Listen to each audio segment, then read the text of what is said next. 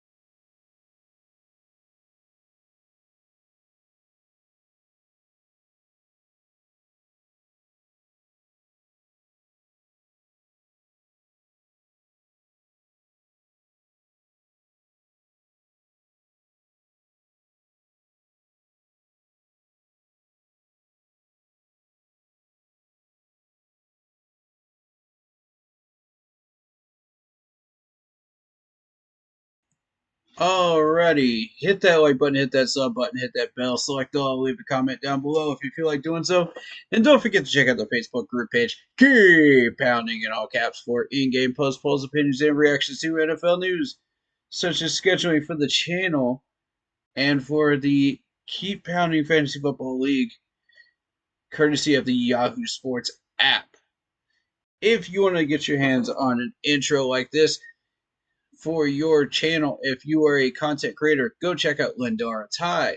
She's looking for new clients. She does videos, panels, and other things as well for a fair price. And she is very patient and is also an awesome person to work with. All right, we're going to get things moving here.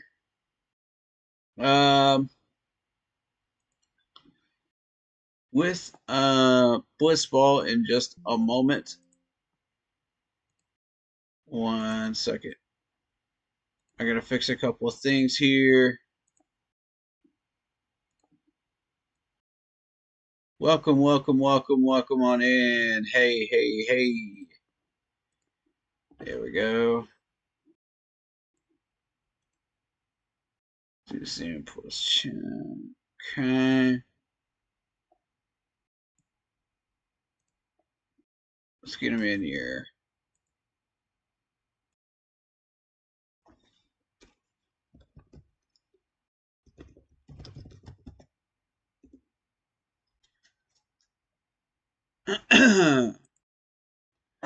What's going on? Good evening, good evening. How you doing? Pretty good, pretty good. Cool deal. So yeah, uh just getting started. The Tampa Bay Bucks versus the Carolina Panthers, Week 13. Ding, ding. Let's go. Preview starts so right now.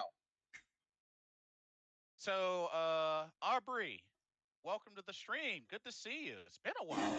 Hope you're doing well. Happy Thanksgiving to you. Corey, happy Thanksgiving to you as well. Yeah, happy Thanksgiving to everybody out there. Hope you are able to spend it with somebody that you care about, and um, be kind to each other. No matter what's going on, be kind to each other because life is too short for all the squabbles and family nonsense. You know what I mean? Just appreciate it, man. Appreciate that time together and give thanks to God for you know the time that you have. If you miss somebody, tell them you miss them. If you love somebody, tell them you love them. You know, let them know. Amen. Amen. Joe Valesco, welcome to the stream. Happy Thanksgiving. So I know that came up a little short last week, but I think the Carolina Panthers have plenty of momentum and aura to really ride with going into this game. Um, and I'm Mm-hmm. sure Buccaneers fans could say the same for Tampa Bay as they, ended their 4-game losing streak. But they beat the Giants. Not really a strong team, a team that's been struggling a lot. So I really think this could go. I mean, first matchup between these two teams for this season. We haven't beaten them since 2022. So it's been a little while. It's been a little while. It's really been that long. My Yeah. goodness. 2022 in October when we beat them 21-3 was the last time we beat them. Oh, Aubrey and Joel say happy Thanksgiving as well. yeah. Happy Uh, Thanksgiving. Ricardo, welcome to the stream. Happy Thanksgiving. He says, wishing everyone a very safe and happy Thanksgiving tomorrow. You too. You too, You buddy. too. Mm-hmm. David Fields, I see you in Corey's chat. Welcome. Happy Thanksgiving. Absolutely. What's going on, David Fields? Welcome on in. So, I feel good about this game, bro. Me too. I feel good. As I said earlier, just before you got in, uh, Bryce Young has been playing his butt off. Yep. He's been proving the haters wrong. He's played what I think is safe to say his best game against the Chiefs. But hey, he's not done yet. Oh, definitely not. He's starting to really show you what he can actually do. And, you know, my thought process was okay, well, he's not exactly showing what he was doing, before the problems were fixed with the team. And I was like, well, we fixed the offensive line. Check. We fixed the wide receiver separation issue. Check. The running game looks good. Check. The tight ends look good. Check. We opened the playbook. Check. Time for Bryce to either sink or swim. And he swam. That he did. That he did. And, to do all that, get praise from both Andy Reid and Patrick Mahomes says a lot. And I'm sure others, have said the same or similar as well. Um, but still plenty of room to improve, still plenty of room to grow. But it Right. looks like Bryce is on the right track so far. Mm-hmm. I'll tell you Um, this. It is so refreshing not to see everybody talking trash about this man for once and right. actually respecting his abilities. All year long last year, all year long this year. Yep, yep, yep, yep, yep. Bryce Young is too small. Bryce Young is this. Bryce Young is that. He made everybody turn a new leaf. I'm impressed, Bryce. I'm legit impressed. David Eh, Fields says I have not seen anybody talking crap about Bryce Young this week, and all the haters have been quiet. Facts. yeah, absolutely. Absolutely. And that's the Um, Bryce Young I saw during training camp. yeah. Oh yeah.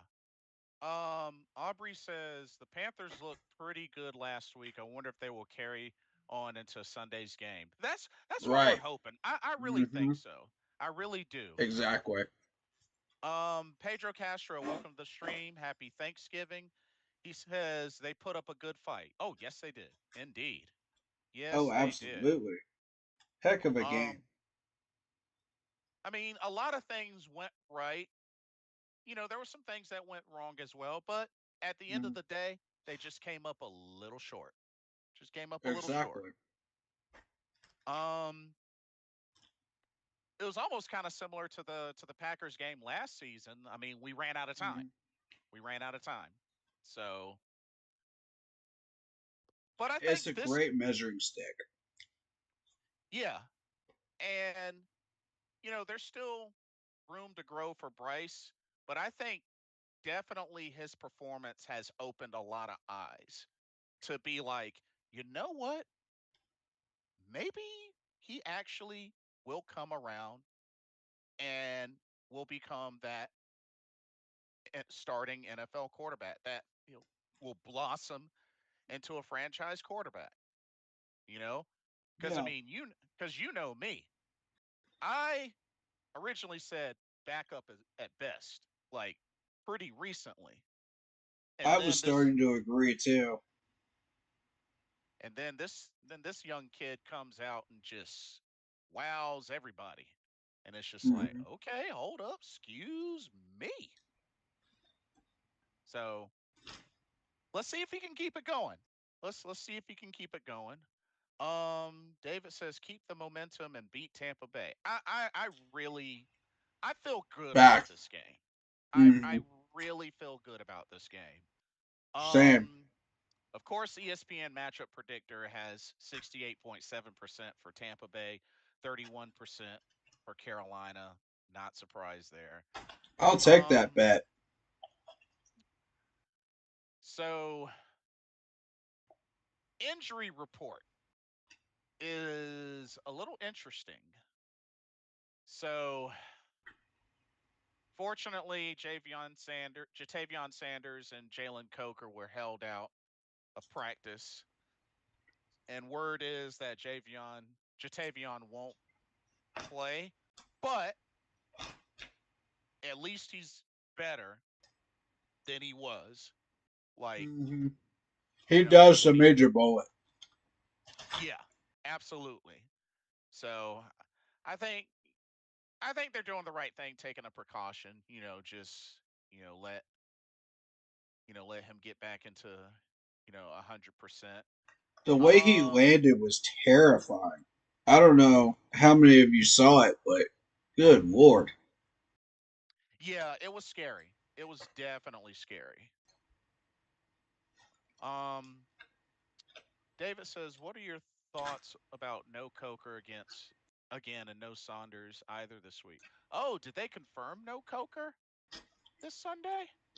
Oh man, They said he likely won't play. likely won't play.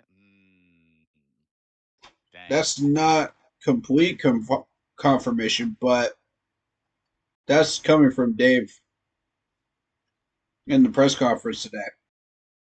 Dang, that's a bummer because we sure could use them. Mm-hmm. We really could use them. And Yeah, let's see.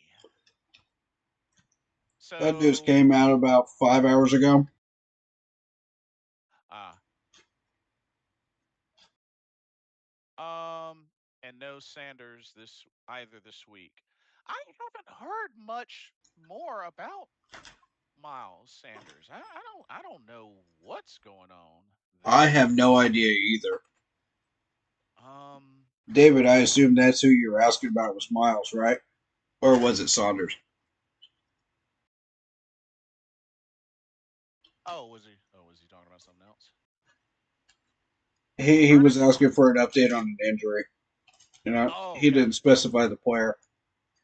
Gotcha. Mm. Ernest Capu, welcome to the stream. Happy Thanksgiving. He says Carolina Panthers win this Sunday. Yes, I believe so too. Yes. let's go. Give me the points. I want them. So, according to ESPN, Miles is still on injured reserve. He was placed on injured reserve the 23rd. Yeah.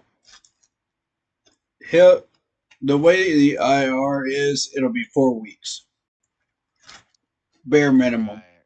due to league rules. So, That's why we couldn't activate Brooks for as long as we could. right. DJ Wanham, Amari Barno, and Caleb Farley Farley, yep. were limited. LeBron Ray was a full participant. Mm-hmm. Jatavion Clowney, Adam Thielen, Ashawn Robinson, Joshi Jewell had rest days. Lonnie Johnson was out due to personal reasons.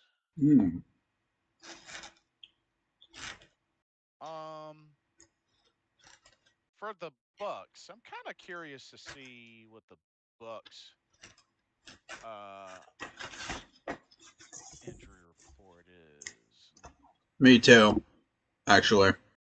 So let's see. Troy Hill is questionable, ankle foot injury. Uh, Oh, Jordan, man. Tristan Wirfs, offensive tackle, is questionable. Jordan Whitehead, safety, doubtful. Um, Okay. ooh, Jordan Whitehead's a big name. he had a ruptured pectoral. Ooh, that's crazy. Yikes. Man, I hope it's not torn off the bone because that's gotta oof, yikes.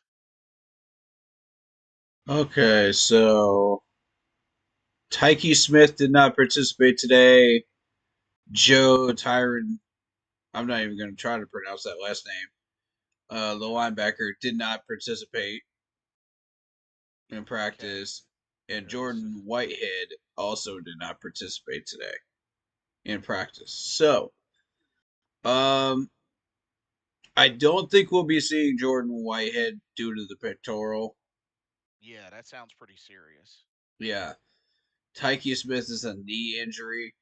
I remember they literally just drafted him either a year ago or 2 years ago. I see. Uh, Troy might still play. Yeah, he's a trooper. He's been injured and came out there and played for us a couple of times. Um, okay, so David was talking about Miles Sanders. Right, Yeah, right, yeah, right. yeah. Still on IR. Yeah.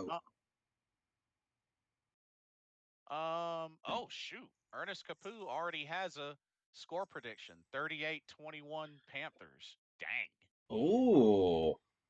38 points.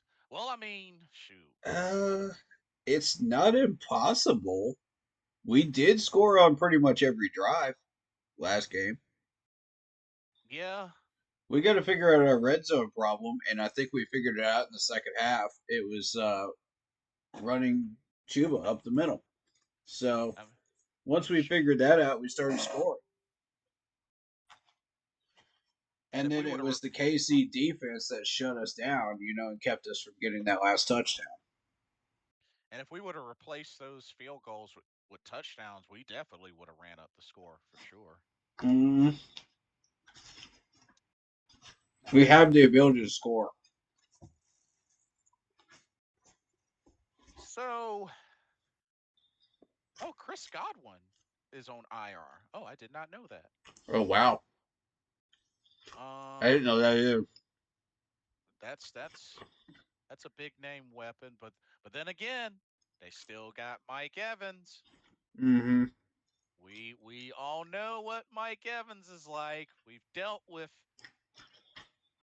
Mike Evans. Oh my god, the last time we played Mike Evans, he burnt the heck out of our corners. Yep. So, That was filthy. but you know what's interesting? He only has 403 receiving yards. I think the streak might break this year. Mm. His streak of Think so? 1,000 yard receiving. I think that Mm. streak might break this year. Maybe. I mean, I would have thought he would have been well over 600 yards, but then again, he missed a game or two, I think, if I Mm-hmm. remember correctly. He did. Mm-hmm. So, Mo Swindu, welcome to the stream. Happy Thanksgiving.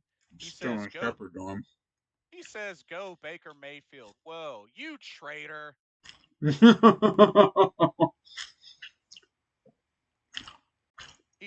He's a really good friend of mine. David Field. Okay, David go ahead. Field says,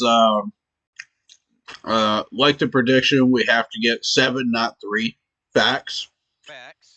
Yeah. Don't pass to Chuba, hand it to him. Yeah, definitely. Yeah, like get that man 25 plus carries. Yep. The streak can definitely break. Yeah. I think it will. I honestly think it will. Ernest said, "Oh, bold prediction by Ernest." He says Mike Carolina. Jack might shut him down. He says Carolina Panthers make the playoffs 9-8 this year. Uh, No, um, I don't see it. Ernest, I Did you forget about the Philadelphia Eagles?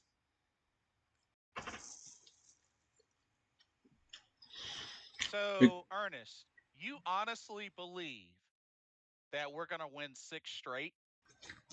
You sure about that? That's bold, bro. That's bold. Even 5 is bold at this Like point. six straight? Because Yeah. you know we only have 6 games left. Mm-hmm. Most Windu is laughing and he says, "I have a good feeling this week for the Panthers. I think it's going to be a high-scoring game." Mhm. Interesting. High scoring game. Okay. I agree. I mean, the Chiefs game was a high scoring game when you think about it. Hmm. I agree. So, fair point. Aubrey says it's going to be a tough one because the Bucks are trying to keep pace with the Falcons. That's a good point Well, as well. hmm You know, there's still that close race between the Bucks and the Falcons. You know, Falcons still barely lead the NFC South, Yep. but looking at this Tampa Bay roster, I mean, you know, Baker Mayfield's been doing his thing this season. Actually playing really well. 2,799 yards passing, 24 touchdowns, 9 interceptions. Not bad. Not bad at all. Glenn Davis, welcome to the stream. Happy Thanksgiving. He says, I think the Panthers have a chance. The odd makers have them down 6.5, but that'll tighten up as Sunday gets closer. I'm looking at something like 70 points over under. Okay. Interesting. Interesting. David says he can see a high scoring game. Okay. Right on, right on. Um, Most Windu says, like I said, Bryce Young learned how to be a leader on the sideline and got his confidence back. Yeah, yeah, that is definitely showing. Definitely showing. And I believe he'll continue to grow. If he keeps that up and the relationship that he has with Dave Canales, he's going to blossom into a franchise quarterback. It's only a matter of time, and he's just got to keep at it. I'm looking at Sterling Shepard. Uh, nine 9 years in the league now. Dude is a threat, but he's not as much of a threat as he was up in New York. 5'10", 194, and Yeah. 21 catches, 182 yards, one touchdown so far, 8.67 average. Okay. Let's see. So probably mainly spotlight Mike Evans and perhaps Sterling Shepard. How has Raheem Jarrett been doing? 7 catches, 107 yards. Yeah. Um, so I mean, Jarrett you was on know, our practice squad, wasn't he? I don't, I'm not sure. I don't think so, but I Name could be sounds wrong. familiar. But it looks like most of the yardage from the receivers have been Mike Evans and Sterling Shepard. Um, How's Rashad White been doing? Let's see. 92 uh, carries, 343 yards, two touchdowns, but the average is 3.73. We can take advantage of that. so it looks like their main guys, Bucky Irving, 108 carries, 580 yards, 5 touchdowns. Yeah, that's definitely their main Yeah, guy. yeah, that's the guy. We're going to be seeing that a lot. Ken88, welcome to the stream. Happy Thanksgiving. He says, I was down on Bryce and now I can see his growth. He can solidify this transformation with a win against the Bucks. Hope you're well, bro. Thank you. I appreciate that. Hope you are too. I agree. I agree. Hmm. Definitely this game is very wide open for the for Bryce Young. Ken says Tristan Wirfs. Is he playing? I'm not sure. He's listed as questionable. So We'll I see don't how he does with the practices this week. yeah. What's his But injury? I don't believe it had it listed actually. It actually Mm-mm. didn't have it listed. But yeah, he's questionable. Um let's see. Keep an eye on Cade. Oh, Cade Otten, tight end. a name to keep an Yeah. eye out on for sure. Yeah. Otton's playing really well this year. Yeah, Um, let's see, 50 catches, 486 yards, 9.72 average, 4 touchdowns. He got 2 of those touchdowns against the Falcons. Just a heads up there. gotcha. Yeah, and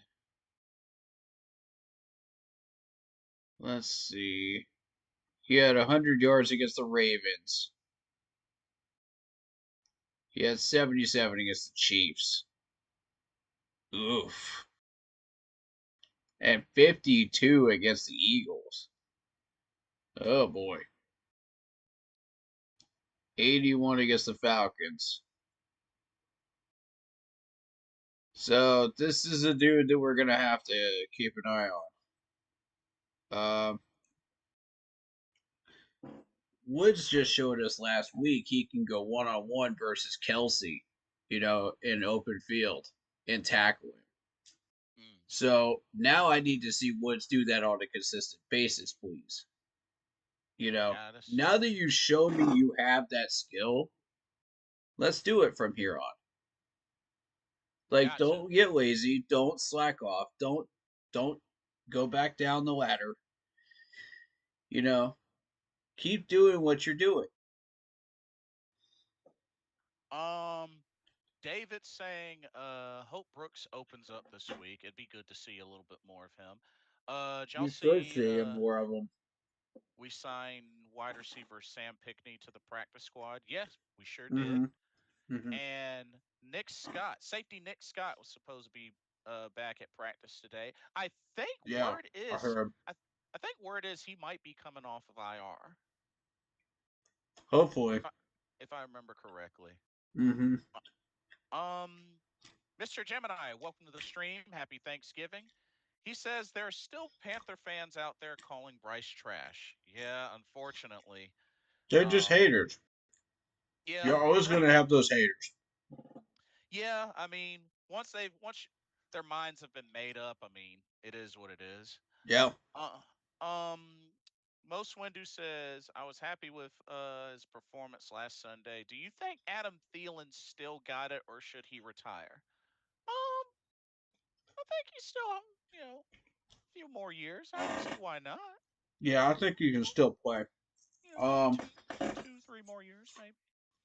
You know, I'd say 2, 3 more years. right now I'm just concerned with the wide receiver separation with him. But Yeah. otherwise, he's good. Most Windows saying they're not true fans if they're calling him trash. I mean, if I that's how don't they like the feel, term true fan because, either you're a fan of the team or you're not. yeah. I mean, if they feel that way, they feel that way. I mean, that No. happens. I mean, you remember how much folks diss Cam and other players as well. So I mean, It's the same folks, man. You know? yeah. Um. Oh, David makes a good point. Mm, Leggett said this week that the throws were right on target and he needs to catch the balls. Shout out right. to shout out to Xavier Leggett on taking accountability. Yeah. Mm-hmm. That I goes a saw long that way. too. And you know what? Bryce responded back, "Hey, I believe in you. Let's do this." Excellent response. Yeah, like That's that a says a leader. lot. That says a lot. That's the response of a leader. That's your captain. Indeed, indeed. All right, so Brooks, we should see more of Brooks because we were kind of playing around with Kirkwood to fool the Chiefs last week. And now the evaluation really begins for Brooks. You don't have Miles Sanders in. We're done with all the cute stuff. Now it really begins. What can Right. he do? What can't he do? We're gonna find out.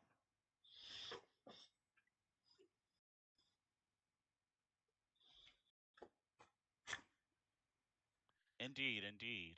Um, Most Windows says, "Come on, Bryce did. Bryce Young did well the past 4 games. Yeah, yeah, I feel you." And he Yeah, says we don't need Daniel Jones. Ha ha ha. yeah, definitely not. And the crazy thing is, like, I said this multiple times on stream the last when we were doing the post game stream. I said if the Raiders pick him up, nobody had made any phone calls at this point, but if the Raiders had picked him up, say goodbye to that coach's job. He's already on the hot seat. You know, Well, Daniel Jones played like trash up in New York, so I don't feel like the Raiders are the right fit for him either. You know, and the first person that calls him up is the Raiders GM. Go figure. And I'm like, you gotta be kidding me. now, how do you feel about him getting swooped up by the Vikings? I don't understand why the Vikings would pick him up. They don't need him. They have Sam Darnold. Yeah, It just doesn't make sense to me. I don't I honestly don't get it either. Who is their backup quarterback? Their backup quarterback was they got Nick Mullins and Brett Ripien. Okay, fair enough. He is better than both of them. Yeah, yeah, Those are we'll give him practice that. squad guys. I guess I was just kind of surprised being the Vikings. I mean, they're 9-2 right now, so I was just like, Fair. um. Let's see. Ken88 says, "I like that Bryce doesn't have to be that loud leader. I don't think a lot of the Cam fans like that about that. Can't believe Daniel Jones is backing up Sam. LOL." Well, Uh, yeah, I've seen weirder. yeah. Tell me about it. Mr. Gemini says, the haters were saying that we got in the red zone 4 times and only came away with 1 touchdown. That's why they're calling them trash.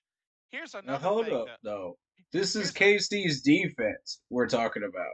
This is a Super Bowl winning KC defense. exactly like Mr. Gemini. They got to remember who they played against. I mean, they played against the defending Super Bowl champs. Not only that, Bryce didn't turn the ball over like Correct. like he normally would do. Like, I mean, folks can hate on him all they want, but if they can't honestly give even an ounce of credit that he played a good game, didn't turn the ball over, made smart decisions, something's wrong. Then folks are just hating. Let me ask Like, y'all something. How many times have Bryce turned the ball over in the last 3 games? Zero. Zero. well, he had one, but it wasn't his fault. He had one, but it wasn't his Right. fault. I'm not counting it because it wasn't his fault. That was on the wide receiver. So technically zero that were Yeah, technically blamed on him. yeah, because Leggett You had that know, one ripped from him. and this is Bryce Young turning over a new leaf. He's being smarter with the ball. He's throwing it away when he needs to. You know, he's running with the ball when he sees an open lane. You know, there's a lot of stuff going on with this. Um, I actually ran across a film breakdown, and let me see if I can find that because that was really really fascinating. I did a little bit of that in the gaming streamer earlier. Um, Ken says Sam has come a There it is. long way. Yeah, I have to agree. I actually have to agree. Sam Darnold has definitely, yeah, Yeah, he's come a long way. I'll give him that. Um,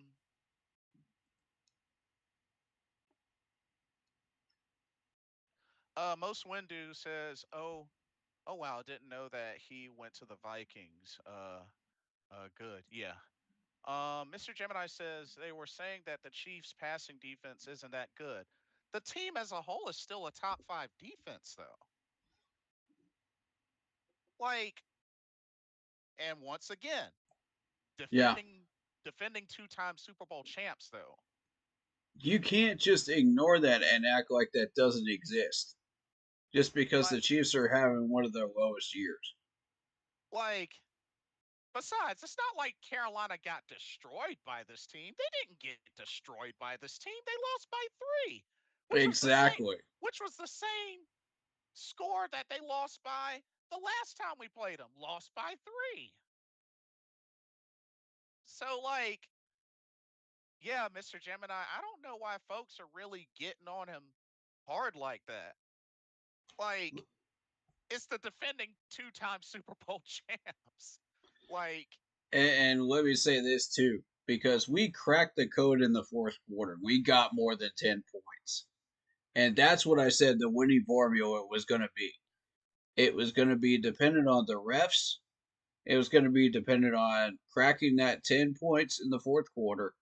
And it was going to be dependent on us playing Carolina Panthers football all four quarters.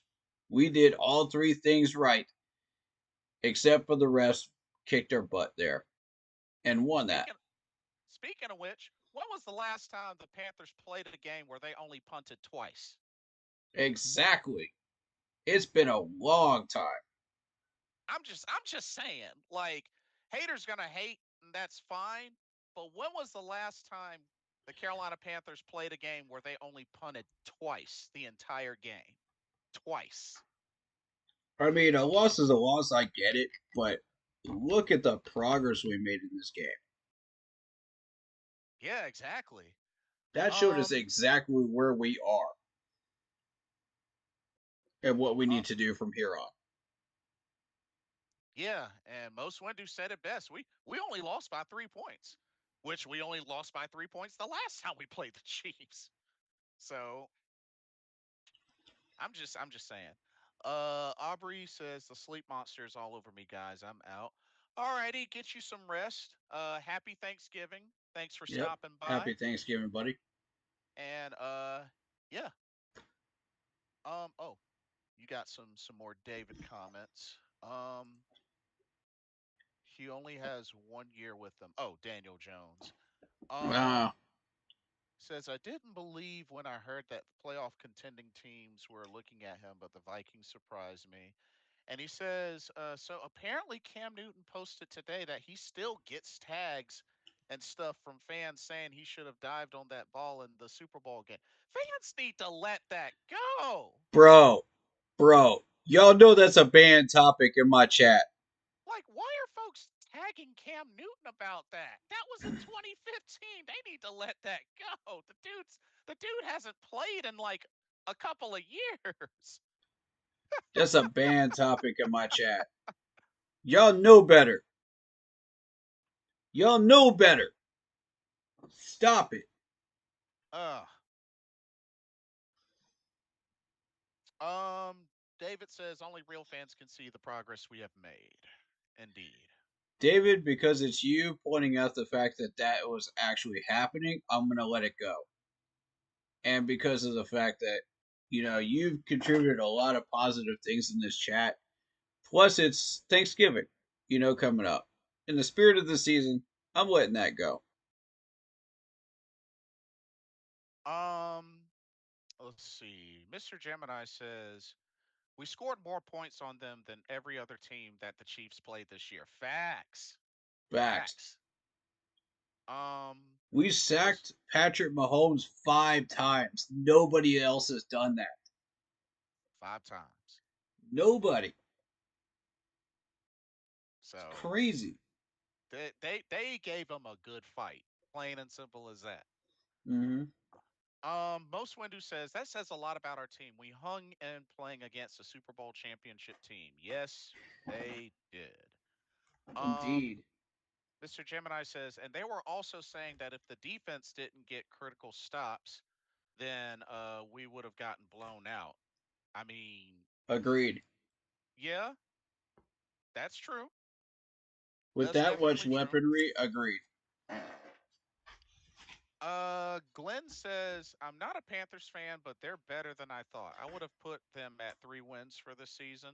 Well, I mean, they're at 3 wins currently, but I think they'll definitely get a few more before the end of the season. Mm-hmm. I really do. Yep.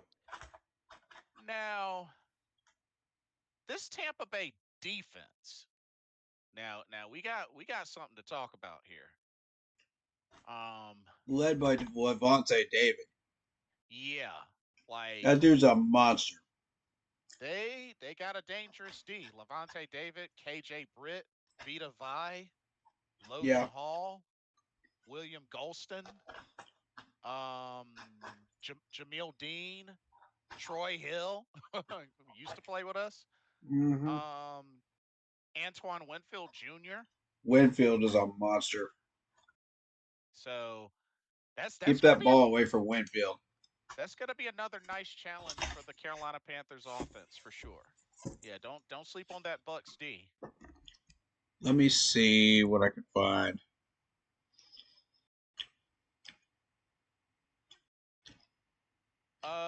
David says when you got Reed and Mahomes praising Bryce, that shows a lot. Facts.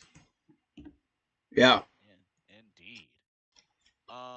And Mr. Gemini follows up on that. He says, "Did y'all hear what Patrick Mahomes said in the post game, and that Andy Reid said we made the right choice?" Oh yeah, Yeah. That was oh yeah. amazing. Hearing that from Andy Reid, man, like that gave me chills. I was That Bryce is improving. That yeah. Bryce is showing is really starting to show that he belongs here. He belongs in the league. Just saying. Maybe he's not a bust after all, y'all. I'm just saying. I'm just saying. I'm Maybe just he's not saying. trash. Maybe he's not garbage. Maybe he's not a busted pick after all. Gee, who's been saying that since the very beginning? Me. Just want to say it. Just want to get that out there. But everybody else wants to laugh me off and ignore me and everybody else's chats. Okay, cool.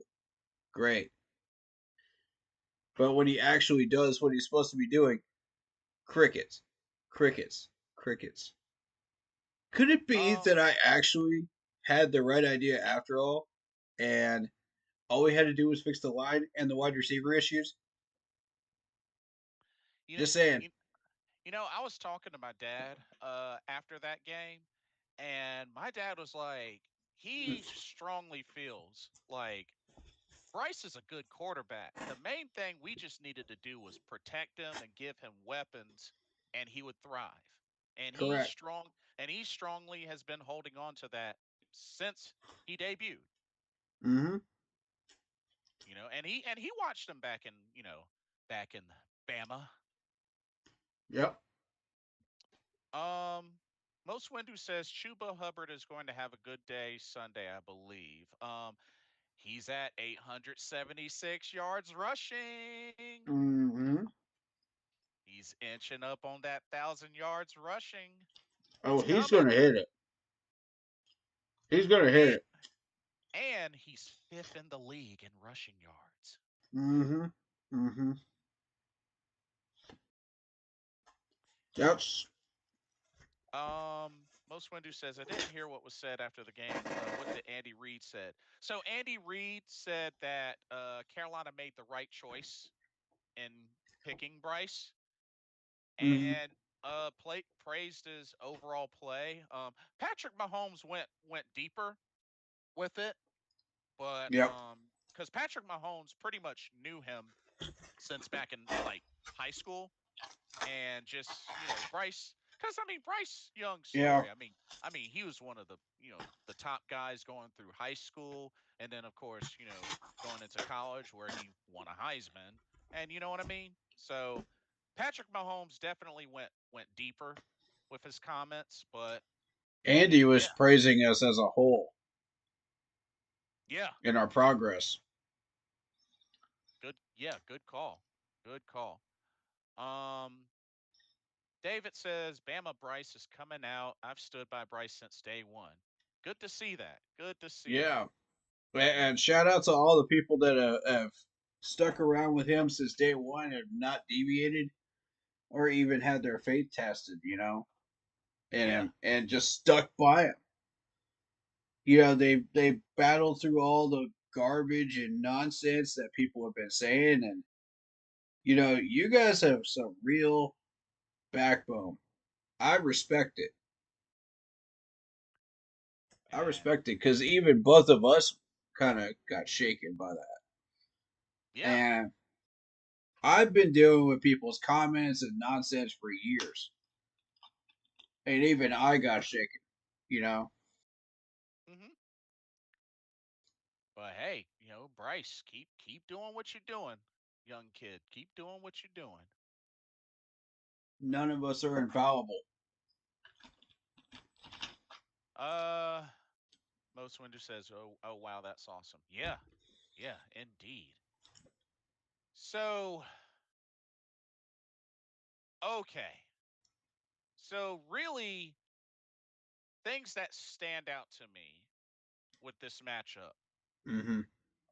Number one, Baker Mayfield is still continuing the trend of just doing well since last season. We really got to get pressure on that guy. If we can get 5 sacks on him, that'll really help. Oh, um, absolutely. but yeah, 6 games this season so far of 250 plus passing yards, and he is seventh overall in the league, averaging 254.5 yards per game in the air, Right. and sixth best quarterback rating at 104.1. It's gonna really test our secondary. Yeah, because Um, Baker will throw that ball. and I feel like our secondary was properly tested against Patrick Mahomes. Um, Mhm. and they passed the test. So if they can pass the test against Patrick Mahomes, I think we can handle our business against Baker. Um, there's a few players that we need to evaluate and look at, after the Chiefs game, and just say, okay, are these guys the real deal, or are we dealing with a bunch of people that are not it, and we need to replace it? So Mhm. that Chiefs game really singled out the real ones from the pretenders, and a couple of players actually stepped up that I didn't expect to step up. Woods being one of them, Fuller being one of them as well. And I think what happened there was, we finally had the pieces back from injuries and stuff like that. So um, it alleviated all that pressure on the secondary. So then they could just do their jobs back there. You know, Ah, yeah, and it freed them up to be able to get total solo tackles and stuff like that they normally would not be able to get. yes. And that's what solves the problem. Is getting that pressure that we needed. That's where it started. Um, Agreed. and then it just kind of dominoed from there. But all So year long, you've had these guys just playing Superman. So it's just,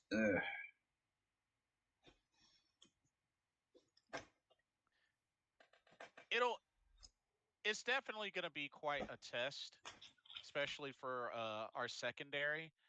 And not only that, we got to keep an extra eye not only in the backfield for Bucky Irvin, but he's also been getting used in the passing game as well. Dude's got good hands.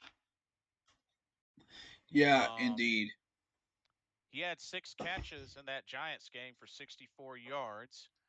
Um, You'll see him a lot on screen plays and little short dump off plays, check downs. right. Ooh, hold up. So apparently, the Tampa Bay defense is currently the fourth worst in the league overall, having allowed an average of 376.2 yards per game. And the secondary is ranked 28th overall, allowing an average of 255.5 yards per game. Run that Wow. ball. Run the mess out of that ball, Dave Canales. Run the mess out of that ball. Use that duo. Ooh. We need to Chuba's about to eat. run the mess out of that ball. I want to see Chuba. I want to see Brooks. Wow. Dave Canales, you dude, fourth worst defense. Take advantage. Take That's advantage. amazing. Now, Vita Vi is still somebody to worry about. He's the sack leader, 6 sacks Mm, with the Bucks. So, up the middle, that's still somebody to worry about. hmm Um, but fourth worst defense? We bro, bro. Even Hall's got three. Wow. We need to run all over these guys. And then that's going to open up the pass. But we need to run all over these guys. Most Windu said it best. That's why I said Chuba's going to have a great day. Yeah, you may be onto something there, buddy. But honestly, We need to watch out for Zion. Zion's got 33 solo tackles and 2 interceptions. Zion McCullum, Yeah. gotcha. hmm But if you think about it, bro, being that we put up 27 on the Chiefs and, a chunk of that were field goals, dude, we could really, if that execution, just replace those field goals with touchdowns, we could run up the score on the Bucks. Wow.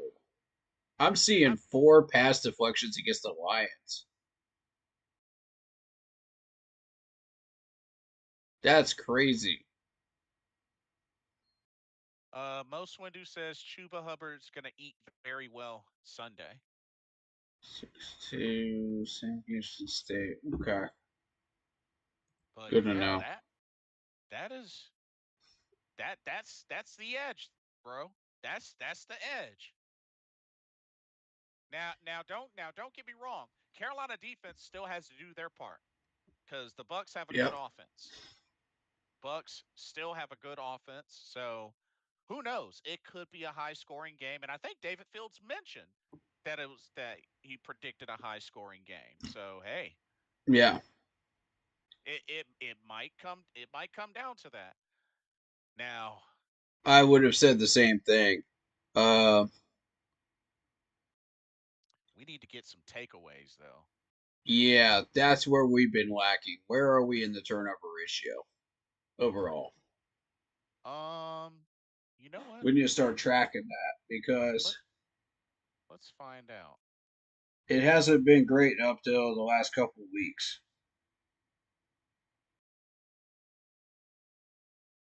Let's find out. Ooh. So the Carolina Panthers turnover ratio is -5, Okay, which ranks them 23rd overall. 23rd. That's about where I thought we would be. We need to improve that. Okay. Yep. Yeah, yeah, we definitely need to improve that. We tried to get picks on Patrick Mahomes last week, and it just didn't work out. Right. Um, so then we started switching to try to punch the ball out, and that didn't work either. So it's like, okay, take what you can get.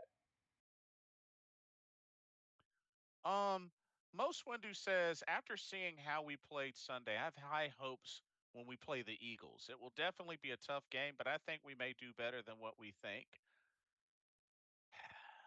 I'm So the thinking we last about 3.5 quarters against those guys. You know, not a full 4 quarters uh-huh. before the Eagles start taking over. That Yeah, stamina, we just don't have the stamina that everybody else does within our and roster. and to be honest, Saquon Barkley is going off. Yeah, that's going to be Like a problem.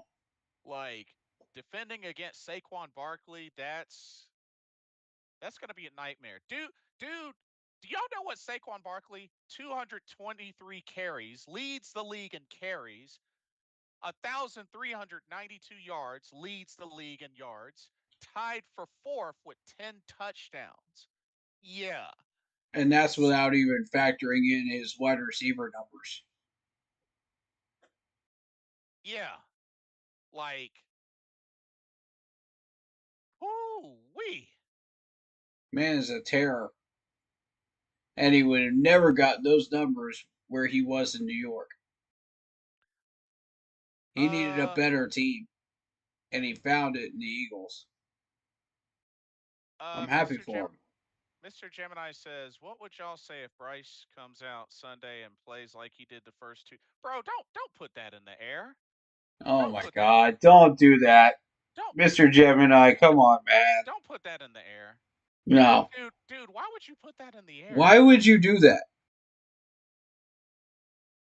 Like positive, positive. Like, get Bryce is that doing negative karma out of here, man. Bryce, Get Bryce is that, get doing out of here. Bryce is doing good things right now. Right. Let's lock in on that, Mr. Gemini. Let's lock in on that. Do you realize we could have almost won 3 straight home games in a row? Yeah, came close. Came close. Ken 88 says, "Wow, we could exploit their defense." Facts. Yeah. Facts. Yeah. We got to. I mean, There's fourth a lot worst. of holes there. Definitely possible. Yeah. So we gotta definitely capitalize on that. But I think we got a good shot. I really think we got a good shot at winning this game.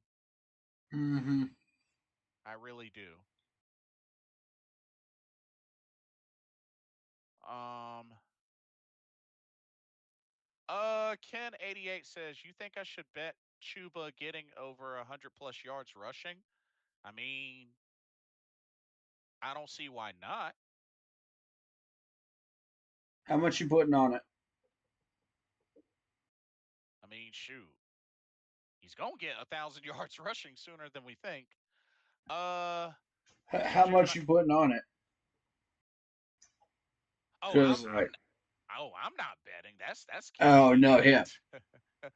um Mr. Gemini says he is improving and he's not going back to that. He has a different energy now. That's right. That's right. Facts. That's right. There we go. So trying to think, is there anybody else specific? I mean, really the know your foe section really summed it up. Just, we gotta really get pressure on Baker. Really, Jamel Dean, 6 years in the league, 32 solo tackles, one forced fumble. yeah, he's definitely a notable name. Ken 88 says, "I don't know yet." Oh, okay. Um, but I definitely, yeah, Jamil Dean's definitely a notable name for sure. I would maybe put money on that Chuba, man. That Chuba bet. Maybe. Because let me see Chuba's numbers so far because Ken 88 says I'll put enough that will get me paid. There you go. I feel you. I feel you. Let me see what Chuba's numbers look like so far. Because, per game. David's calling it now. Panthers beat Tampa Bay. I'm with it. I'm with it too. Let's see.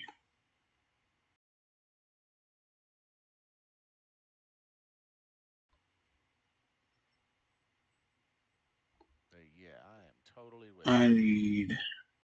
That's not what I was looking for. Stats.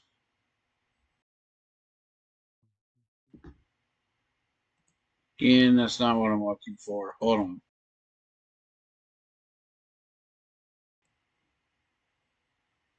I usually go to ESPN for the stat tracking, but that's just me. No, I need logs. I need logs. Logs is what it is. Oh, All I see. right. Fair enough. Yeah, because I'm looking for like what he's doing in the individual games. Oh, I see. All right, so he has crossed the 100 threshold against the Raiders, the Bengals, and the Giants. He got 153 against the Giants. Oh yeah, Yeah, yeah. He ate good that game. he went off. That was crazy. He had four receptions in that game too. Yep. On top of that,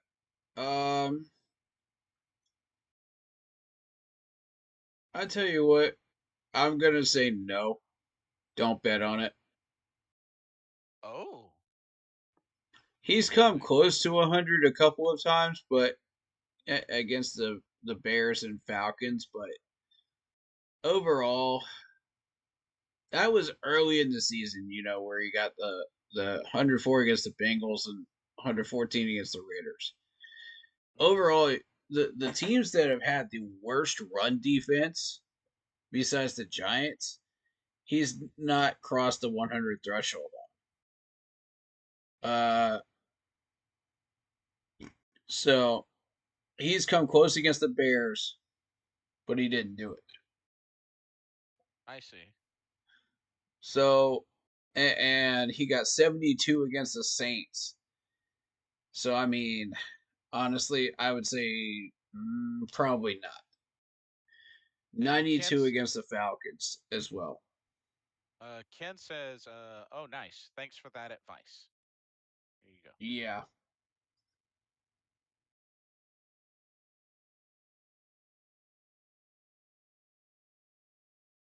You can do what you want. It's your money, but it's just my suggestion. Yeah. It's a personal advisory. I get it. I get it. So, and we'll keep going, but I kind of want to I kind of want to get that score prediction out of the way. I Yeah, will yeah. s- I will say, you know what? 30-17 Carolina. Hmm.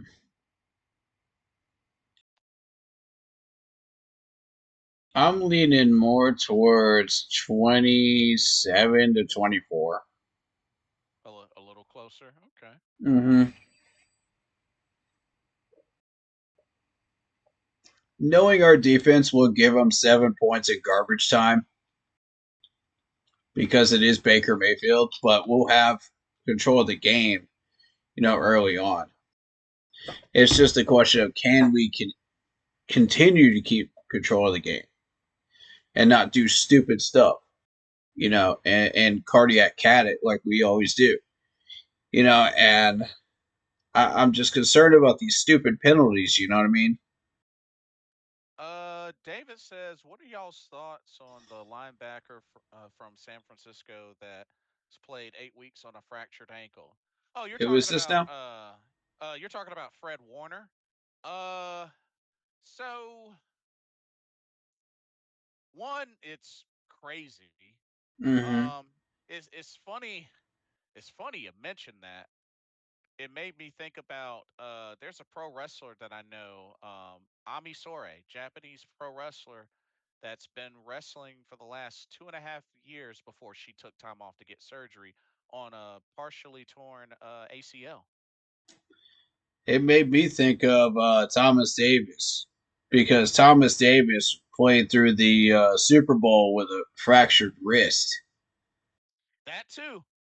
That too. Had that You know, had that and played body. through a lot of games with injuries, just gnarly injuries. I remember Luke the Kuechly as well.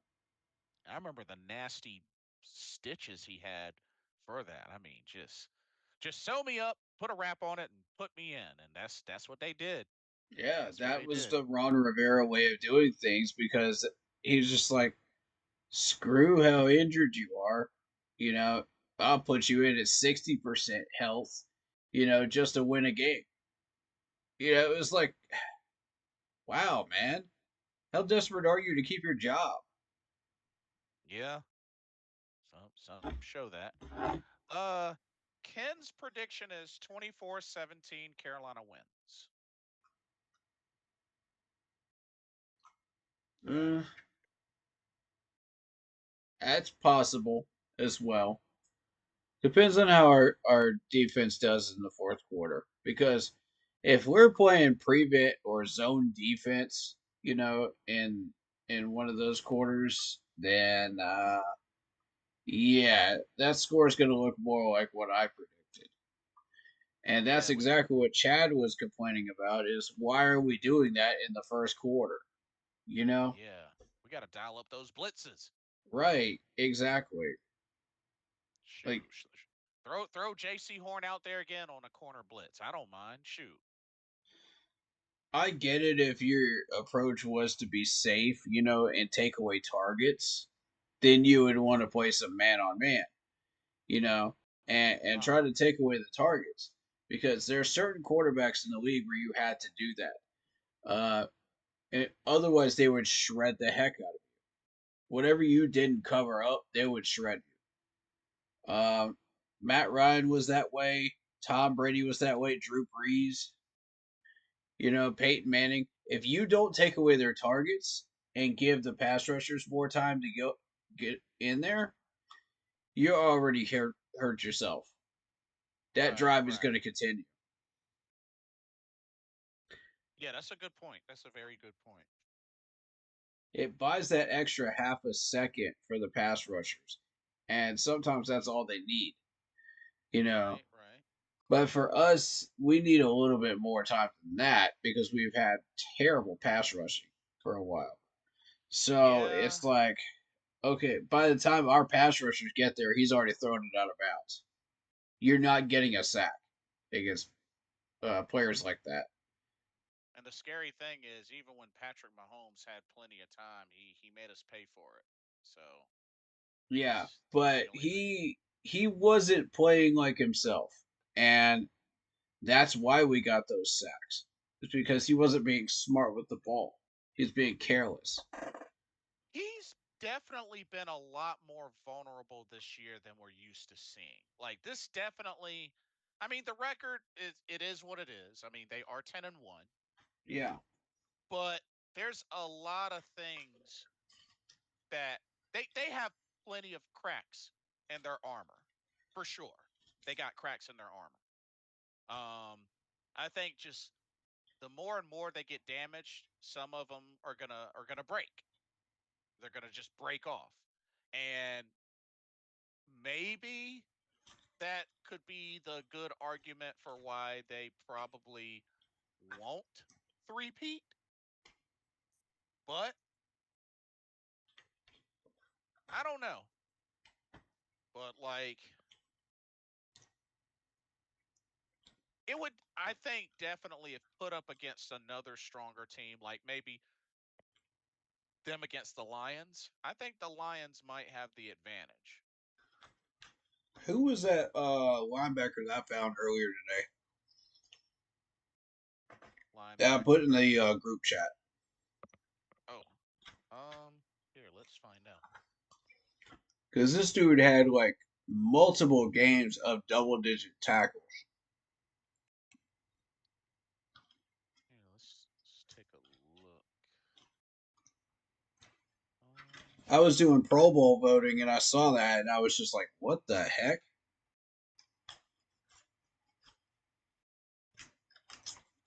Let's see. Was it EJ Speed? Mm-hmm. Yep, that's the dude. Mm. EJ Speed. Here, let's take a look.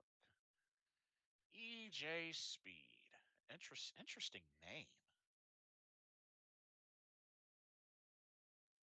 The Indianapolis Colts. Mm-hmm. Mm-hmm. Let's see.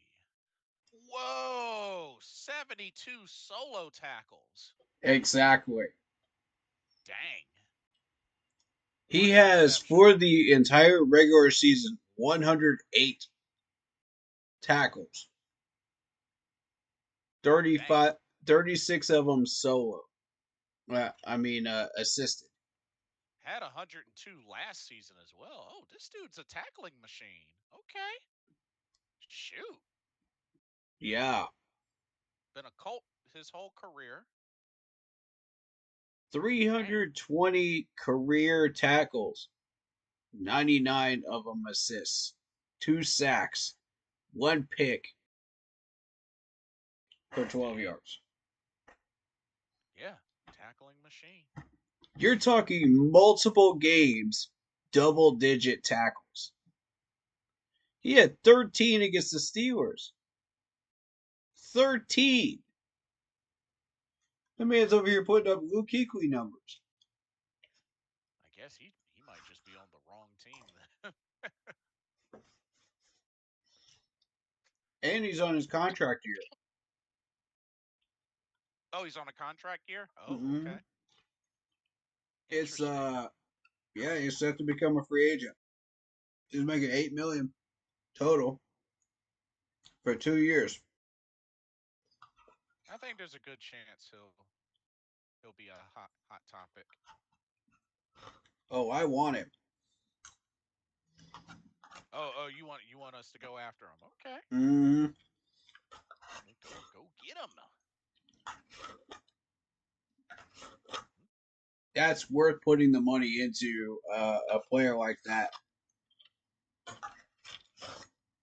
because it's a good that's point. going to pay off. Shoot, you can do some damage with that. Indeed. Can definitely do some damage with that. He got my attention because he's on the Pro Bowl ballot. And I saw all the rest of these numbers, sack counts and whatnot, and I was like, okay, yeah, typical numbers. I Ah, look towards the bottom and I see 70 something tackles, and I'm like, hold up, how the heck? hey, So I started digging into it. Yeah, you're talking 11 tackles against the Lions, 12 tackles against the Vikings, 10 against the Texans, 13 against the Steelers, 12 against the Bears, 12 against the Packers, and 10 against the Texans. And those were the double digit games. Bro, you're talking half the season he's got double digit tackles in yep. every game. What? What am I Six looking at right here? 6'4", 227 pounds. Ooh, this is a big dude. Big dude. Yeah. Where did he come from? Played college at Tarleton State. What the heck? What the heck? Tarleton State. Where I've even is that? I've never even heard of that. You know what? He's I'm from kind of Fort Worth, curious. Texas. Oh, he's from Texas. Okay. Yeah, 6'4", 233. But Google has him at. EJ Speed.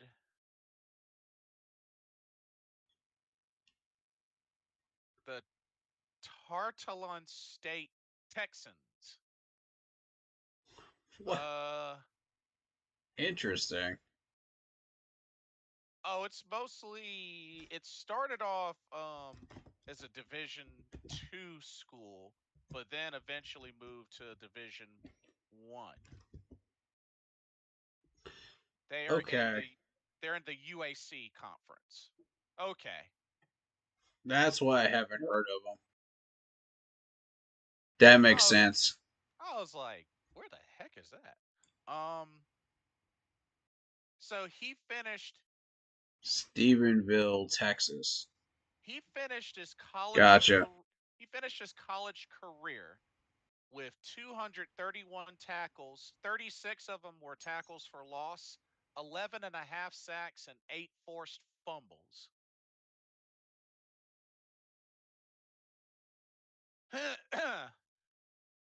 Dang. Yeah.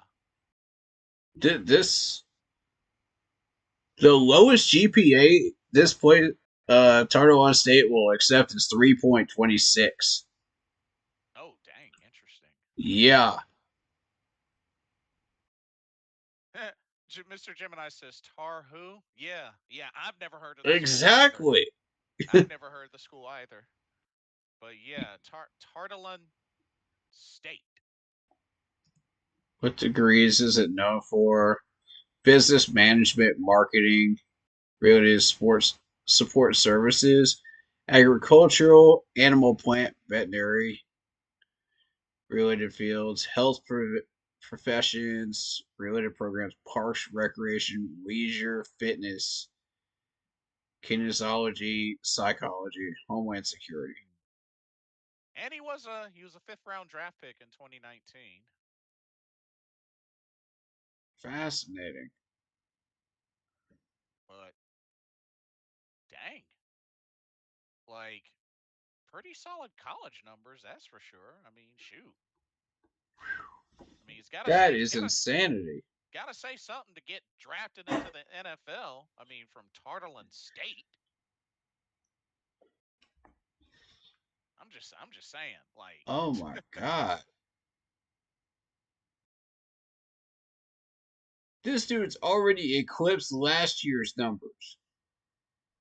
yep, For a and full season, he's already eclipsed it, and we still have 6 games left. exactly. You're looking at 102 tackles last year, 24 assists, and a sack. This dude's already got 108, 36 assists, and 1 pick. So, folks, we might as well remember the name EJ Speed. You know, maybe a name to keep an eye on. Bro, we're about to find a baller. If Dan Morgan is watching these streams, please do. I want him to see this. You know what? God, I want him to see this. Let's take a look at his I contract. want this guy so bad now. These are the types of guys that are maulers on your defense. So, I'm gonna scout him the next time I see a Colts game. I'm gonna watch him. he'll be a unrestricted free agent next year. Um, The current Colts would be contract idiots not to resign him. current contract was 2 years, $8 million. Oh yeah, this dude's get clearing $10 million next contract easily. There's no way with those numbers. There's no way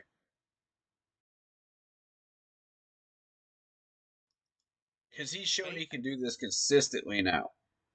His average salary was 4 mil. Honestly, We can handle that. I mean, why not? Bring it on. Bring it on. I want that. What system does he play? That's what I want to know. If anybody knows the Colts defensive system, what do they play? They play 3-4. I think so. A few things to note of. He has had some fines over the years, like a Okay. fine against He's had a $5 grand fine for unsportsmanlike conduct back in 2021 against the Jets. Okay. 11 a 10,927 fine for roughing the passer against Los Angeles, uh, the Chargers, What? and a same Oh, price. Yeah. this is that dude. Oh my Yeah. god. So he I kind of remember that. has a little bit of a history, and Yo. his last fine was $16,883 in September for roughing the passer against Chicago. Nah, dude. Let him get fined for that garbage. Come on. I don't care about that. No, I am interested in if he's doing anything that's blatantly against the NFL rules. You know, celebrating Yeah, too much or something like that, egotistical wise. yeah. That's a concern. But I that mean, is what was the first one again? It was so the first one was back in 2021, November 2021, which was unsportsmanlike conduct. He's had a unsportsmanlike conduct, two roughing the passers, and one late hit. what did he do on the sports black conduct? That's what I want to know Um, because that's what's going to be the determining factor. Like, if it's just late hits and roughing the passer stuff, screw it. We can put up with that for the numbers he's putting up with on the stat board right there. Yeah, I could put up with that. so it doesn't show like details. It just has a list under transactions on Spot Track. But I mean, it was 2021. Exactly. And I mean, So it couldn't have been that bad. Otherwise, he would have I, got hit with worse than that. now if he's out here being like dang on what's his face that played for oh, now if he's out here being like Vontez Burfict 2.0, then we got a problem. Right, right, right. But I don't think he is. Some late hits, some roughing the passer, I could put up with that. For sounds this like type of he's number, sounds like he's just an aggressive tackler. yeah.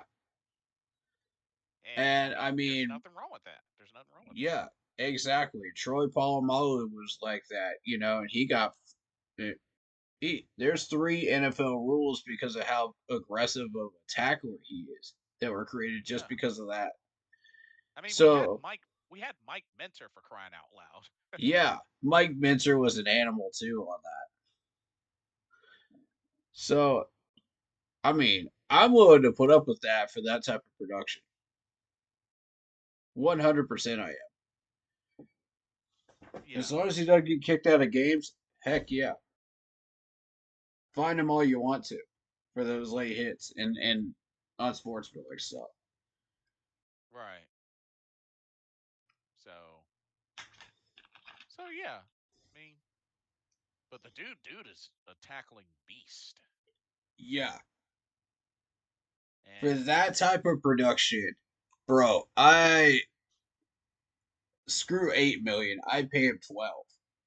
you pay him 12? Okay. Yeah. Oh shoot. I know that it's gonna take a little bit to lure him here.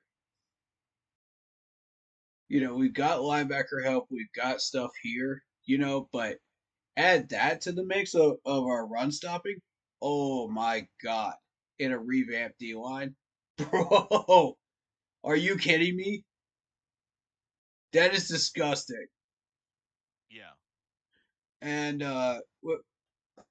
you just draft a coverage linebacker, that focuses more on coverage than tackling, run stopping. And you got a winning defense, linebacking core, you know, just like it was back in 15. Nasty. You know, we've got our uh We've got our AJ Klein in Josie Jewell, and we've got JJ Wanham that's a pass rusher, so that was your Luke Kuechly type, basically. Yes. Hmm. Just a really, really, very watered down Luke Kuechly type. But yeah, um, we've got Shaq that was trained up by Luke Kuechly himself and Thomas Davis. So we've got our run stoppers. We just got to get a coverage linebacker. That's what we need for the 3-4. That can stretch the field a little bit. Add in this guy right here, EJ. Oh my God. Watch the fireworks because nobody's getting past that brick wall. That's a Fort Knox. Um. Oh, interesting question from Joe Valesco. He says, "Will you bring back Ajaro Evero next season?" Honestly, at this point, there's a lot of controversy about his play calling, but as far as his methods, yeah, his methods seem to be fine. Um, you got to remember that this was a top 10 defense last year with less talent than we have now. Using a 3-4. Everybody wants us to go back to the 4-3, which, I mean, I'm not against it, but at the same time, like, I'm not Hmm. 100% on board either because we're seeing results out of the 3-4 too. So an argument can be made for either one. Um, that's if you don't keep Everett. to But if you be honest, to be honest, I'm okay if we keep him, but I'm also okay if we decide to go a different direction. I I can't say that I feel like, oh my god, we have to keep him. I can't right, say that I can't say that I feel that way. So I'm then not gonna be there's I'm not gonna be upset if we bring him back. No, no, no, I won't be upset. Um, right. Then there's the danger of having to find somebody too. And right. knowing our luck, we might hire the wrong guy again. That doesn't mesh well with us. And we always have that one coach in our coaching staff that just doesn't work, Hmm. you know, and it offsets the balance every single time, ever since 15. And we haven't been able to fix that. I'm still not sold on Brad Isaac. So y'all are gonna have to sell me on Brad Isaac because I don't know who's actually calling these offensive plays. When it's not working well. I'm not talking about the times when it's working well. I'm talking about the times when it's not. And I don't think it's Bryce. I don't think it's Andy Dalton. I'm leaning more towards Brad. There's a reason why this man has not touched a microphone since April. Mm. You know, it, people are afraid he's going to spill the beans in our management. And Dave Canales is just like, no, no, no, no, no. I got to get out the broom and dustpan and clean up for you. Mop up after your nonsense that you just let out with your word salads. So what are we doing now? You know, like there's a reason he's not behind a mic. You have not seen a single press conference from this man all year, have you? Not since before the start of the season. I don't think. Nope, nope, not a single one. Because they know that's exactly why they're doing it. you know, so I'm not sold on this dude. I got to be honest. If we're going to scapegoat somebody after this year, if we have to scapegoat somebody out of our management, it's going to be Brad. It needs to be Brad. I'm sorry, you got to stop hiring your buddies. We need a qualified guru offensive coordinator that works with your system. Keywords works with your system. Don't just get a random offensive coordinator out there, that has a qualification, a lot of qualifications and whatnot, and then he bombs out because he doesn't click with your head coach. Gee, I wonder why. It's because it's the wrong system, Mm, you know, and that's exactly what's going on with Russell Wilson right now. He can't find the right home because he only runs the RPO. He can't find the right system that works with him. Nobody yeah, wants to take him on. cause it definitely did not work well for him in Denver. Oh my Yeah, God, that's not the right system. I said it right out of the gate, didn't I? you did. Yeah, because that's all he runs. You got to recognize the player and recognize what he can do versus what he can't do. You got to understand the player. And yeah, you could pay a quarterback millions and millions of dollars, but if he doesn't run the system you do, you're out millions and millions of dollars. Right. Sorry, you know, you're sorry about your bad luck. Hey, But you did that's that to a fair yourself, point. That is a fair and point. Daniel Jones, I think, might be one of those quarterbacks, possibly, but I don't know. We know that Sam Darnold was. We know that Baker Mayfield was. You know, Yes. and I think a lot of those quarterbacks from that uh, draft class, those two draft classes were. So, Yeah. and I think we're starting to fit Bryce Young into our system, and Yeah. it works. It's a happy marriage because that's the type of system he runs. But now you had to fix the line, you had to fix the weaponry. Okay, we did that. Now it's working. Yeah. And look at the confidence this man has because he's not afraid that his line is going to break down every 5 seconds and get him killed. Definitely showing a lot of progress. Look at Sam Darnold. Sam Darnold, before he came, you know, to Minnesota, he dealt with two horrible offensive lines. And I mean horrible. The one up in New York is debatably the worst.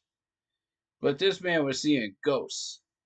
Like Mm-hmm. there's no way to implement a game plan around a quarterback that is seeing that many ghosts, and just getting wrecked every 5 seconds. And we never could get Teddy Bridgewater established. Teddy Bridgewater was good before he came here. You know, Mm-hmm. if we took our time, fixed the line, fixed the issues with the wide receivers, who knows what Teddy could have been doing? Game manager could be the least of what he could do. But you got to give him the time to do it. You got to let him flourish. You got to Right. set him up for success. And that's what we haven't been doing up Oh, until this year. interesting comment from Joe Valesco. He says if we do let go of Ajaro Avero, I would try to bring in Robert Salah for defensive coordinator. I would not be against that. Just yeah. Remind me where he's from. He was the head coach of the Jets, but got fired. Had Oh, has a Super Bowl with the Seahawks when he was the defensive quality control coach, but he's produced some solid defenses as defensive coordinator. So yeah, I would consider him for that, but I would not consider him for a head coach ever. agreed. Agreed.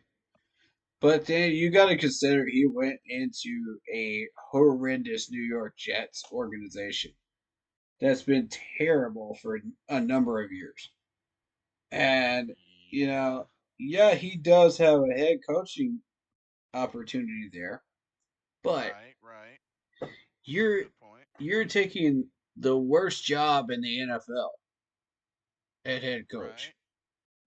and you're expecting to see results by 2 years. You know, like that's unless your GM suddenly gets fired or you decide, oh, we're gonna change up this whole entire roster and revamp it, then Hmm. you're pretty much up the creek. You're setting yourself up to fail if you're the head coach up there. Yeah. And lo and behold, they fired the GM and the head coach. Yeah. Like, in all honesty, like the Jets just a friend of mine that used to be my manager. He's a Jets fan and just Mm. whew, like the struggles.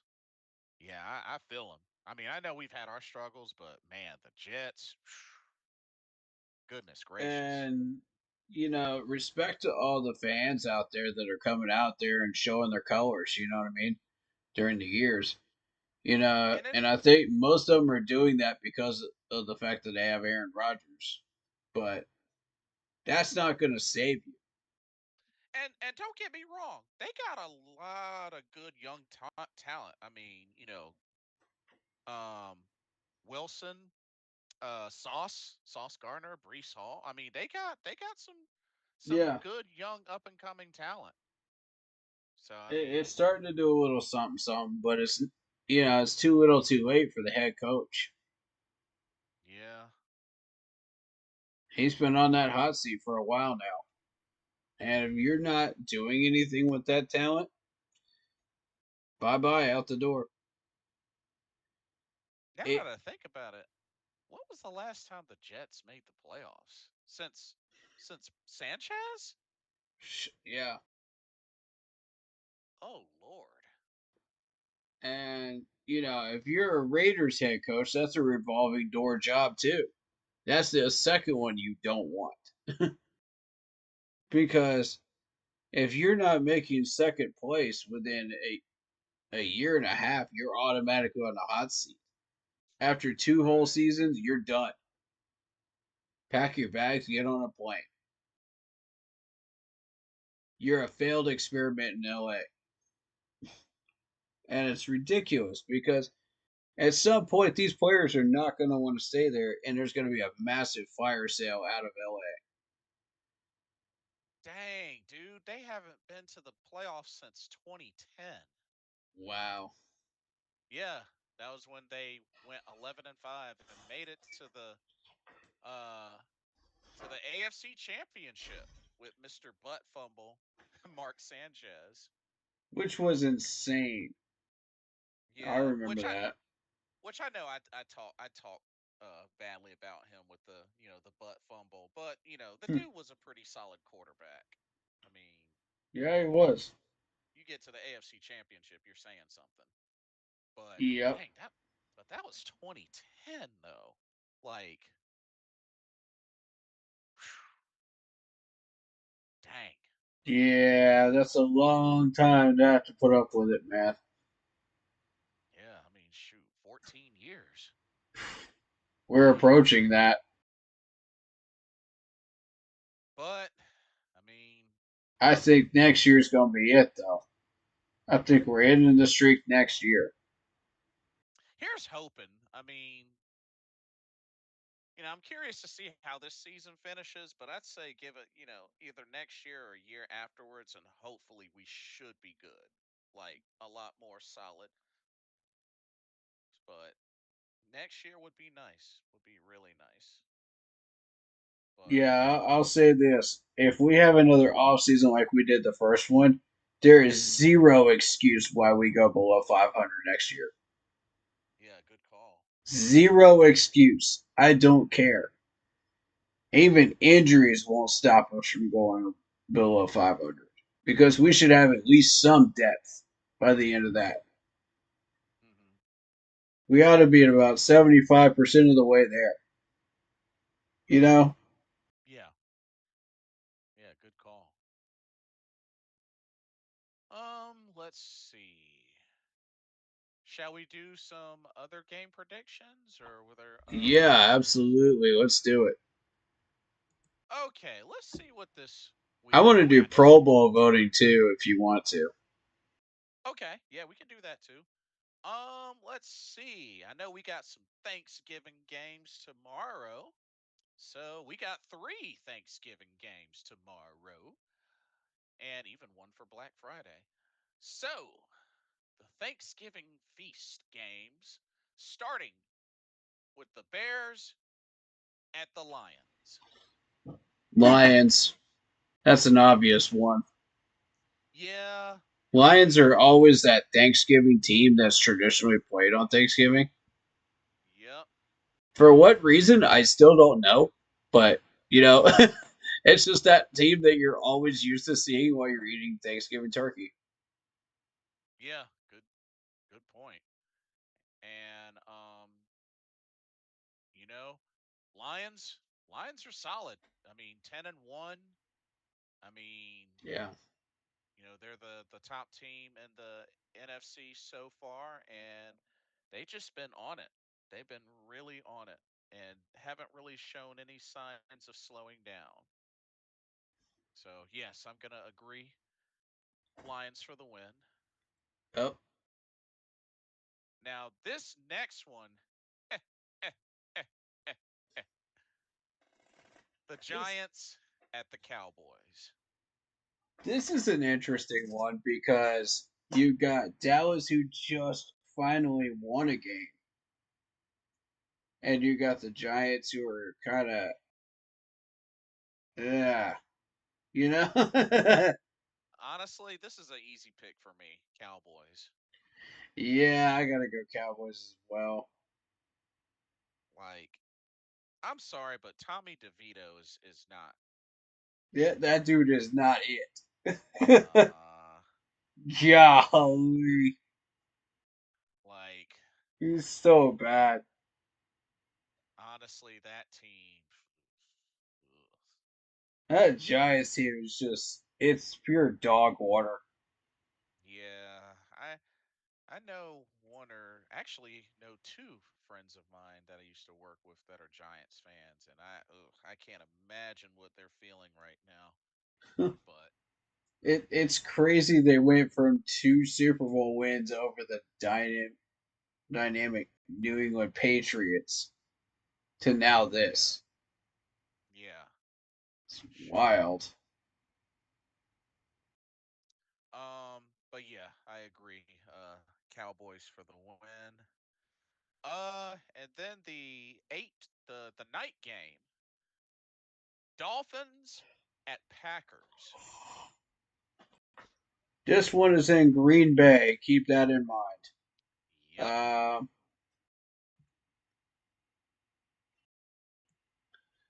Let me see what I could Hey, find on the Dolphins. Hold up. All right, well, Dolphins have won their last three. They yep, beat the Rams, they beat the Raiders, and they beat the Patriots by big margins. and Tua's coming off that four touchdown game. Yeah, Tua's This back. is yeah. Now you just got to stay healthy. That's the main thing. Right. And the Rams, Raiders, and Patriots are trash. So you expect to see those wins. They came within three of the Bills. When exactly did Tua come back? Tua came back. Against two. Uh, was it 2 weeks ago? I think it was 2 weeks ago. Because he played in the Raiders game, put up three touchdowns in the Raiders game. Right. He played in the Rams game, played in the Bills game. Okay. Um,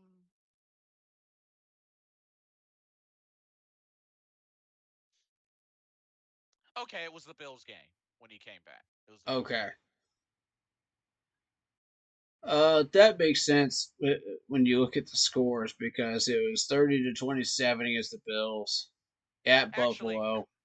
correction. It was the Cardinals game. He did play the Cardinals game. Okay, I'm sorry. I'm sorry. so he might have been shaking off the rust because that was a 1 point loss to the Cardinals. Right. Um, Now in contrast, Green Bay, um, Green Bay looking good, 8-3. record wise, yes, but when you start digging into their record and start exploring it, Which that's a fair point because their three losses have been to the Eagles, Vikings, and Lions. I mean, all contenders. exactly. You got a So soft schedule in the Colts, Titans, Rams, Cardinals, Texans, Jaguars, Bears, and 49ers. None of those teams are contenders. Texans are arguable, but they're borderline. They're Yeah, borderline. yeah. The NFC West is just full of teams now that just they don't want that division. They're just like, what are we doing? Yeah, and I mean Nobody. we gotta keep our eye on the Cardinals as well. But no, that's a fair argument. That's definitely a fair argument.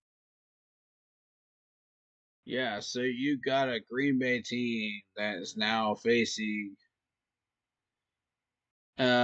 Would you call the Dolphins a contender now that they have Tua?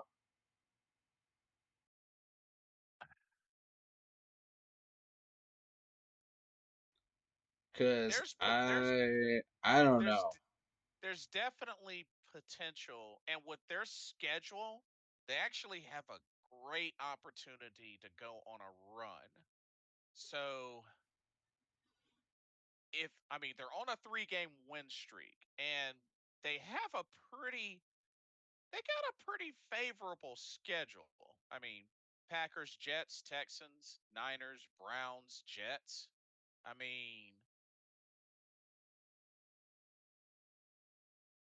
Mm, honestly, if they can win out or like not afford like less than two losses or whatnot, they might, they might sneak in a wild card. But yeah. we have to also keep in mind the division that they're in. AFC East with the Bills. So Mm-hmm. that's what's really going to be tough. And what sucks is they've already lost twice to the Bills. So yeah.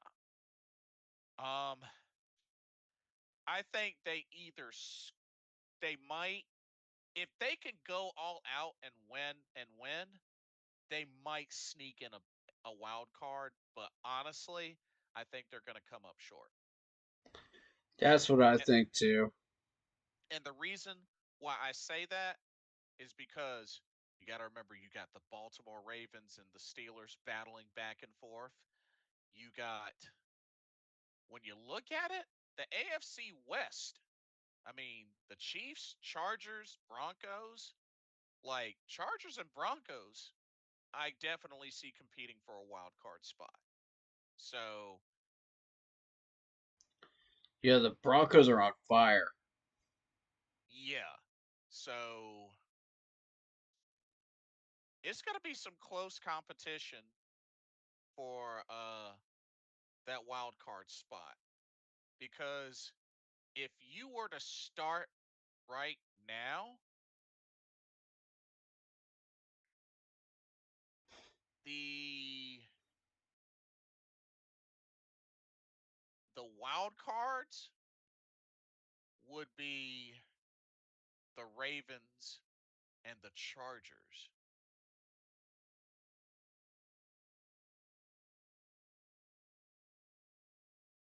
That's the interesting thing. Those two, if the playoffs were to start right now, the Ravens and the Chargers would be the two wild card teams. Yeah.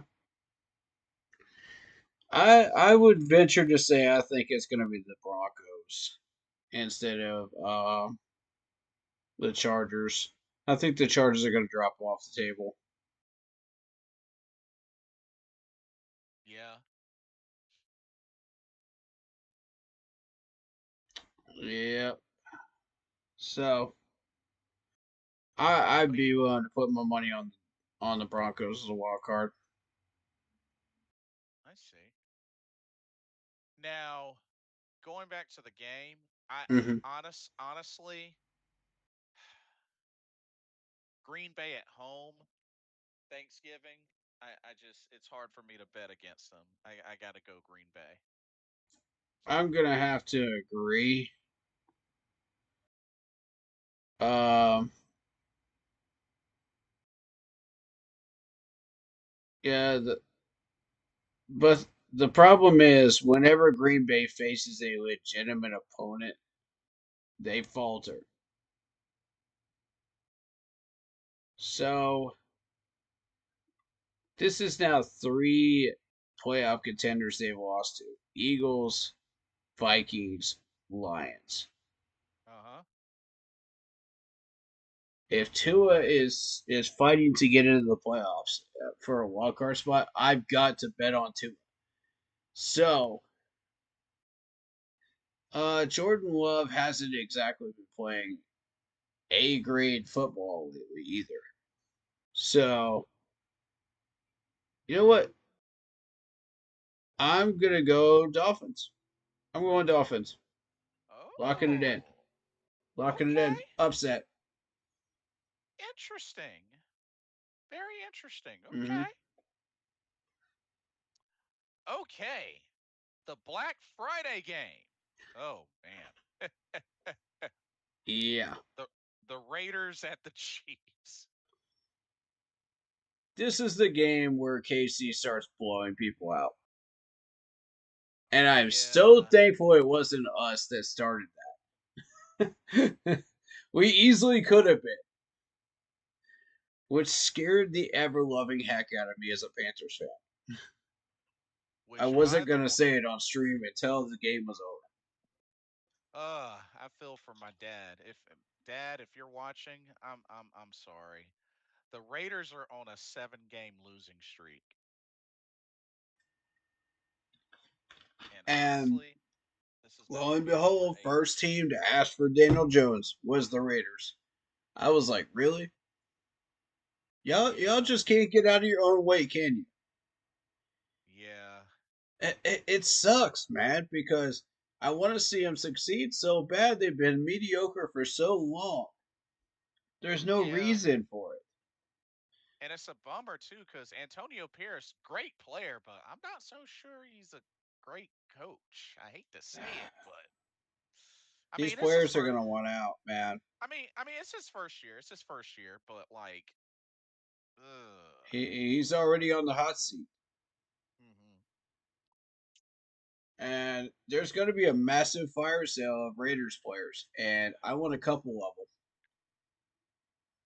you know, that are Yeah. affordable when that happens. But look out for it; it's going to happen sooner than you think.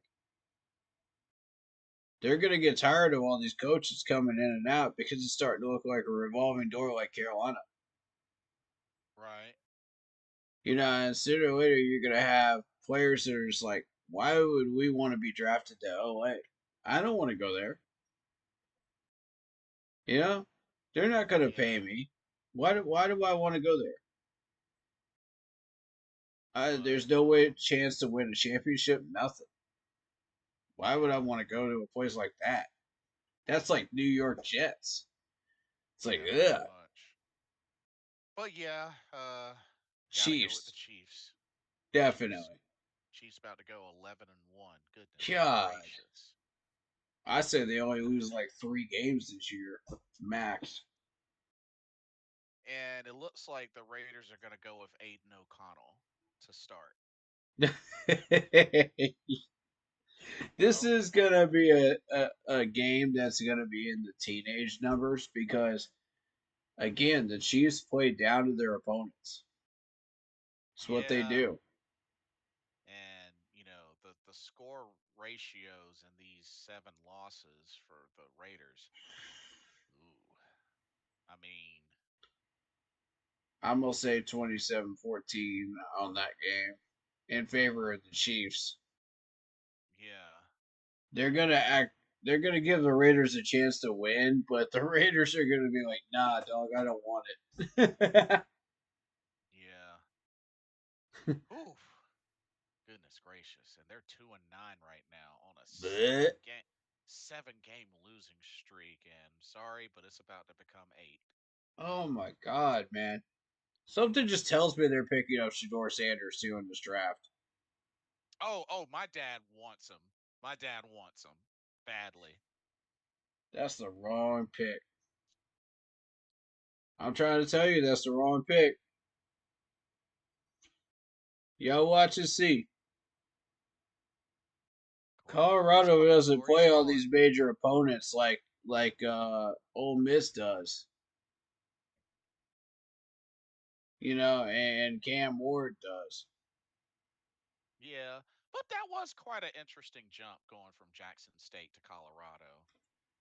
It was. I mean, credit to him for going to Deion Sanders' team, but Yeah. at the same time, like, there was this whole baloney rumor that he was going to follow him into the NFL and become a Dallas head coach. It's like, come on.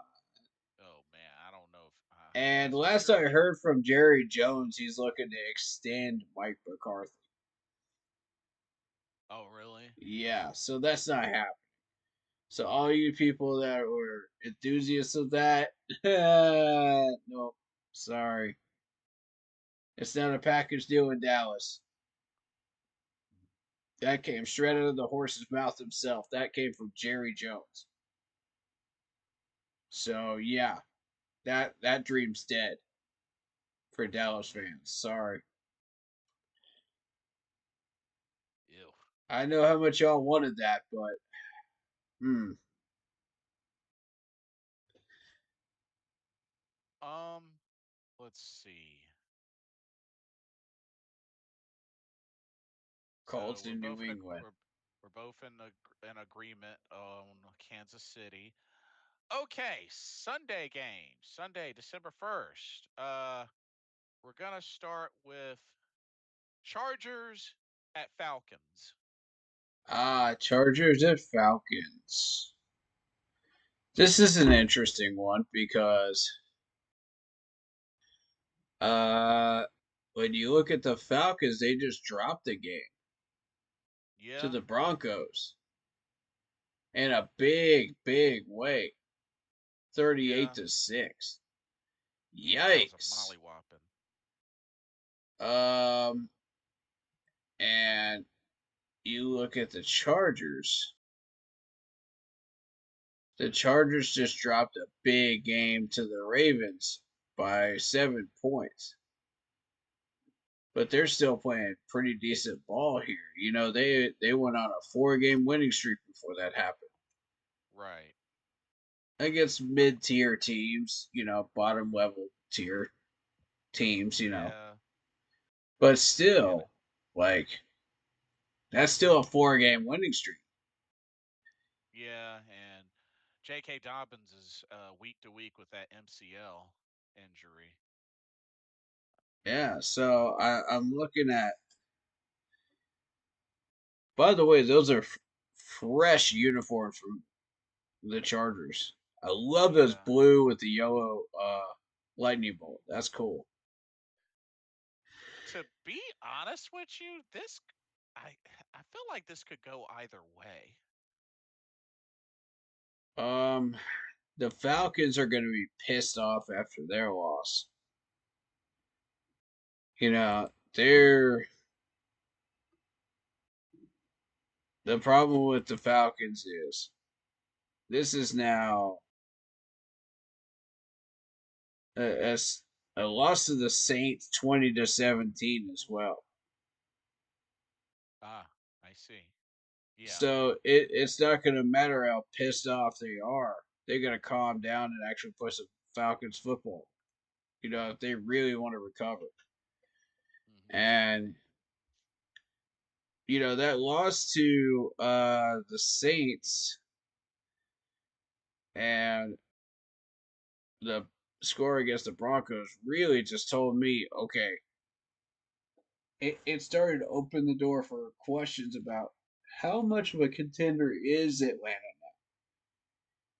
I had him at number four as a contender in the NFC, but are they a contender now? Let's really put that into perspective now. It's time to start having that conversation if you're Atlanta fans right now Mm. and going, uh-oh, because that schedule gets a little bit more interesting. So you got the Chargers, you got the Vikings in Minnesota, you got the Raiders in LA. Yeah, that's a win. You can beat the Raiders. Come on, right? Yeah. Come on, Falcons. You can beat the Raiders. And if you don't get a win against the Giants, you're embarrassing. Yeah, that's fair. That's the Uh, end of your season. to But be honest, to be honest with you, like after really thinking it over, I am going to say the Chargers, but I think it'll be a close game. I'm gonna agree with you. Chargers. Yeah. Oh man. Okay. Now this could actually be more interesting than we think. Steelers at Bengals. I actually agree with you. The Bengals have been playing a little bit better lately, and the Steelers' defense has been really, really rock solid. So it's going to be that Joe Burrow offense versus the Pittsburgh Steelers defense. Really, that's going to be the showcase there. And you know what the crazy thing is about this? Joe Burrow is playing his butt off.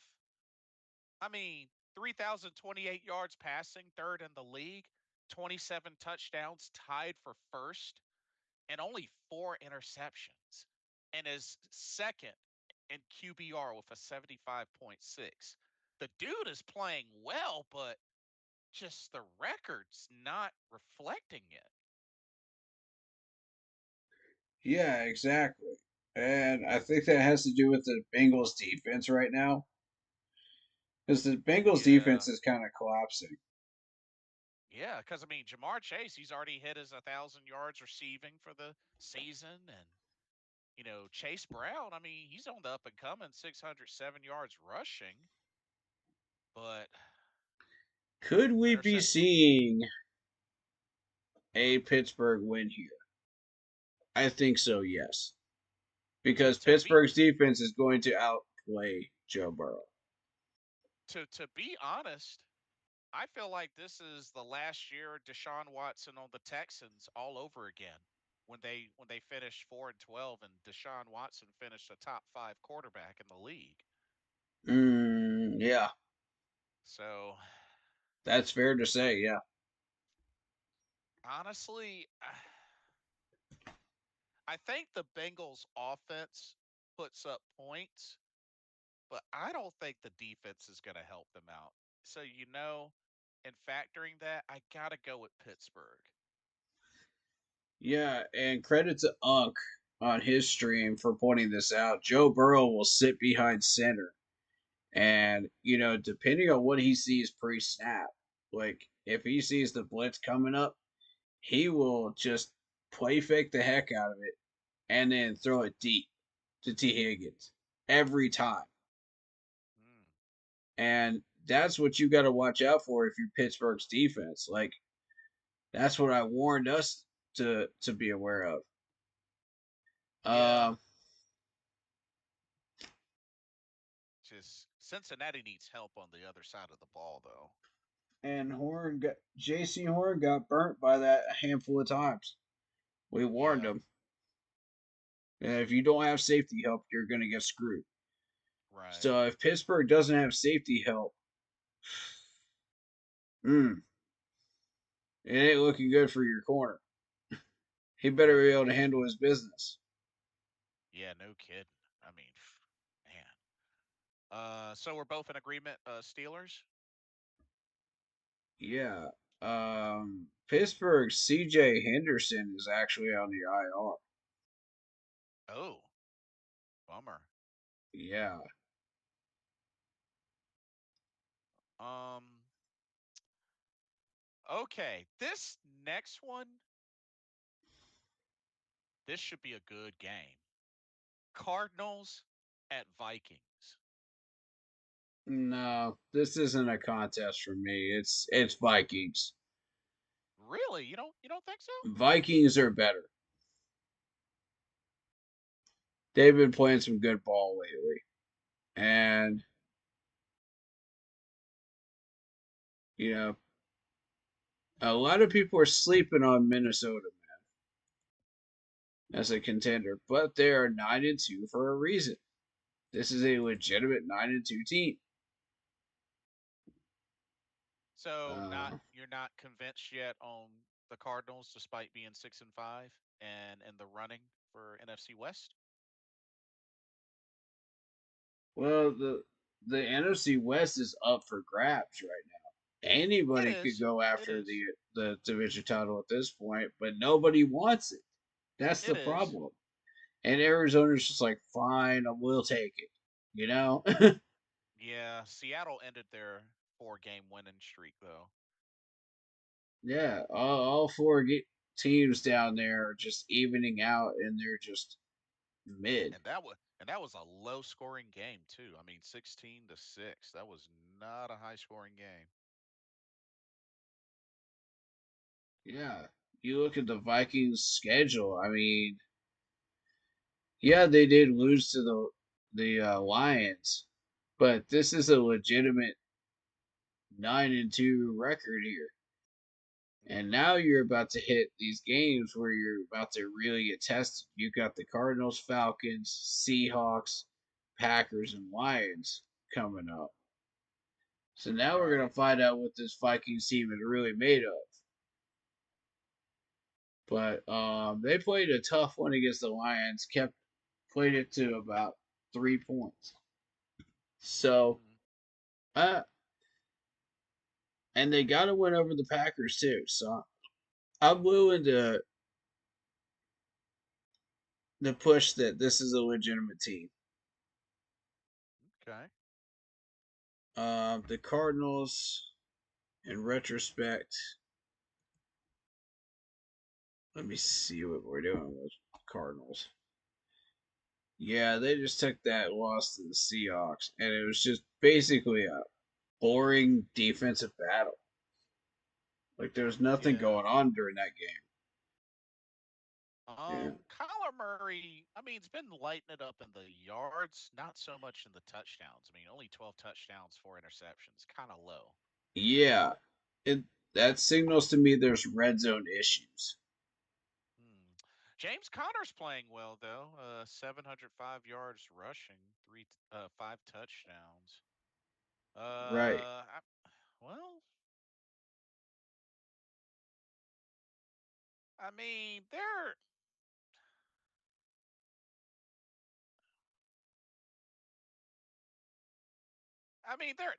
hanging on. They're and like I said, the NFC West is, like you said, is up for grabs. So I mean, I I don't know. I mean, they might put a little dent in the Vikings, but I'm not so sure they'll be strong enough to actually beat the Vikings. So you know what? I'm gonna say Vikings. I'm going Vikings as well. Yeah, I had to really think about it. Um, oh, I think you're gonna have fun with this one. Colts at Patriots. I'm gonna say Colts, but and not by much. They put AR back in, thinking that was gonna solve their problem. Nope. It only made it worse. Oh, it made it much worse. Dude, the Colts are just dumb. They don't know what they're doing. They have no sense of direction, no idea what they want to achieve. You have Joe Flacco. Hello. Let me see what Anthony What are you Richardson's doing? Let me see Joe what his Flacco is stats. the reason the Browns made the playoffs. Let me see what his Come on. stats are right now. Ooh, 1,402 yards passing, 5 touchdowns, 7 interceptions. Oh my God. Yeah. AR is a bust, man. Let's just go ahead and call it what it is. He's a bust. Oof. And there's one in every draft, my friend. And unfortunately, he's it. But my issue with this Colts team is you have Joe Flacco, bro. What are you doing? For what reason are you benching the guy that helped get the Browns to the playoffs? And, Yeah. and I don't get it either. like, Don't are they get it trying to either. justify this AR pick? Is that what they're doing? Like, Perhaps. Perhaps. their management is so dumb. Why do these people still have a job in Indianapolis? Why? Somebody please tell me why. It makes no sense to me. Well, Drake May is doing a little something something. 1,458 yards, 10 touchdowns, 7 picks. I But mean, they have talent in yeah. Indianapolis, and it makes no sense why. I don't know. Uh but you know what? I'm gonna have to agree with you and say Colts. Just cause New England just really doesn't seem like much of a threat. I mean, they were once on a 6 game losing streak. So yeah, Yeah, I gotta go with Colts as well.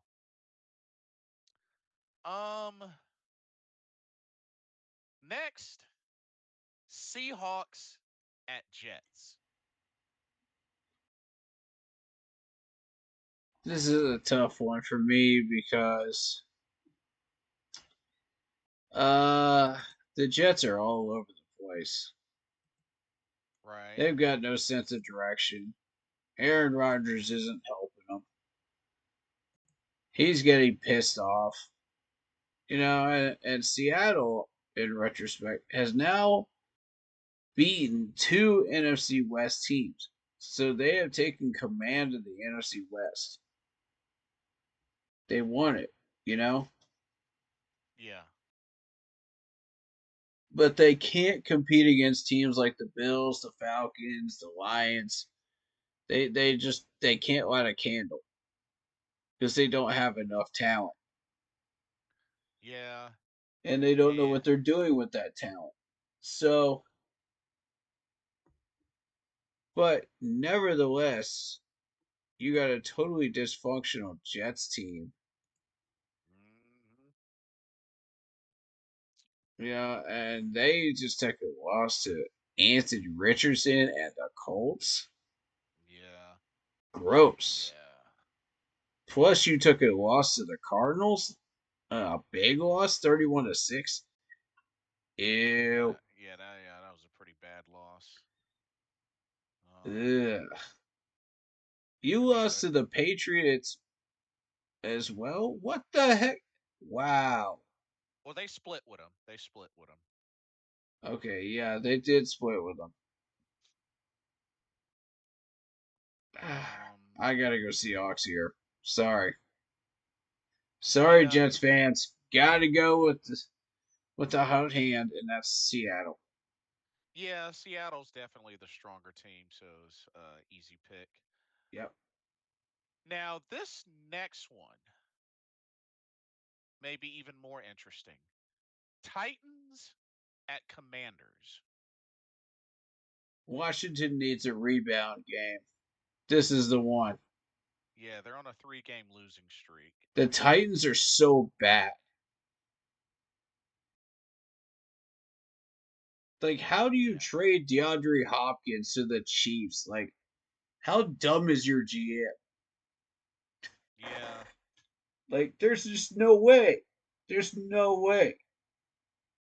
and I mean they still got Calvin Ridley, but he's on the wrong team. Let's just keep it real. Yeah, yeah. Like Ridley, I mean 634 yards receiving, 3 touchdowns. That's not Calvin Ridley-esque. Let's just keep it real. I Truth. mean, we're talking about somebody that was previously with Jacksonville, had over 1,000 yards receiving, and had over 76 catches. Yeah, he's on the wrong team, Uh, yep, and that's why I wanted him. I I did wanted him too. going into the hmm season. Like, He's the ideal West Coast candidate to to run this offense, wide cause receiver my wise. Because my whole thing was, I know he had the gambling problem. He served his time, he served his suspension and all that, and he got back on track. So, I Yeah, mean, the personality wise, not the right fit. On the yeah, field, yes, he's the right yeah, fit. yeah. Because I mean, he got back on track. I mean, and he ended up doing well for Jacksonville. So, I mean, the dude's a great wide receiver. He just, he had those gambling issues. And those gambling issues cost me a fantasy ring, by the way. Ouch. But I'm gonna have to agree with you. Um, Washington bounces back, ends the losing streak, and defeats the Titans. Expect to see something like a 30-14, something like that. Mm. Okay, Texans at Jaguars. Hmm. Texans. Yeah, just You you benched Trevor Lawrence at this point with an well, injury, yeah. and I don't think he's coming back. So So he's so he's eyeing a return, but he's not ruling out the idea of surgery. yeah, he wants to come back, Yeah, but surgical yeah. doctors are just like, nah.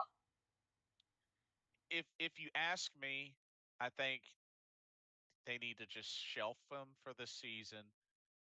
Let him go ahead and get the surgery, and then Yeah, and then come back ready to go next season. Because honestly, they're they're 2-9. I mean, they're on a 4-game losing streak. They've only beaten the Colts and the Patriots. They're not going anywhere. yeah. Like, I hate to Let's say be it because real. I I hate to say it, especially for you, because I know Trevor Lawrence. He's a Clemson guy, but And I hate that for Etienne because Etienne's having a good year. He's right. finally healthy. It sucks, man. hmm You have Evan Ingram too. Like, I love Evan Ingram. But you know what though? I think this is just one of those. This is Trevor Lawrence's like really first ginormous setback in his NFL career. You know what I mean? I think Yeah. this is his first, and he'll learn from it. He'll learn from it hmm because I mean, you and I, you know how good Trevor Lawrence is. Oh So yeah. like hmm that. So He'll figure it out. that's really what I look at it as. This is his first big major setback, and I think he'll bounce back. And it's not like he's in the wrong system because like he started out doing really well, even Yeah, without Etienne. And then yeah, once he got Etienne, you saw what they were able to do together. Just a right, dynamic duo again. Just like they were in Clemson. All you got to do is build around them. And they did, except that building that they built around him fell apart. right. So, Um, but I'm gonna agree. Texans for the win. Yep. Uh, oh, now this ought to be a very interesting matchup. Rams at Saints.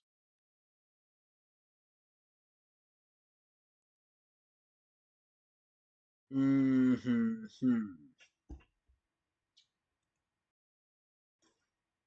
We're talking about with two teams, Rams and was it Rams and Saints? Rams and Saints. All right. Saints are on a Bup, bup, bup, two-game bup, winning bup. streak.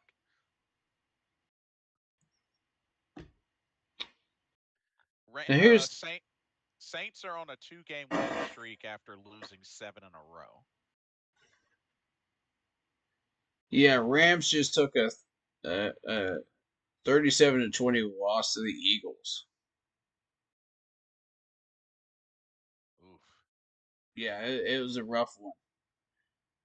I don't think the Rams have that kind of talent anyway, so they're kind of playing with fire with this schedule Al- of theirs. Although they did manage to beat the Vikings, I'll give them that. They did manage to beat the Vikings. Yeah, they did. True. Um, Stafford's been putting up the numbers. I just feel like injuries have really shaken the Rams.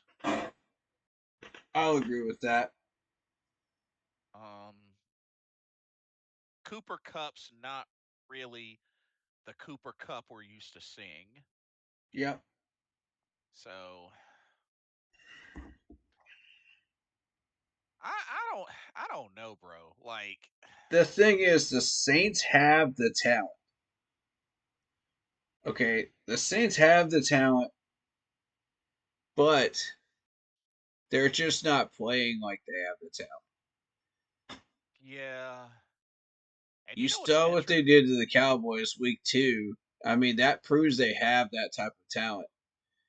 you And they know lost by 2 to the Falcons early. They played the Eagles to 4 points. You yeah. know, so it's once the Chiefs exposed them, that's where they went downhill. Oh yeah, and that's right. Saints have a interim coach because they fired Dennis Allen. Um, Interesting enough, Alvin Kamara is their leading rusher and leader in receiving yards. Yeah, they need some wide receivers bad. They have Yeah, they have weaponry, but they need wide receivers bad. yeah, because And they're running out of Rashid. money, so that's going to be a problem. Oh, Chris Olave's on. I forgot he's on IR. Ooh, Yep. so that means him and Rashid Shaheed are out. Ooh, ooh. Mm-hmm. Mm-hmm. Ooh, man, that's their two best receivers. Yep. Ooh. The Saints have started their decline. And Yeah. holy cow, that's a 7 Dang. game losing streak. Yeah. Dang. I forgot Olave got put on IR because he had the concussion. Wow. Ooh. Yeah. Well. So really, both teams are hurting some with injuries. So honestly, this seems like this could be a very evenly matched game. It could.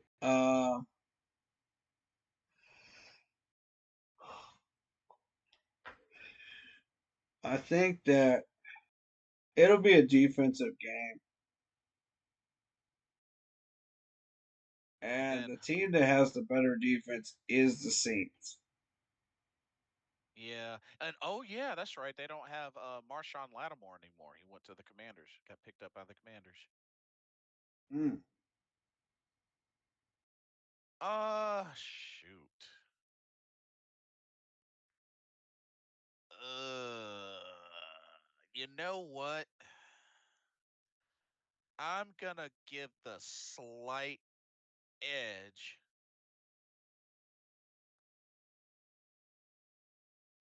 Hmm, Wait. Okay, there's one more determining factor I want to look at.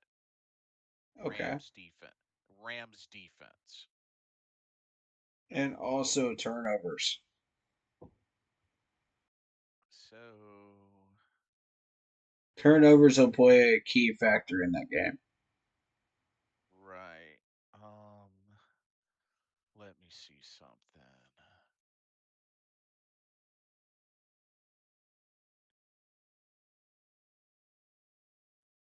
Rams defensive rankings. I honestly believe the Saints defense is better than the Rams defense, but not by much. They're Yeah. both mid, you know, but um the the Saints defense has the potential to be a much better than mid, but So they're total not playing defense. like it. Total defense. Actually, the Rams are better than the Saints. Rams 20 ranked 26. Saints 31st. Um, Hmm. Rams have the better passing defense at 19. Saints are at 30. Rushing defense. The Saints are at 25, but the Rams are at 28. Hmm. Scoring defense, the Rams are at 26. Hmm. The Saints are at 20. Red zone defense, the the Saints are number 6, the Rams are number 9. Wow, so they actually got pretty decent red zone defense. Hmm. Um Third down defense, uh the Rams are number 19. The Saints are number 15. Hmm.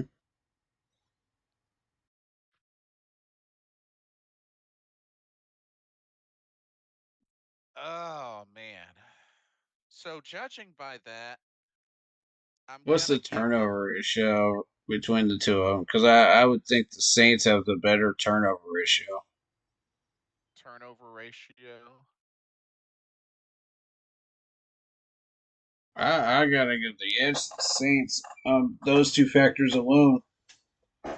Saints turnover ratio. Um I guess it's +2. +2. Um and the Rams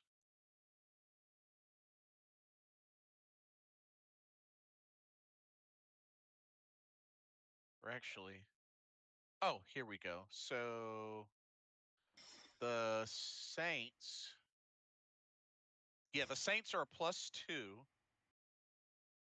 The Rams are a +3. Hmm. So it's close. Yeah, bro. This is going to be a close game, I think. I really do.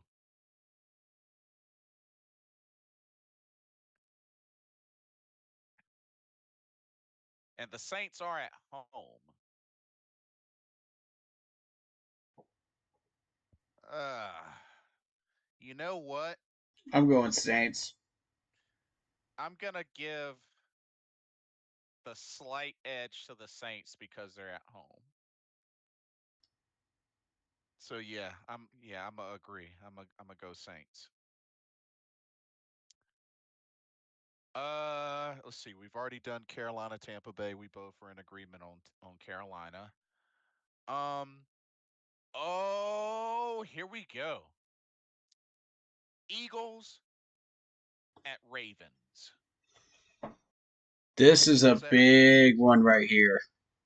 Yes, indeed. I have to honestly give a slight and an incredibly slight advantage to the Ravens here. Okay. This is a very, very tough and evenly matched two teams that both play 4 quarters of football, very good Yes. ball, and are legitimate, Yes. contenders. They Agreed. they both do make mistakes, but at the same time, like they have both uh played very disciplined football too. Yes, absolutely. So with the It's Eagles, you got a win over the Commanders. You got a win over the Packers at the beginning of the season.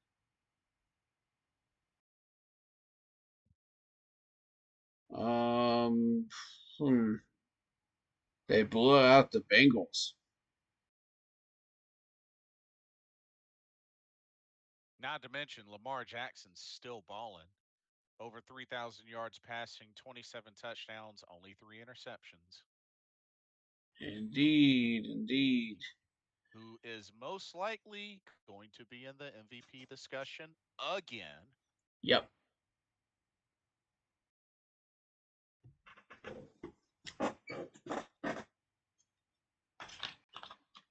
Now, see, here's what's kind of shocking.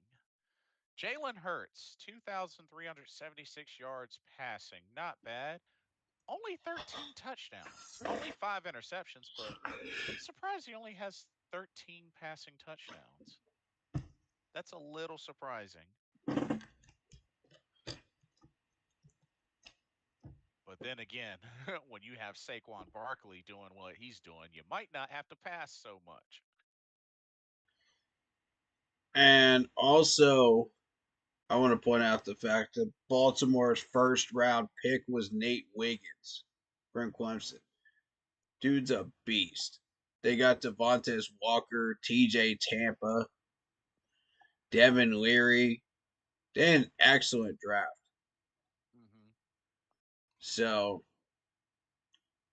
not many people focus on that when they watch this matchup, but when these rookies start coming into fruition, Uh huh. oh, yeah. Adiza Isaac, he's another one that's really good. You know, so, but yeah, the Ravens are fresh off that win over the Chargers 30-23. And Marlon Humphrey is balling. He's got 5 picks this season, 12 And passes deflected. might I add that this is a Baltimore team that has already beaten Washington as well. The Bills Yep. played the Chiefs to within 7. Uh, Played the Cowboys when they were still playing well to within 3. And Beat the oh yeah. Buccaneers and the red hot Broncos lately, Oh and played yeah. the I Steelers forgot. to within 2. I also forgot. They got Derrick Henry. Duh. Dur, dur, dur. Um, Derrick Henry's balling. Dude, this Baltimore team is ridiculous. Like this entire schedule is just littered with tough teams, and they have beaten them all. But you know something? I think it's going to come down to the defenses because both teams have offenses that can produce, but both have solid defenses.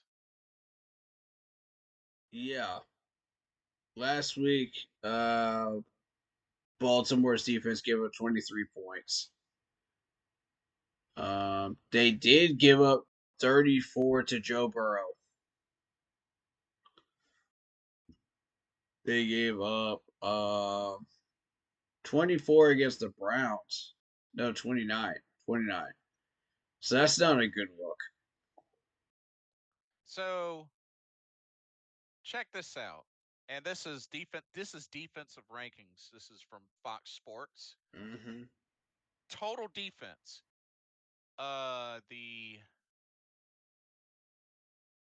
The Ravens are 24th. The Eagles number 1. Passing Ooh. defense. Passing defense. Eagles number 3. Hmm. The Ravens are 31st. Ooh. Now, rushing defense. The Ravens number 2. Eagles number 7th. Scoring defense.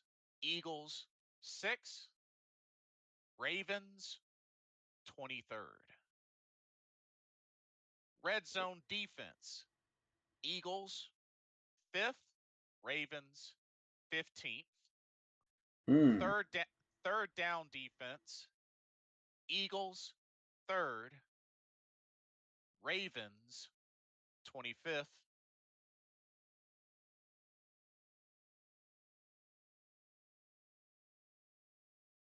Hmm. Interesting stuff here. It seems like Yeah. the defensively it favors Philadelphia. Yeah. Um, Offensively it favors Lamar Jackson, so it's a trade-off. Oh man, that's tough. Yeah. Wow.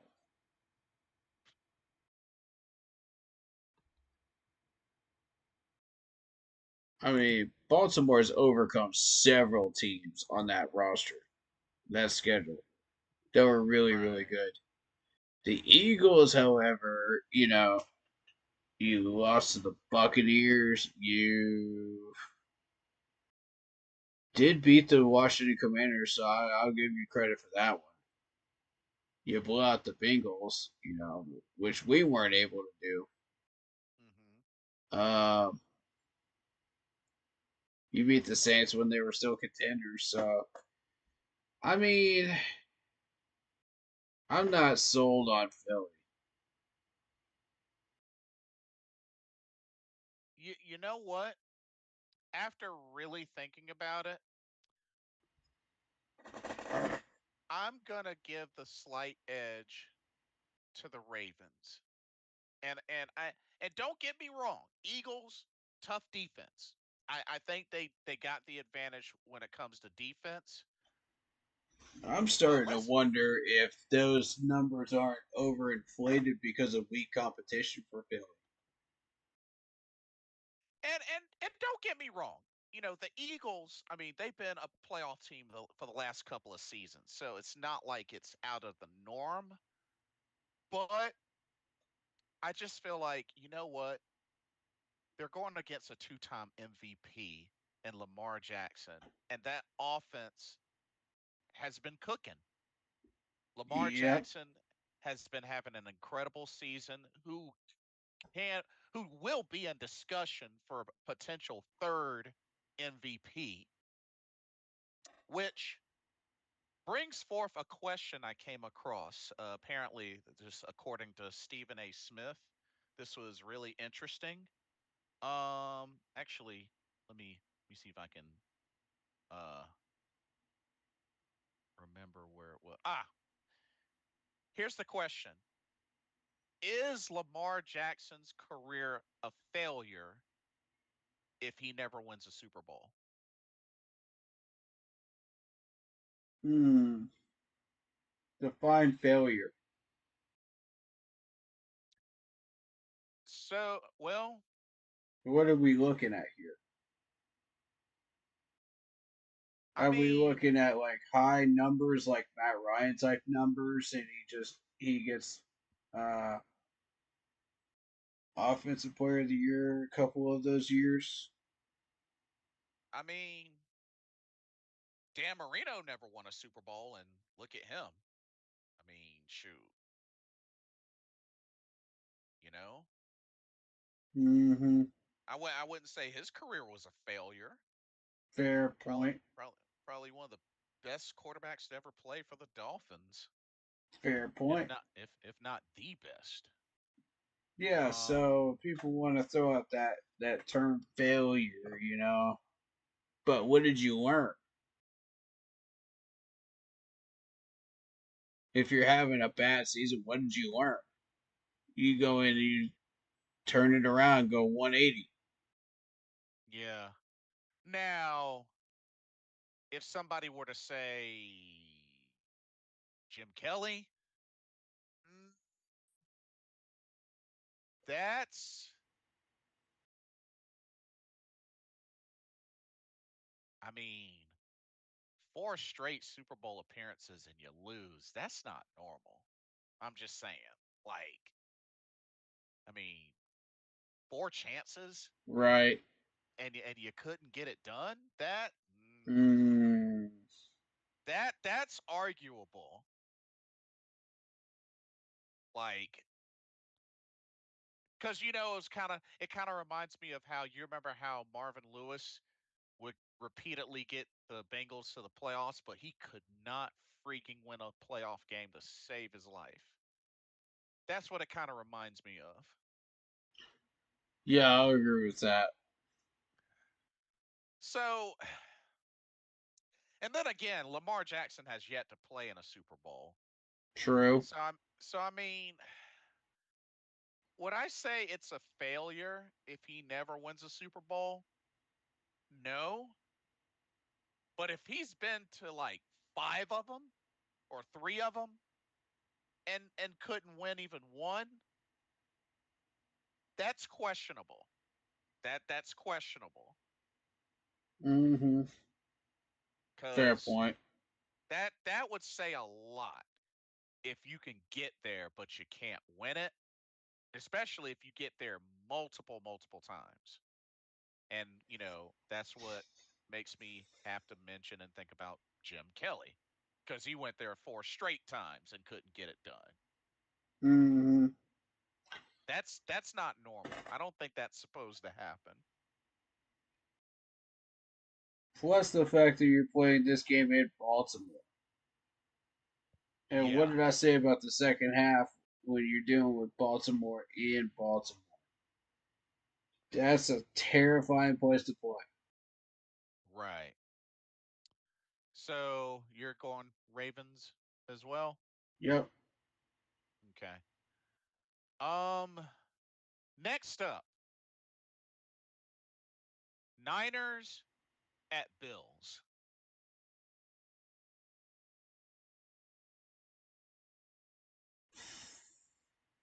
I gotta go Bills. The Bills have So, shown me enough. you know what? I am going hmm, Josh Allen has been playing some good ball lately. you know what? I'm going to go out on a limb. Niners are going to be my upset pick. Yeah, Niners, my upset pick. Mm.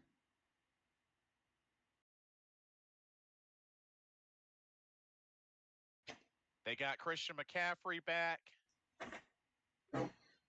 I and I mean, understand. yeah, but he didn't do that much in the last game. I understand. I totally understand. Um, I just have a feeling, and I know they have no Brandon Ayuk, but I honestly think with the potential of, well, then again, actually, well, crap. Looking at the teams they've lost to, well, never mind. Yeah, San Fran is just not it. Yeah. Okay, I'm gonna have to retract that. Yeah, Bills. Yeah, And the I looked Bills at their. played a very excellent game against KC too, Yeah, and won. I had to look back at their record, and I was just like, yeah, no. Yeah. Sorry, folks. I had to correct myself. Uh, yeah. So Happens to I'm the a best of us, man. I'm a switch to the Bills as well. Um, and then the Monday night football game. This ought to be an interesting one for December 2nd. Browns at Broncos. Broncos. Broncos are on fire. Bo Nix is playing like a man on a mission. Oh, so you think they'll put away the Browns despite them beating the Steelers? Eh? Yeah. And that's the interesting thing. They've beaten the Steelers and the Ravens. It wasn't the defense that won them that game, it was the offense. It was Bo Nix finally getting his rhythm. And this dude, once he got his rhythm, it wow. Uh Look huh. at you go. 16 touchdowns for this dude right here. 2,548 yards. Yeah, because he started off Uh, sluggish. He definitely only started six off picks. sluggish. Ignore his QB rating, which is 55.9. Screw that. Throw that out the window. You're still looking at 16 touchdowns, 6 picks. In that Right. short amount of time with that comeback, very impressive. Yeah, yeah. I mean, he started They off beat sluggish. Atlanta in a beatdown. Yeah, but like I said, he started off Yeah. sluggish, but then he's found his groove now. He's definitely found his groove. I will give him that. Um, and see what Cleveland. Well, I mean, and see, and then again, Jameis Winston didn't really do a lot in that victory. I mean, found Jerry Judy a bunch, but couldn't get in the end zone. Yeah. Um, well, he It's didn't have a because their other wide passing touchdown. receivers were being doubled up. Yeah. So yeah, you know what? Yeah, gonna have to go Broncos. Mm-hmm. I mean, especially Broncos are 7-5 now. Um, Yep. yeah. So Broncos for the win. Yep. But yeah, week 13's definitely very interesting for sure. But okay, you also mentioned Pro Bowl voting. Let's see. Pro Bowl. Yeah, let me get that going. Hold up. Ooh wee.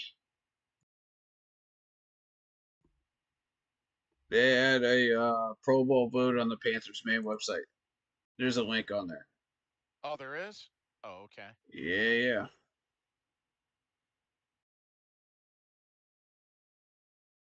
Oh, I see it. Pro Bowl vote.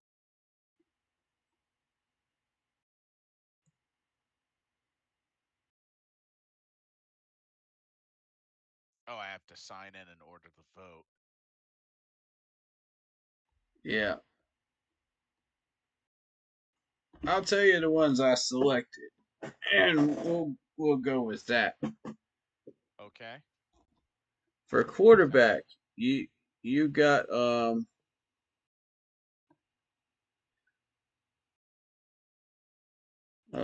hold up. Let me see what it's doing. It's only So it's showing mine. Oh, okay, so there we go. All teams. There we go. so so it's 6 players per position. Yeah. Mm-hmm.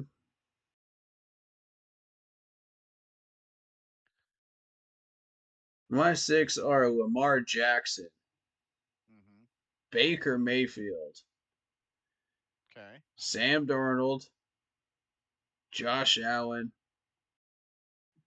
and Jalen Hurts, and Jared Goff,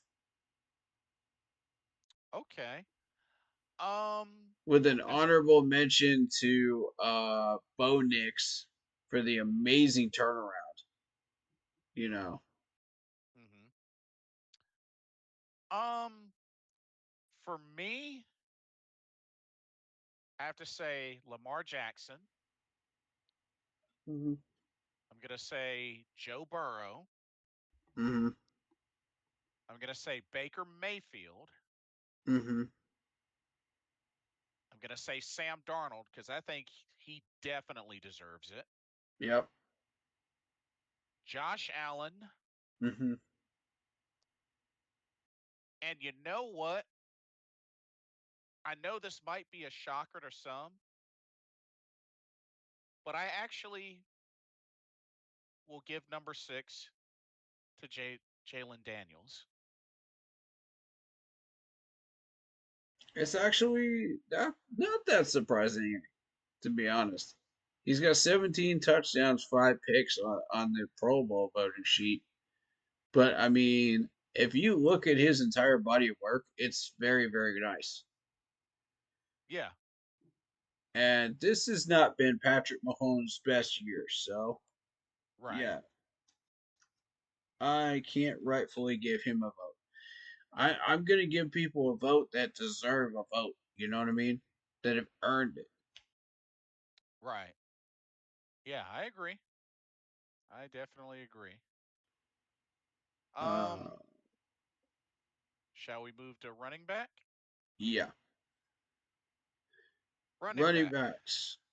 I've got Barkley, of course. Derrick Henry.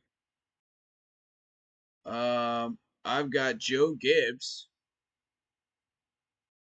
Joe Gibbs has 11 touchdowns right now. It's just man on Oh, fire. Jameer Gibbs. Jameer Jameer Gibbs. Gibbs, my bad. Yeah. Mixon from the Texans. Chuba Okay. Hubbard gets my vote.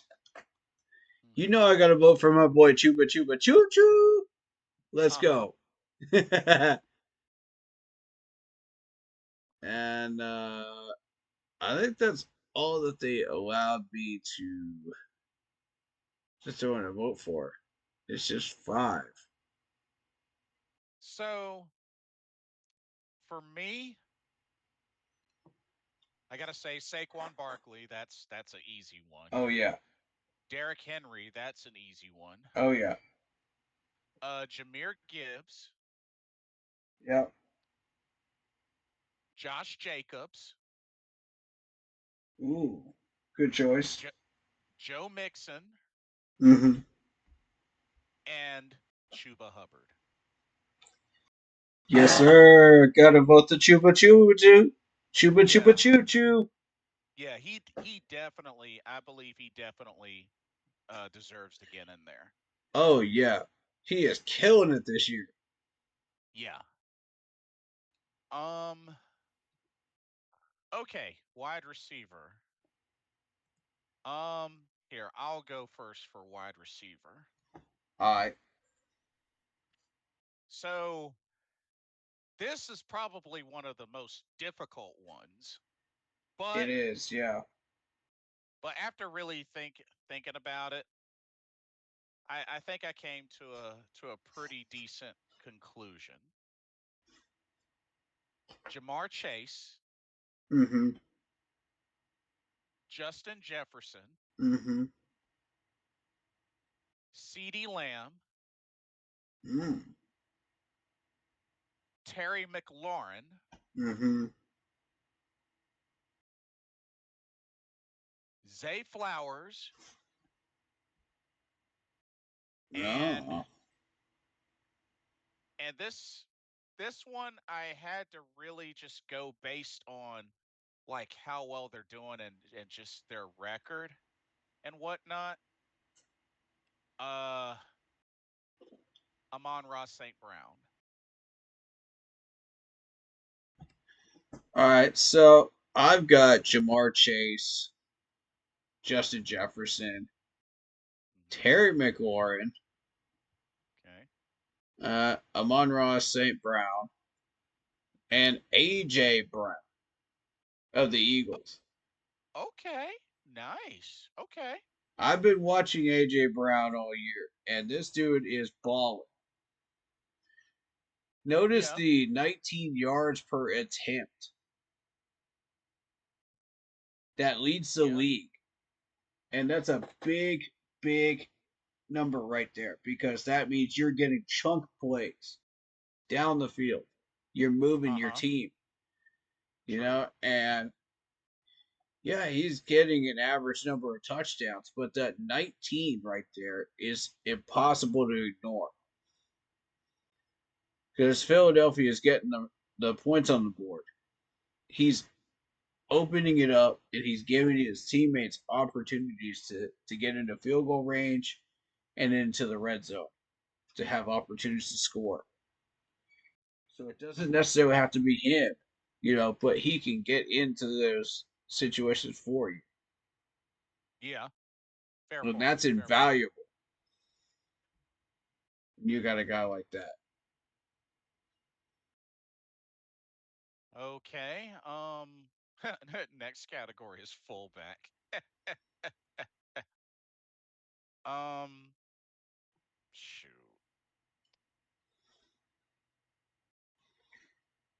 Um,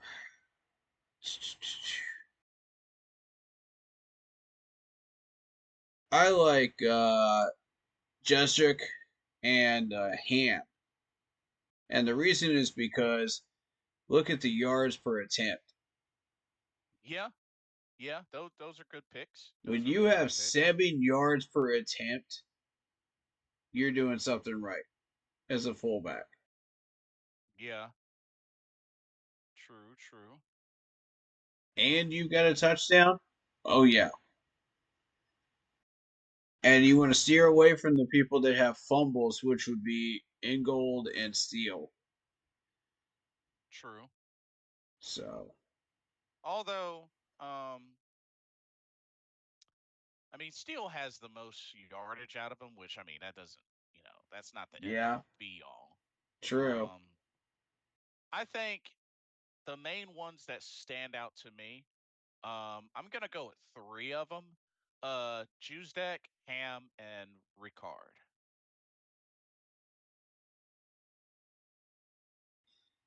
Yeah, Those are really the three that stand out the most to me. yeah, I'll agree with that. Yeah. Okay. Tight end. Oh, this this ought to be a fun one. Here, I'll go first for tight end. Course, got to go with George Kittle. Yep. Got to go with Travis Kelsey. Um, even though the Raiders are struggling, Brock Bowers has stood out, so I got to give him that.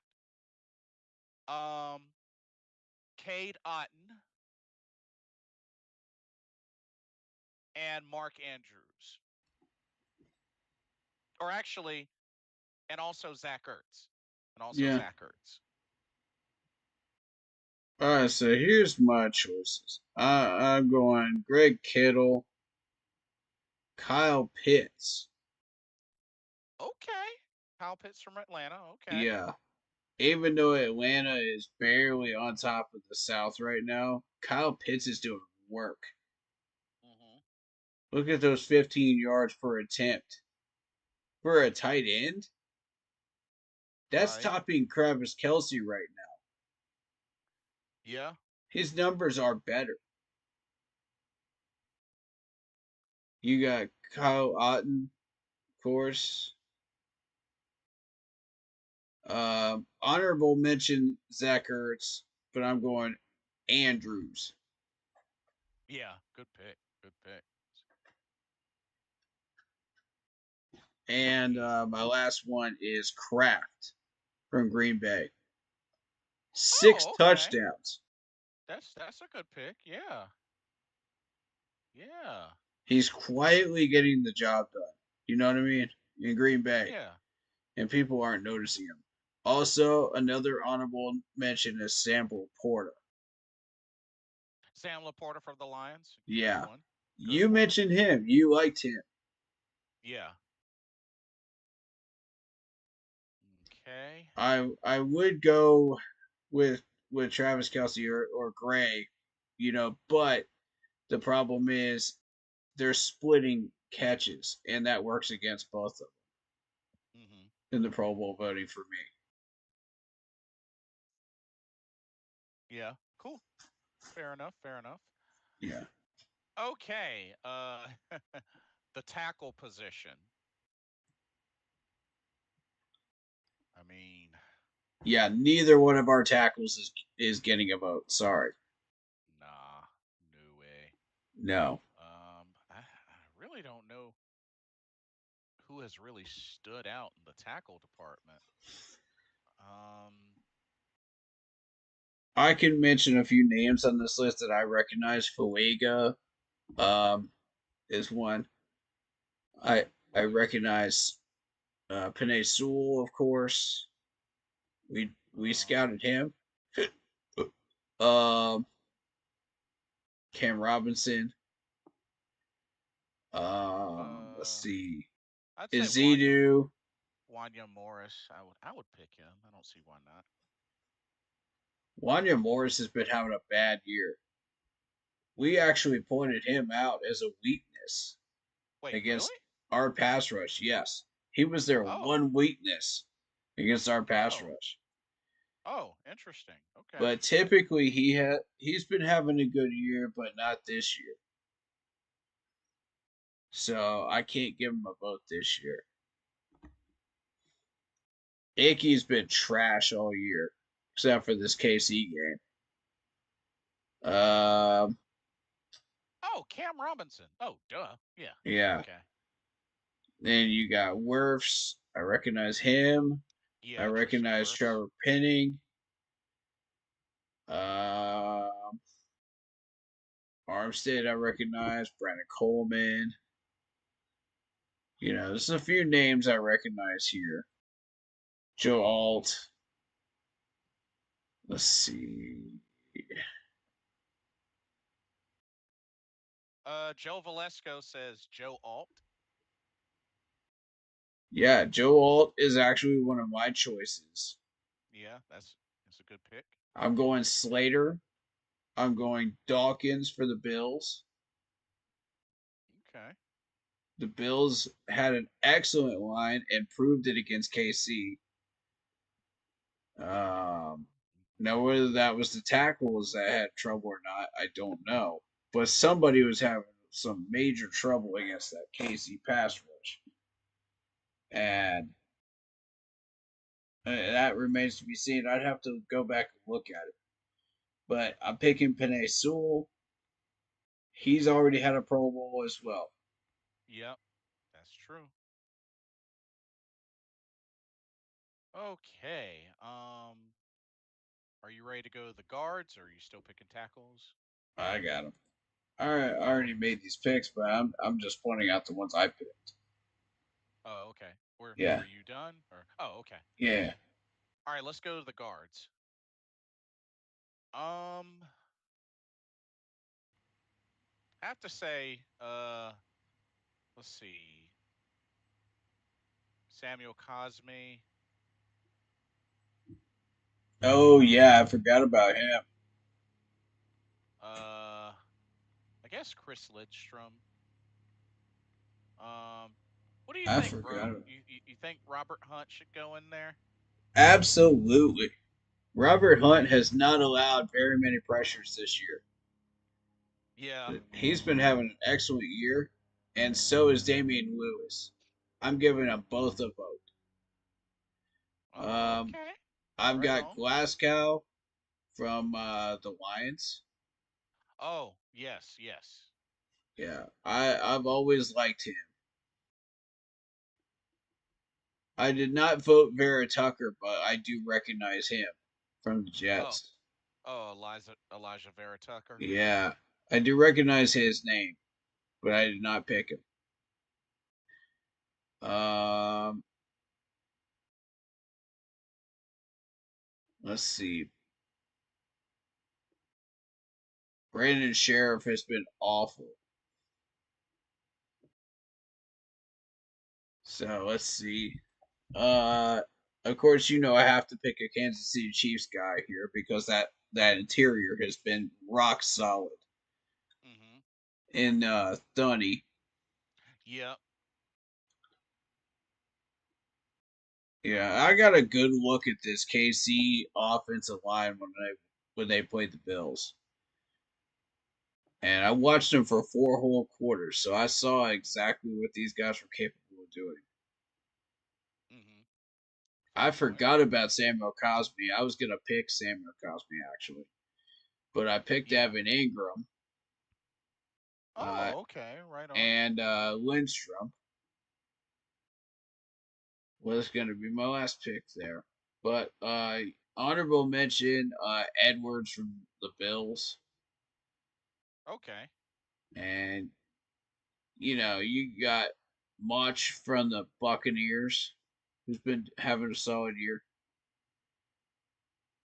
Here we go. and of course the Ravens. You got Filele. So I mean, these are good guys, man. Reedson, from the Buccaneers. Mm-hmm. Quentin Nelson from the Colts. He's probably one of the couple good ones still there in Indianapolis, but Ah, there you go. Right on. if I know your name and you're doing something positive, then you're doing you're doing everything right. If I know your name and you're doing something negative, then you're trash as an offensive Mm. lineman. Because that's something you don't want to happen. You don't want your name out there in a negative light. If I don't know who you are, you're probably doing your job right. And that's a Fair good point. thing. You should keep doing your job the way you've been doing it. So, shall we move to center? Yeah. All right, center position. Okay. So, this ought to be interesting. Um, Definitely got to go wait a minute. Where the heck did this go? Oh, there it goes. So for the center position, Mhm. let's see. Got to go with C Humphrey from KC. Ragnow from the Lions. Yep. Yep. Tyler Lindenbaum from the Ravens. Mm-hmm. Those are really the three that stand out the most to me. Oh, Bradley Bozeman on the Chargers. Yep. Mm-hmm. Uh, I'm curious to see what other ones you pick out.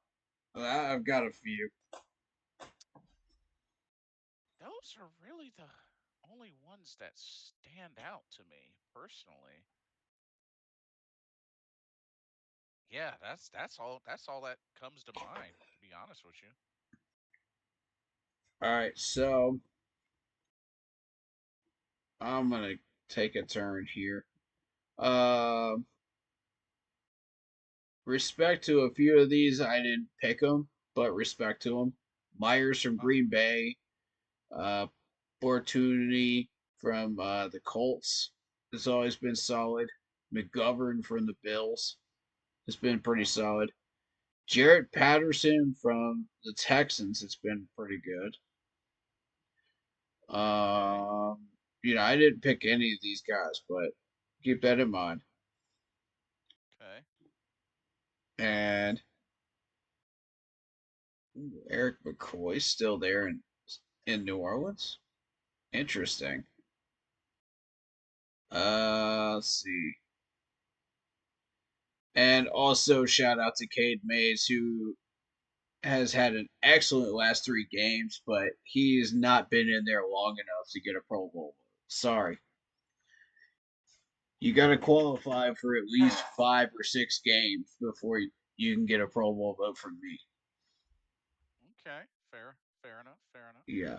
Yeah, with all due respect, Cade, we love you, man. You've been doing an excellent, excellent job. But it's just you haven't been out there long enough yet. Just But if not you give me a full season next year, you absolutely get my vote. And do the same thing next year. No question about it, you're getting my vote. But this year, I got to give it to Ragnarok of the Lions. I got to give it to Jurgens of the Eagles. Linderbaum of the Ravens. Bradley Bozeman, the man I got a jersey of in a oh. Panthers jersey. Yeah, I love Bradley Bozeman, dude. I freaking love Bozeman. I'm so happy this dude ended up with the Chargers, man.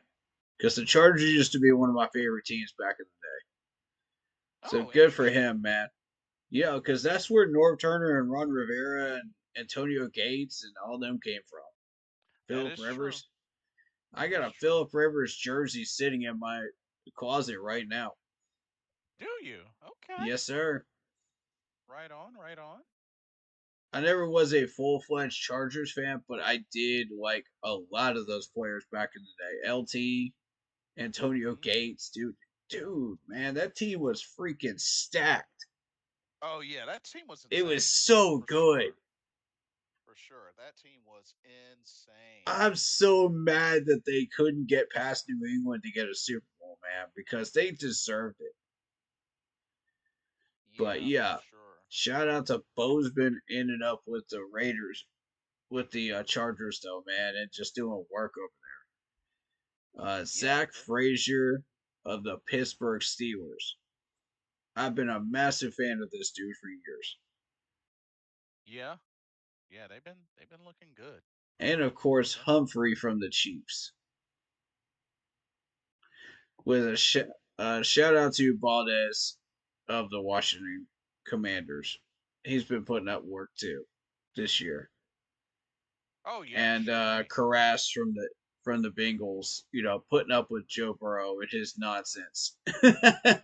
ah, yeah. Fair, fair enough, fair enough. Yeah, But nah, solid, good solid. people, man. Good people. So that's the offense. Shall we switch to defense? Absolutely. Let's do it. All This is a right, tough category right here. defensive end. A lot of good ones. So, so for me, I'm gonna say, even though on a struggling team, still a beast. Max Crosby, Yeah, uh, Miles Garrett, um, yeah, um, uh,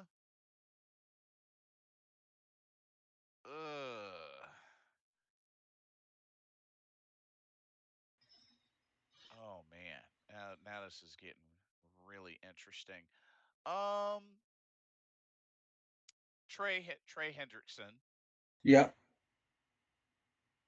um, Will Anderson. I'll give some love to Will Anderson, Mm-hmm. and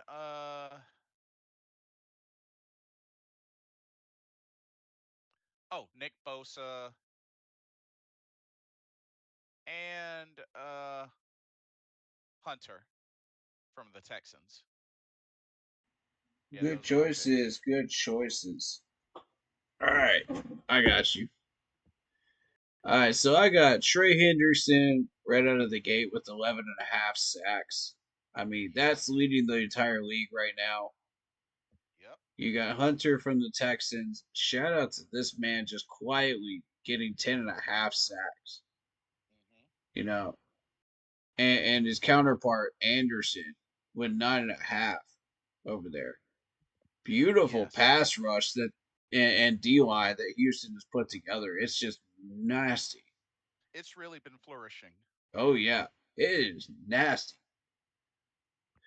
And of course, got to give it to Miles Garrett. Yes. I didn't pick Anderson, but I would have if I had another pick. But shout out to Nick Bosa. You Hmm. know, I picked him. Um, I picked Greg Rousseau, former Panther, Okay. tearing it up at Okay. Buffalo right now. Um, I and my bonus pick is Ashawn Robinson. Now I want you to Really? know why I picked it. 32 Look how many tackles. tackles. Okay, that's fair. That's fair. 32 tackles this year, leading the league in That's fair. defensive ends on this list. 32. The most you'll see is like 24, 27, something like that. No, this man's got 32. That, that's a good thing to point out. Holy Indeed. cow. I just wish he had more sacks. That's all I care about right now, man. Because he Right. has a forced fumble as well. You add on a few more sacks. Woo-wee. Yeah. Oh yeah. So, a couple of honorable mentions, of course, Max Crosby, Javante Sweat. I love Sweat. Hmm. Micah Parsons is always a beast. Of course. Epizins, always a beast. Two forced fumbles. You know, can't be ignored. Of course, Carl Loftus. You gotta respect Carl Loftus. He may not have the Yeah. numbers, but this dude is putting up work. True. True. Um, and that's the case with a couple of these guys. Is they're putting up work, but they're just not getting the numbers that they want. Yeah. Pascal is another one. He's an animal. You know, there's some names out here that you do not want to face. Von Yep. Miller is another one. Yeah. Although We're he's very familiar with Von Miller. yeah. Let's put it Al- that way. Although he's been dealing with some trouble, but yeah. And also respect to Latu of the Colts with three forced fumbles. Oh yeah. Good man. So these are very very good guys, and this was a very tough decision. You know, with the defensive ends, there's so many to choose from. Oh yeah. Dozens, dozens. Yeah, so Shall we shift to moving on. tackle? Mm-hmm. Defensive tackle. Okay. Defensive tackle. So got to go with Dexter Lawrence. Oh yeah, easy one. Vita Vi. Even though they're struggling, he's still producing. Quinnen Williams. Yeah, good point. Uh, Zach Allen. Yeah, Uh, uh, Casey Hayward. And yeah. honestly, because this is a name that's always going to be a threat even up until his career ends, I got to go with Calais Campbell. Campbell. Oh, Yeah, because yeah. remember he Good was with choice. Good choice. he's with the Dolphins now. But yeah, Mm-hmm. those are my picks. What you got? All right, so the top half of these defensive tackles are putting up the numbers. The bottom half just like look mid or trash, really. Uh huh. But you got to start with my man from Clemson, Dexter Lawrence, the animal with nine Yeah. sacks. And I knew that once this dude got acclimated in Buffalo, he was going to become a beast. And it did not take him long to learn the system. So that's the benefit of these Clemson players that came off of Brent Venables' defense up to the Okay. NFL. He's one of the last ones. Uh, Zach Allen, Yeah. um, honorable mention to Bay, of course, and Okay. Fisk there Mm-hmm. are both good guys, but I didn't pick them. I went with Hayward. Nice. Same. Same. Yeah, Turner of the Rams. Look at the tackle Okay. number. 29 tackles. Okay. Good choice. Good choice. Yeah, and shout out to Buckner as well. I didn't pick him, but good numbers. Mm-hmm. I picked Campbell. Calais Campbell. Nice. Mm-hmm. I do like Stills, but he's with the Cardinals, so yeah. Yeah. I picked Justin Simmons of the Titans. Yeah. Justin Simmons has been doing a little something, something with the Titans Yeah, he with has. tackles. He's quietly getting these numbers. I like Carter from the Eagles, but I didn't pick Mm-hmm. him. And I like Wyatt from Green Bay. Didn't pick him. Grady Jarrett from the Falcons. Didn't pick him though. Kinlaw's Oh, just kind of mid.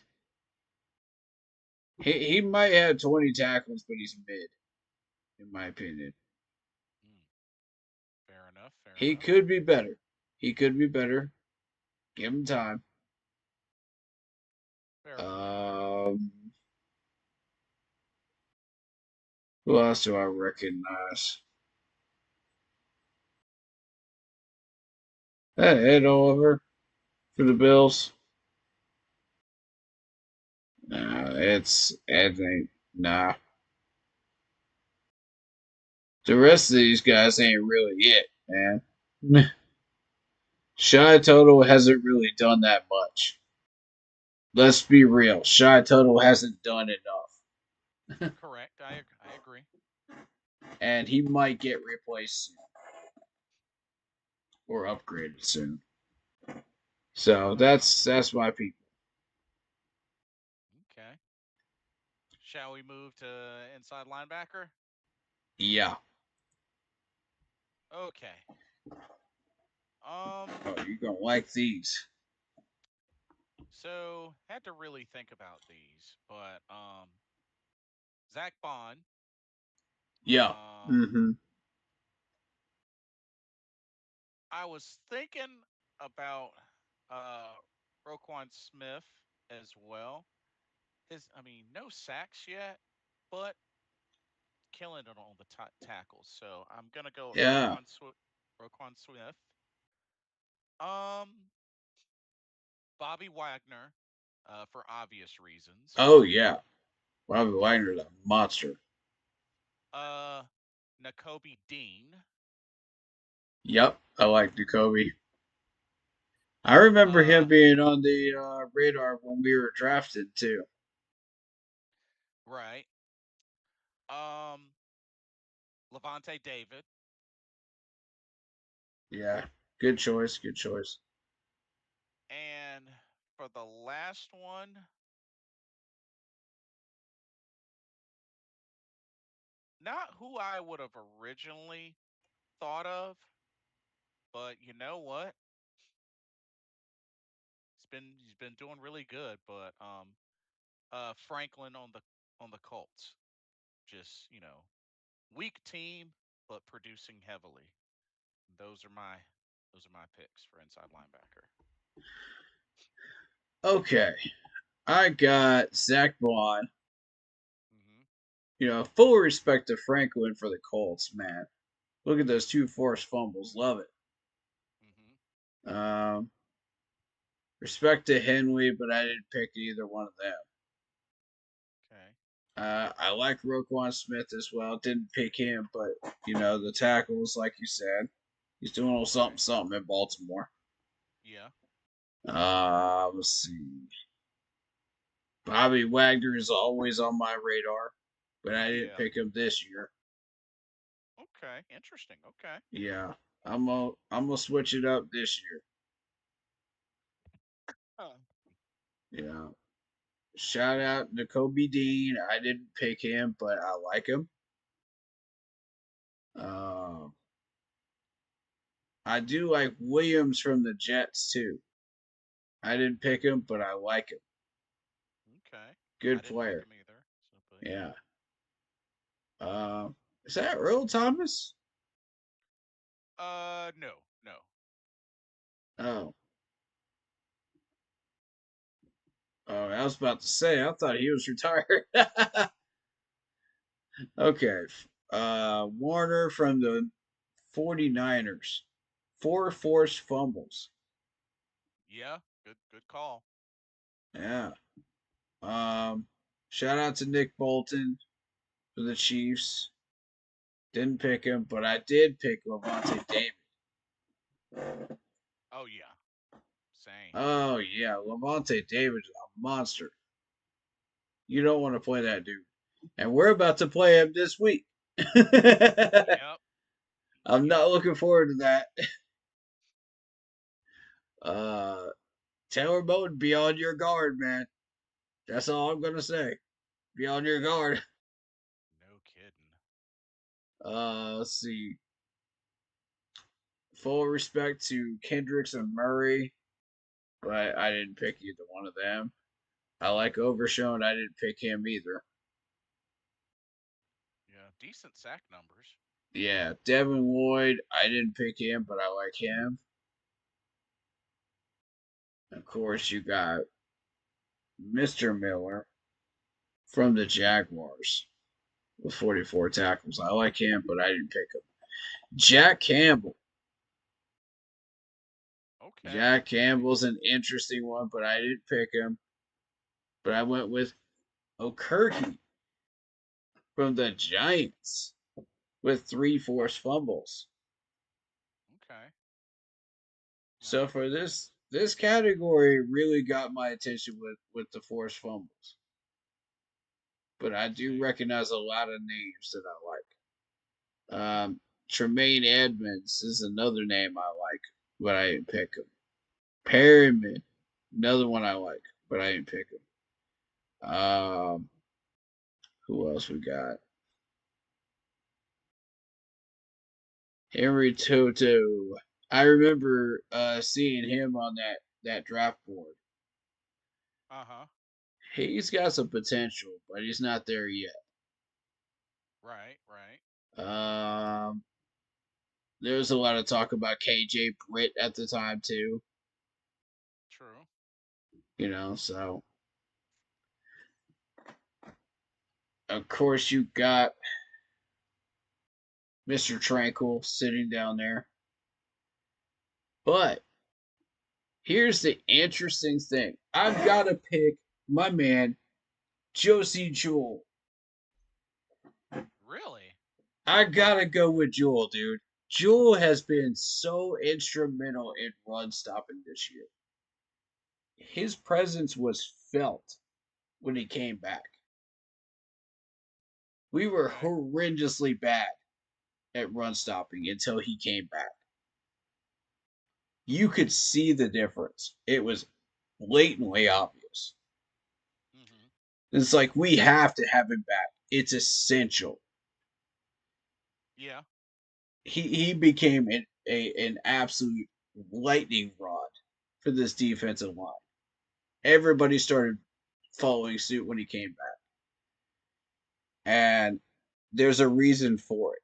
The dude's just an excellent tackler and an excellent run stopper. I absolutely will give him a vote. Even though he's been hurt for some part of the year, Uh-huh. he's got my vote. Fair enough. Fair enough. Um, and of course, the rookie Trevin Wallace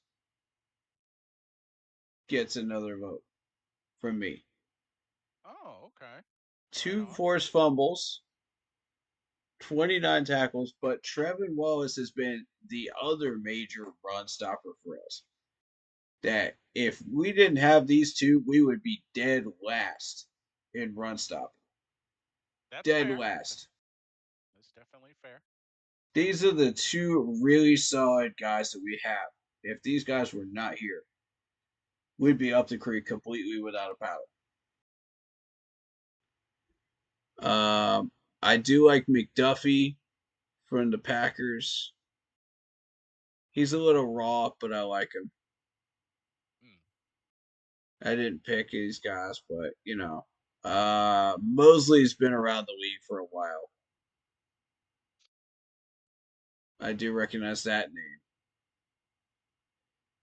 And oh, yeah, Pete Werner's been around for a while too. yes, yes.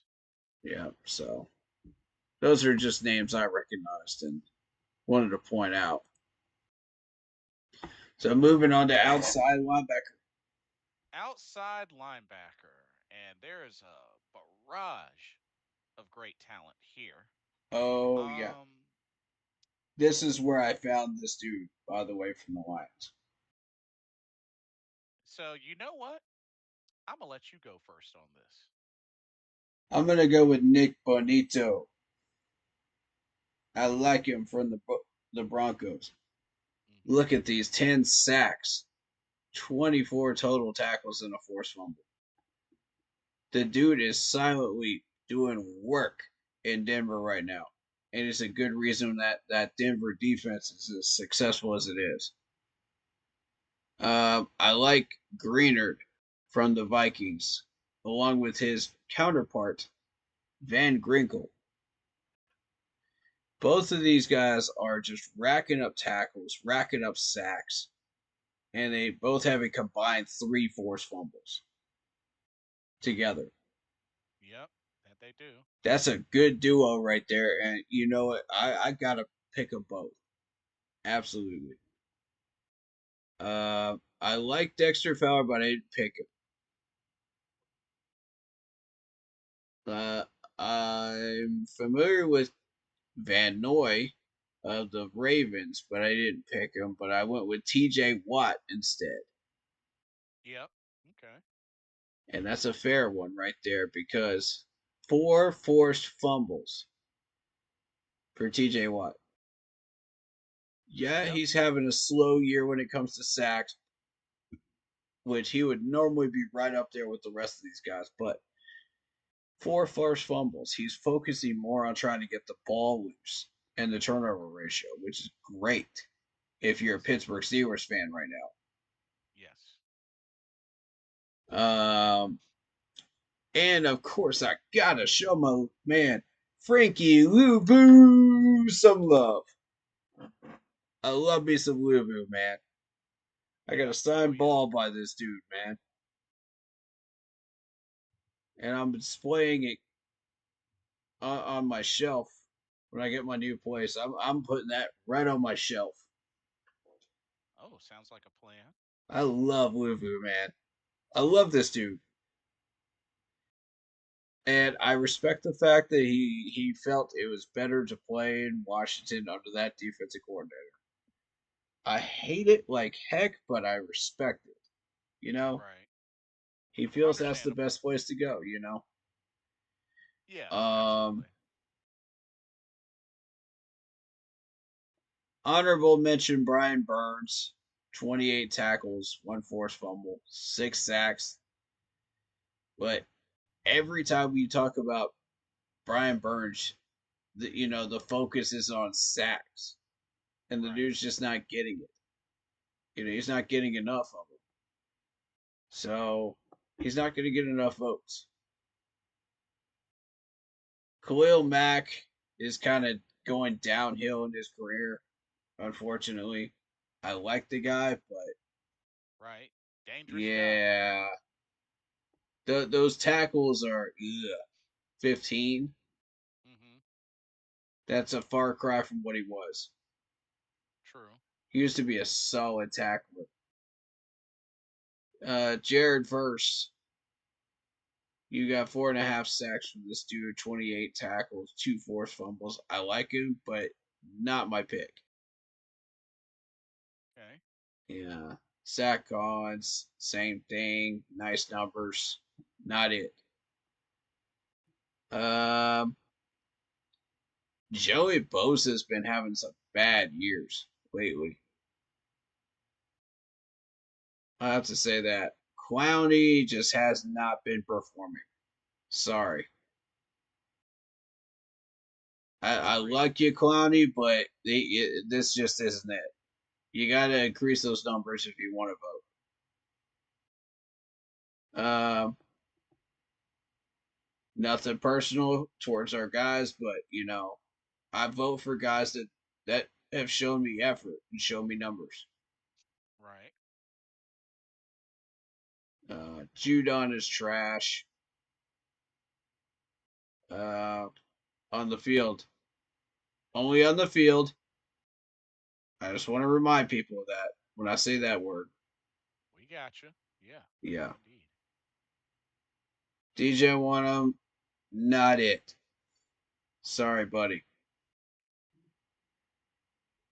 Better luck next time. Um, and here's where things get interesting. You get towards the bottom of this list. Now look who's down here. You got Campbell with 35 tackles. Yep. You got Williams with the Bills with 57 tackles. And then there's your boy Eli Speed with 72 tackles at the time. Now he's got over 100. Uh-huh. Good God. And I got to pick Speed. I've got to. I can't ignore those tackle numbers. I can't do it. Yeah. That's understandable. I just can't do it, bro. So yeah, that's my crew right there.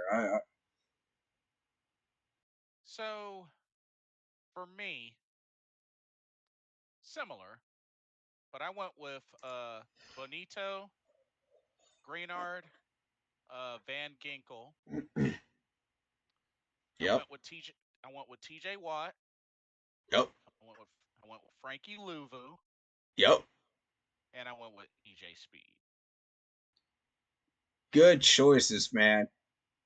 Yeah, like Ye- it's hard to ignore 72 tackles. That's insanity. When Yeah. you got half your season, like almost every game going double digit tackles, that is Uh-huh. insanity. I've never seen that happen before. Have you ever seen anybody do that? Nope. Only in Madden, right? Yeah. it's Maybe it's Luke definitely not Kuechly. normal. Maybe Luke Kuechly.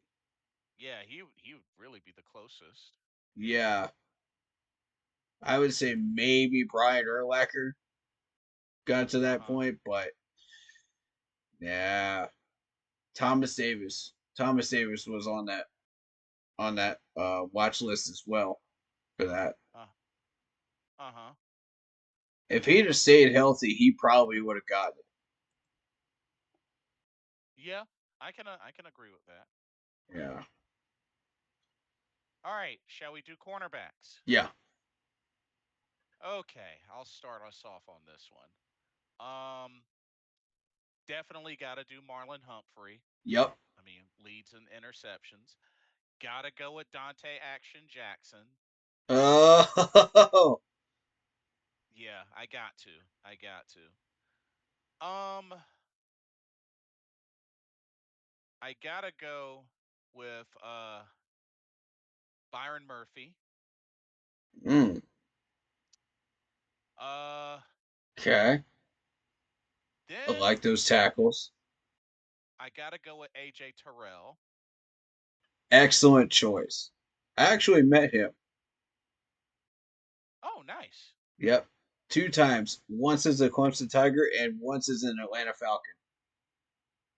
Oh, very nice. Yep. Very humble guy. Very nice guy. And you know what? I know this is going to be very, very biased, but you know what? I don't care. I'm gonna do it. J.C. Horn and Michael Jackson. Absolutely.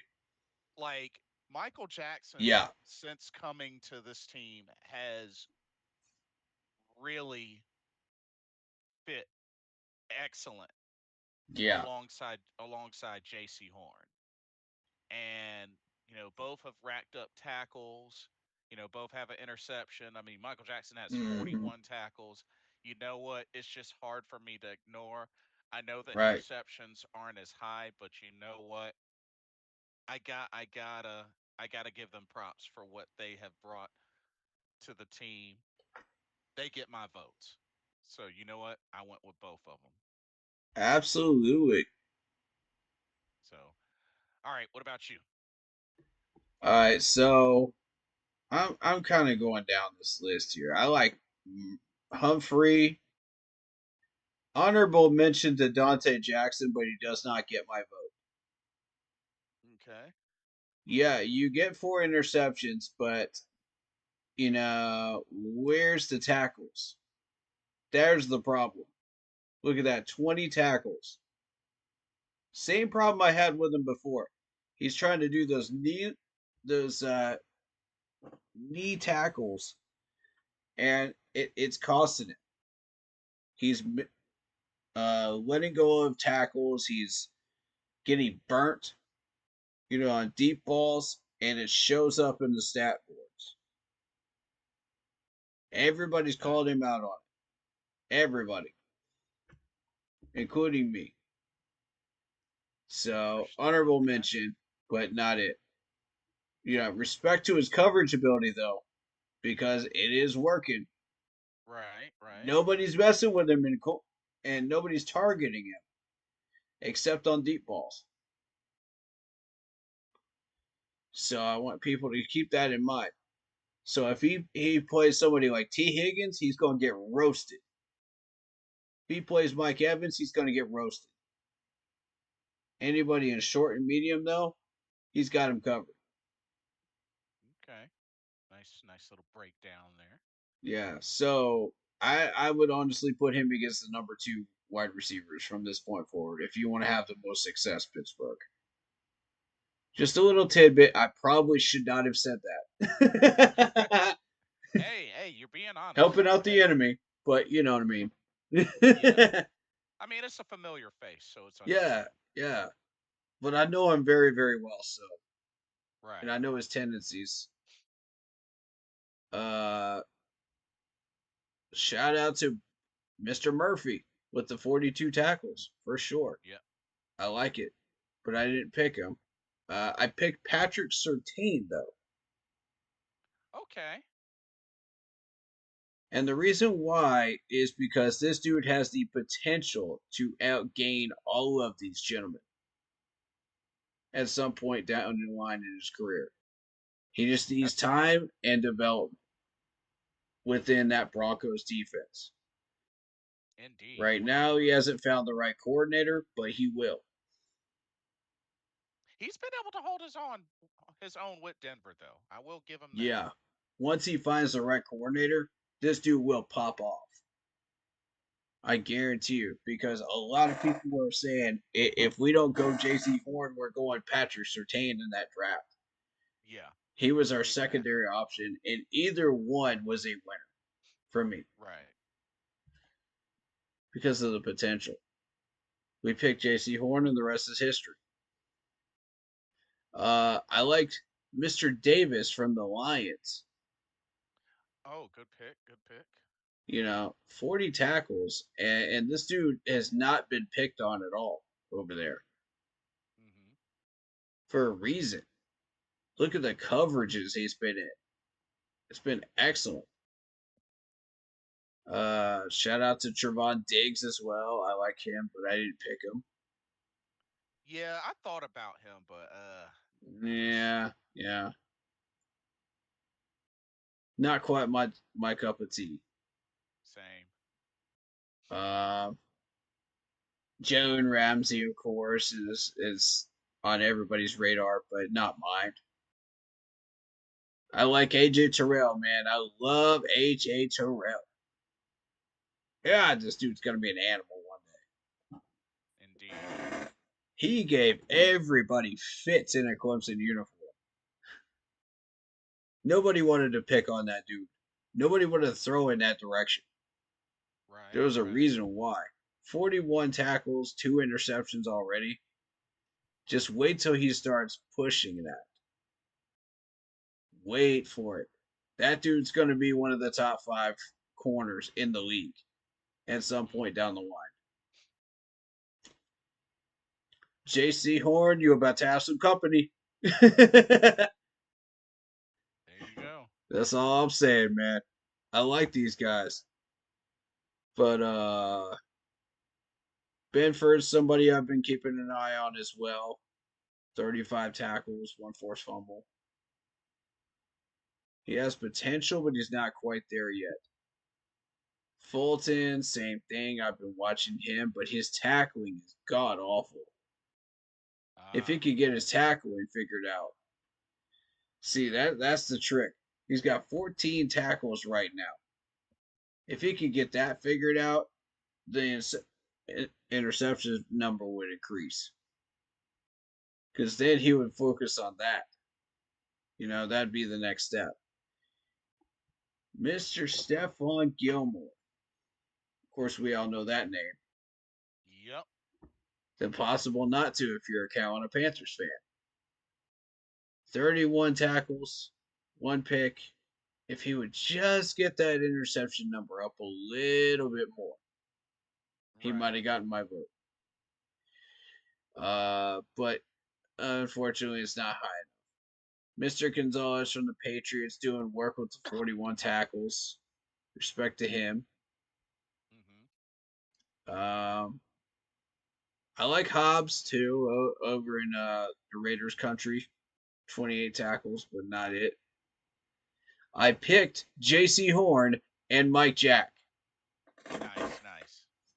Good for pick. obvious reasons. Mike Jack came over here at off of a Subway sandwich value meal.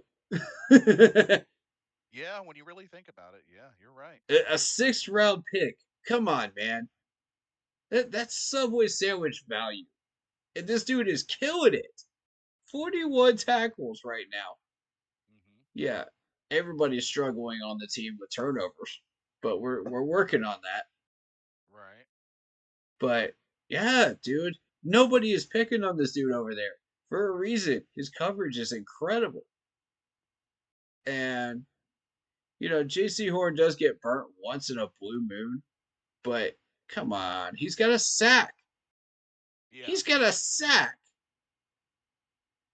Not many of these Almost. people on this list have a sack, True. True. but he does. I like McMillan. Didn't pick him.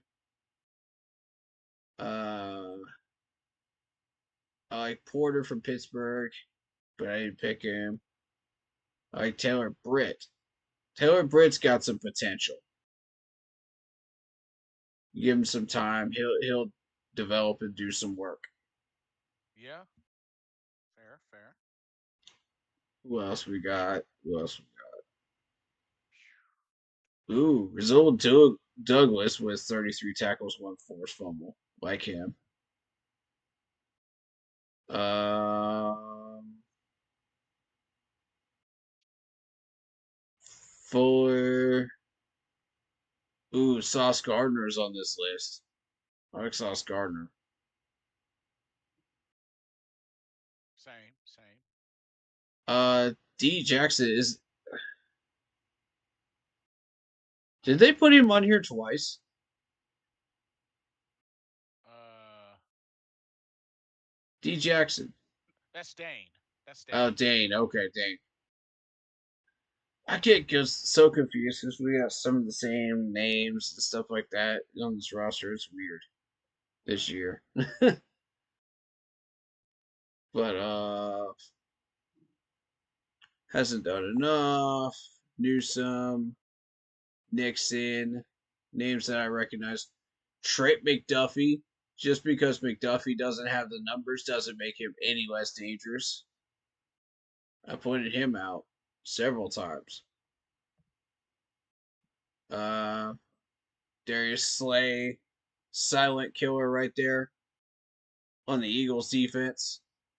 Uh huh. He's made a difference several times. You know, he's quiet, but he gets the job done. And then you got Stevens from the Ravens, 44 tackles, a sack and a half here. Somebody to keep an eye on.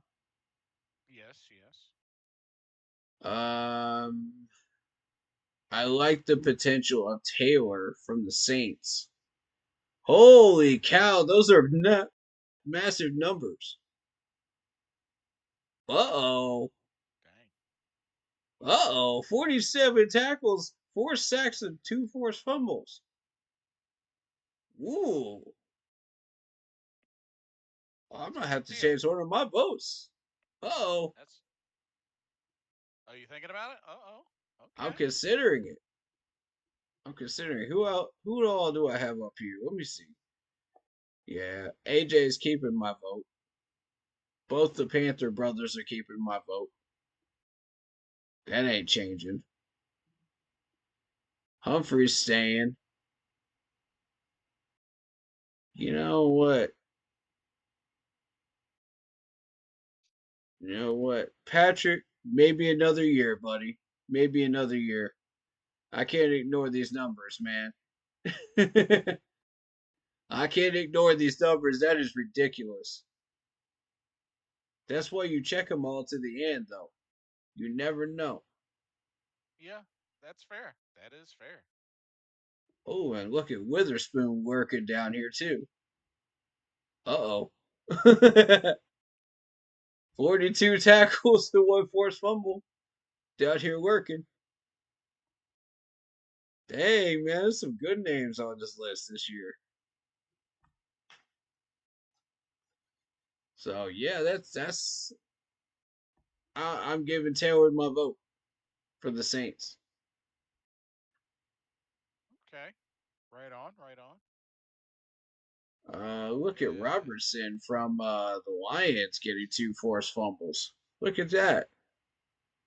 Interesting. Saint just 48 tackles and a forced fumble for Washington. Ooh, Mr. Stevens. It's a sack and a half though. Oh my goodness. Some interesting numbers today. Nixon coming in with interesting. the 2 sacks and the 2 forced fumbles. I see y'all, man. I see y'all. You're catching my eye today. So, shall we go to strong safety? Yes, we should. Yes, we should. Okay. So, I went with Cross. Me too. Um, I went with Kyle Hamilton because obvious reasons, I felt like he was going to blow up eventually. Yeah. Um, I went with Love from the Seahawks, Yep. I got and love. it was only a matter of time before this guy blew up.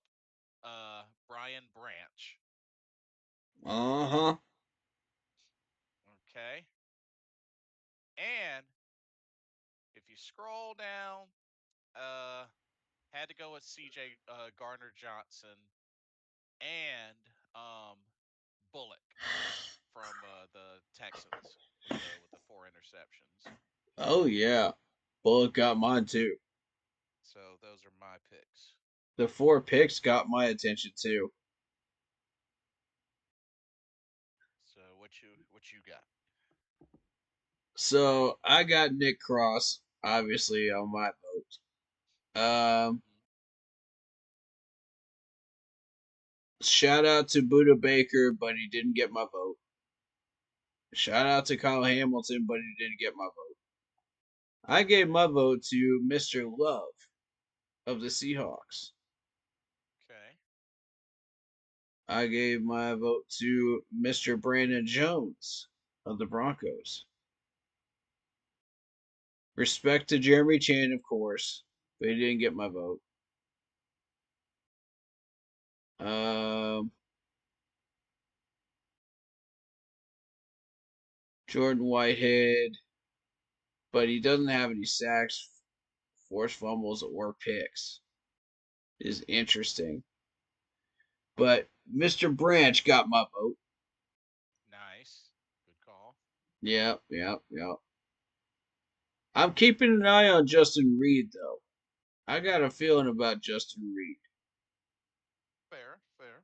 Okay. Yeah, y'all watch him for the future, man. I pointed him out in the preview streams, but let's keep an eye on this dude. I think he's got a lot of potential in him.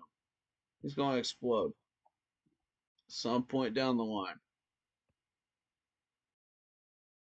Okay. Let's see. Mr. James from the Chargers getting 2.5 sacks. Like it, like it, like it. But it didn't get my vote. Um,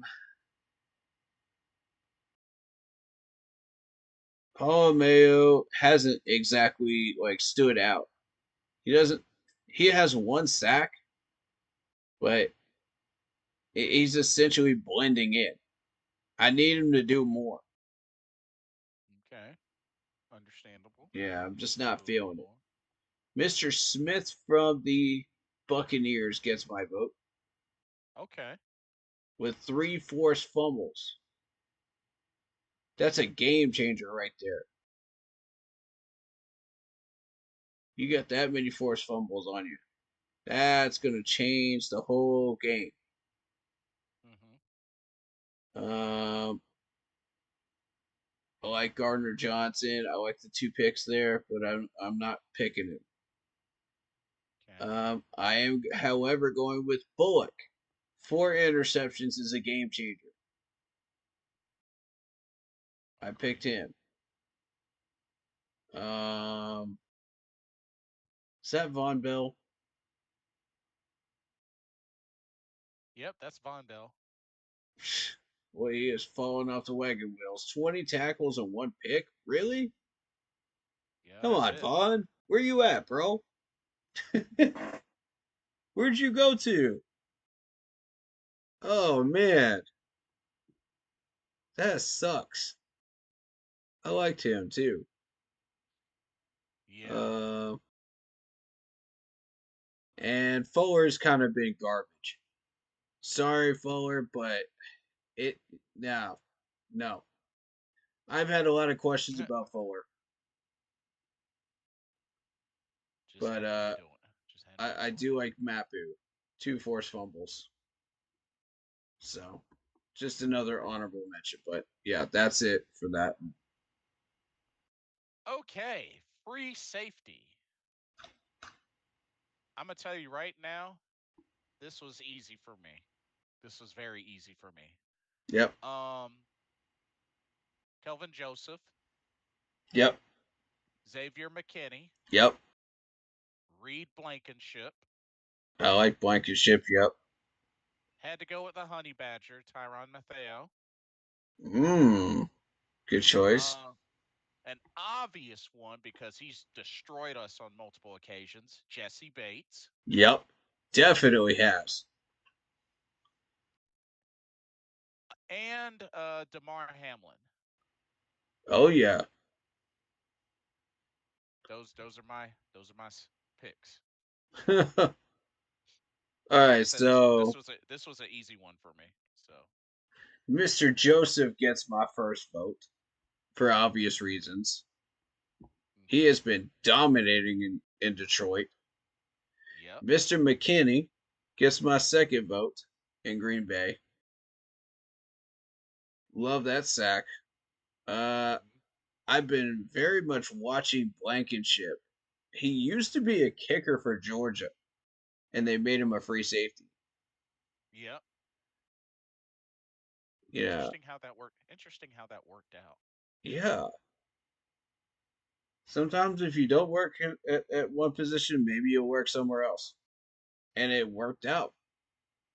That's got to be interesting. It's like, huh, your kicker, want to try free safety? Like, what? Yeah, it's like why not? I've never tried it in the rest of my career. Why not?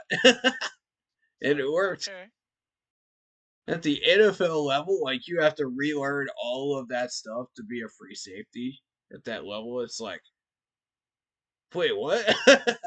yeah, that's quite a transition. That is quite a God, that had to have taken a year and a half at least. yeah. All right, so maybe he's played some free safety before. Who knows? But um, honorable mention Cameron Bynum, of course. Keep an eye on him. Tyrann Matthew, honorable mention. Um, Jesse Bates has absolutely demolished us at Yeah. times. Four Oh forced yeah. fumbles, 42 tackles, two picks. God, freaking Jesse Bates. Yeah. All right, Mr. Hamlin, come on down from the Bills. Look at this 46 total tackles, two picks. Yep.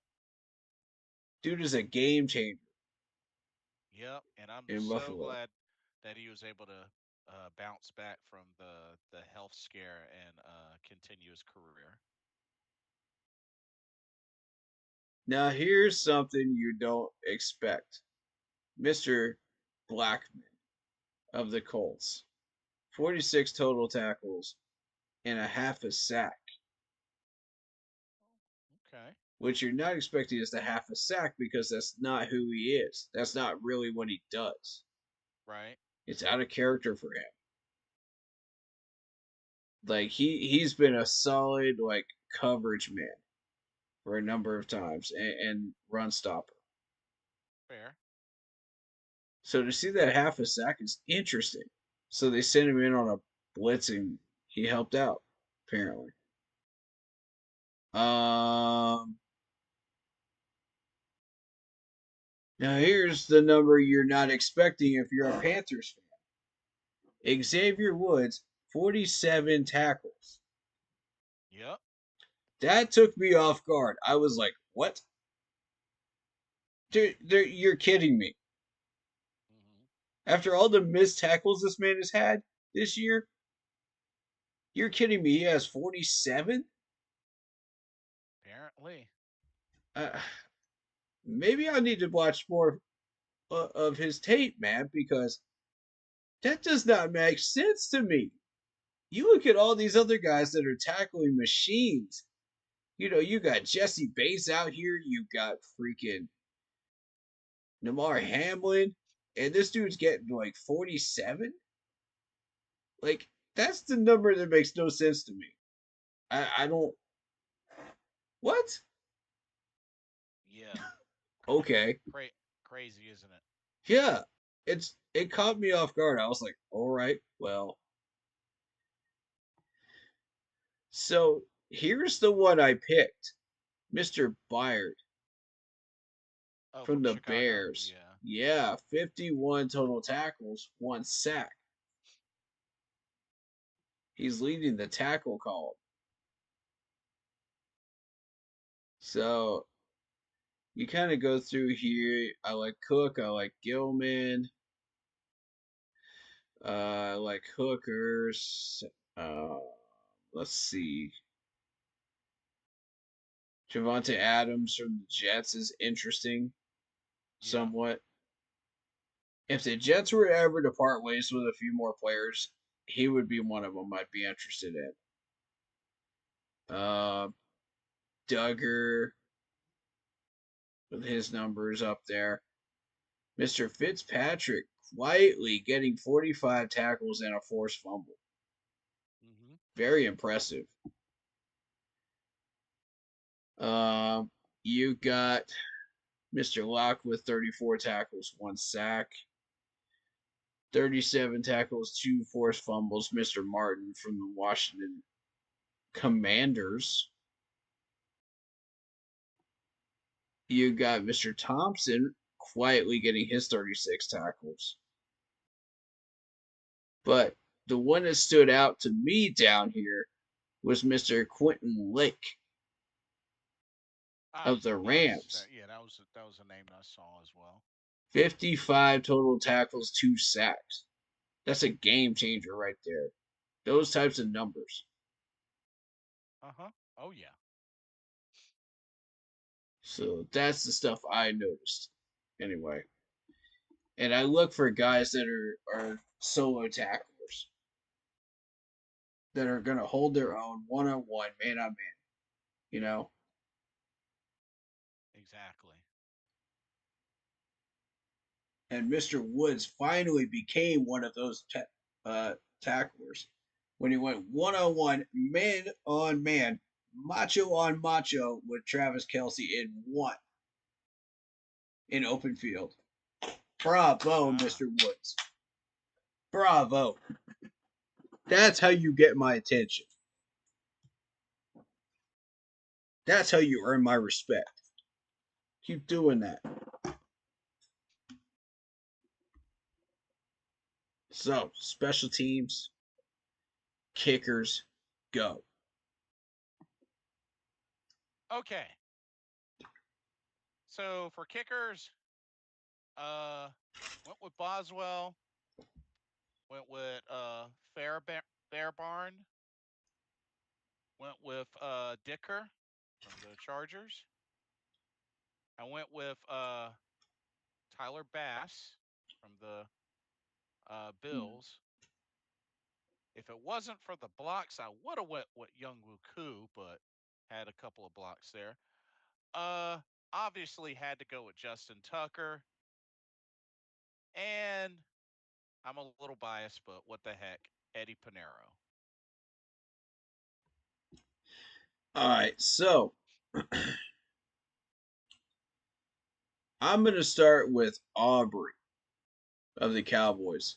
Look at his Okay, longest kick true, yeah. 65 yards. What other kicker in the league can say they've hit a 65 yarder this year? That's insanity. Yeah, you've had 2 blocks, but good God, 65 yards. To know you can hit that, that's invaluable. There's going to be a lot of teams wishing they have that when they start looking for a kicker. Uh huh. Um,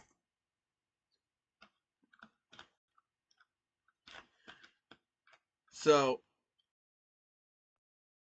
full on respect to Mr. David Carlson. He's been one of my fantasy kickers when I've run into trouble there at kicker position. He's come to my rescue a number of times. But did I pick him? No. I like Marvin Gaye from the Colts. I like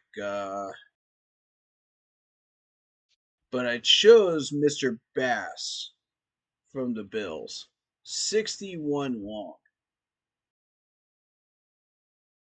61 longest. Crazy. Uh huh. Then you got Mr. Joey Sly kicking a 63 yarder. And Joey Sly Ooh. is a solid kicker. He was one of those that kept kicking it to the left. You know, we Yeah. had Former we went through Panther. 3 really good kickers that kept kicking it to the left. until we realized it was the special teams coach that was not teaching them the proper technique. Go figure. Go figure.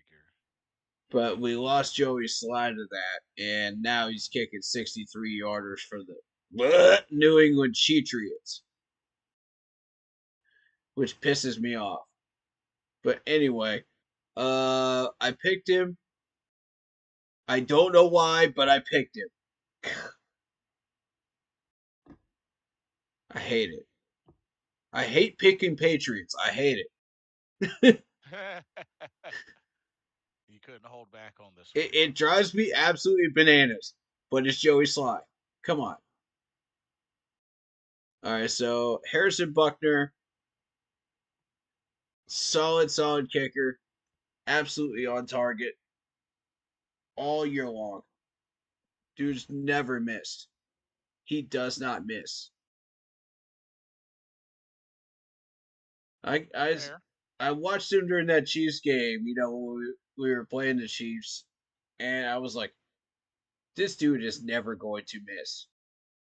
Every single dang one of them went through. I was like, you. that whole game, and I have him on my fantasy team too. So I was just like, oh man, I'm in between a rock and a hard place here. I need him to Oh. miss, but at the same time, I don't need him to miss. So it pissed me off so bad. But yeah, I like Moody. I like Mr. Tucker. Mr. Tucker got my vote. Justin Tucker. Yeah. Yeah, absolutely. Mr. Justin Tucker.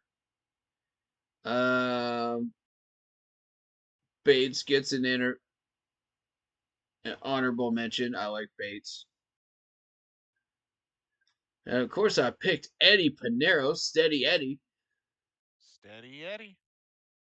Dude, best kicker in the league. Nobody's got a higher accuracy percentage right now. Nobody. Tucker was number two, and he passed him out last week. Uh-huh. So Interesting. Carlos Santos, pretty solid kicker there. Doesn't miss many times. Um, let's see, and of course, I love Gano. I absolutely love Gano, but I don't love the fact that he's a giant. Understandable. That's my Totally second understandable. favorite kicker besides Eddie Pinero at this point. But I don't like it. He needs to go somewhere where he's more useful. But yeah, That's understandable. that's where I'm at with kickers.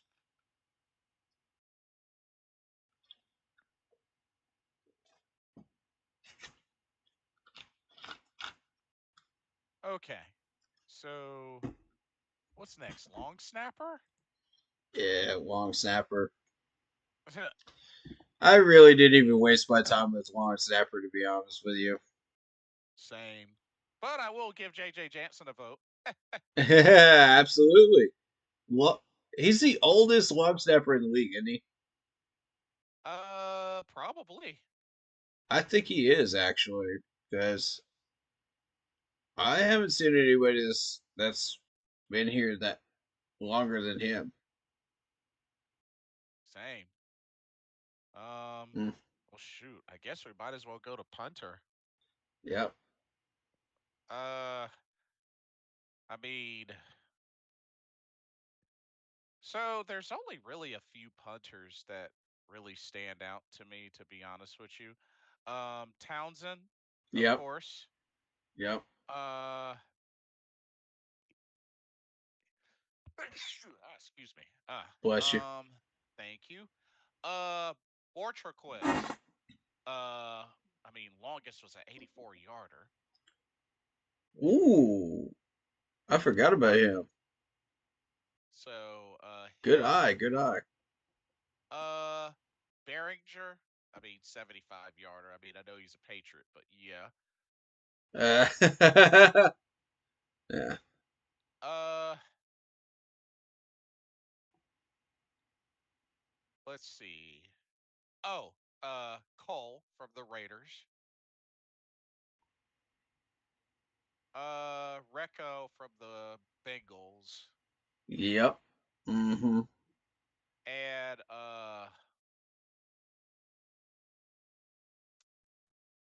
I have to say because I mean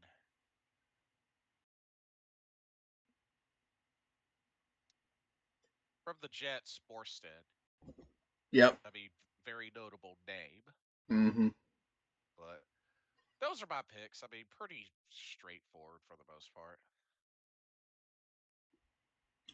So I like Townsend. Um, I have been watching Behringer, Uh huh. so I am aware of him, but I've been more partial towards the Cleveland Browns punter for Arquez. Yeah, Yeah, and understandable. Mr. Dixon. I love Dixon. Um,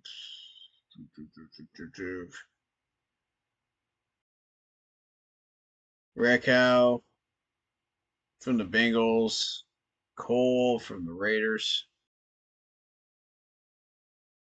For obvious reasons. Right, right. Honorable mention Mr. Scott from the Chargers. I like that 67. But let's see. And obviously, I gotta go with the Johnny Hecker. Fair, fair. Yeah. And I like the 74 long by way of Washington. That's interesting. But Morstead has my vote because he's been there longer. Fair. Honorable mention Stonehouse with the 75 long. And also Wheeling with the 74 long. That's pretty impressive. So respect to that. Right All on, right. right on. Return specialists. Return specialist. So It's gonna be this an is interesting rather one. interesting. Um, I mean, he's up there, so I might as well. Like, Yeah. whatever. Raheem Blackshears Black. had a lot of return yards, actually. Yeah, yeah. He's definitely got a lot of action. Um, so Raheem Blackshear, Turpin, Mm-hmm. especially with that kickoff average. Mm-hmm. Uh, Yep. Austin Eckler. Uh, gotta go at Laviska Shenault. Uh, Yeah. Carter from the Bears, and then finally Amir Smith Marset.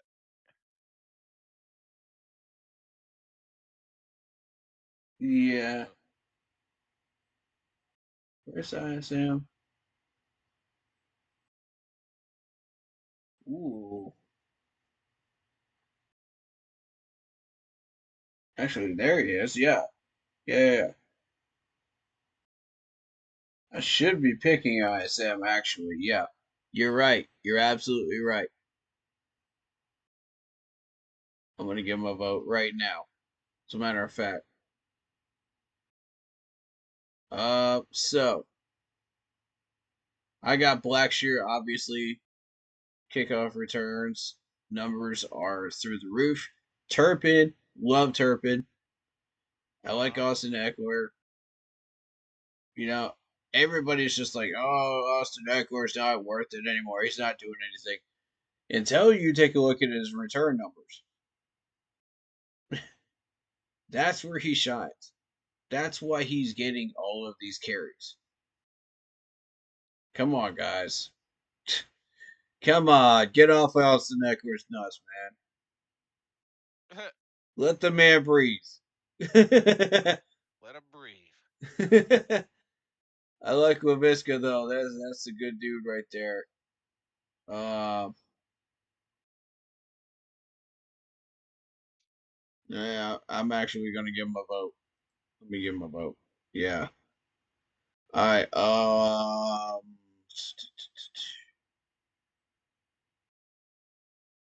Let's see. I like Mims. Mims has been solid for Denver.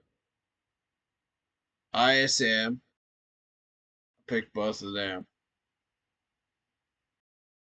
Um, I was gonna pick Mr. Colin Jones back here for the Bengals. Uh-huh. Ah. Wasn't he our special teams specialist captain? Yep. Yep. Oh, you got to be kidding me! Oh, you now you're making me. Mm-mm. Now you're making me pick, man. This is tough. There you go. This is tough now. Oh shoot! I can't. I gotta pick ISM though. Come on, man. Yeah, bump Marvin Mims. Yeah, Colin Jones, you're getting it. You're getting my vote. Fair enough. I gotta Uh, give my man some love. I love Colin Jones. Honorable mention, Mr. Hardman of the Kansas City Chiefs, and let's see.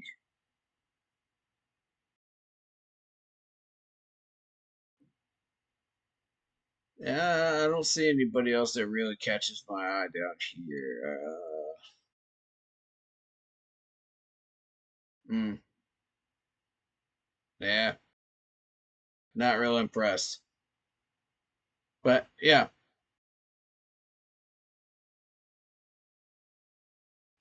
so and then special teamers. Yeah, and then yeah, special teamers. I mean, really yeah. don't know anybody from this, to be honest with you. I mean, Felipe Franks is on there, but Felipe Franks is basically a practice squad guy. Sorry, yeah, for reals. or a night Um, or a 90-man roster man during training camp. I'm sorry, I just don't see Felipe Franks for trees on the field.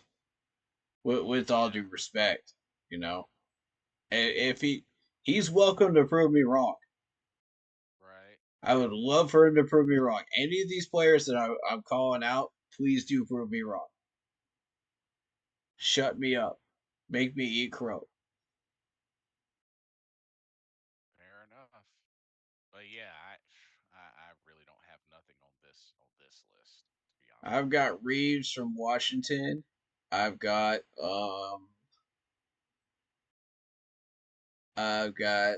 the Vikings. No, I mean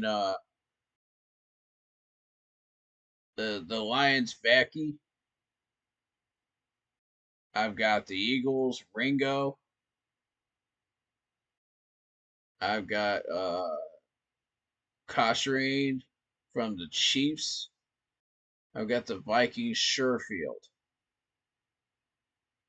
Now, as Okay. far as people I recognize off here, otherwise,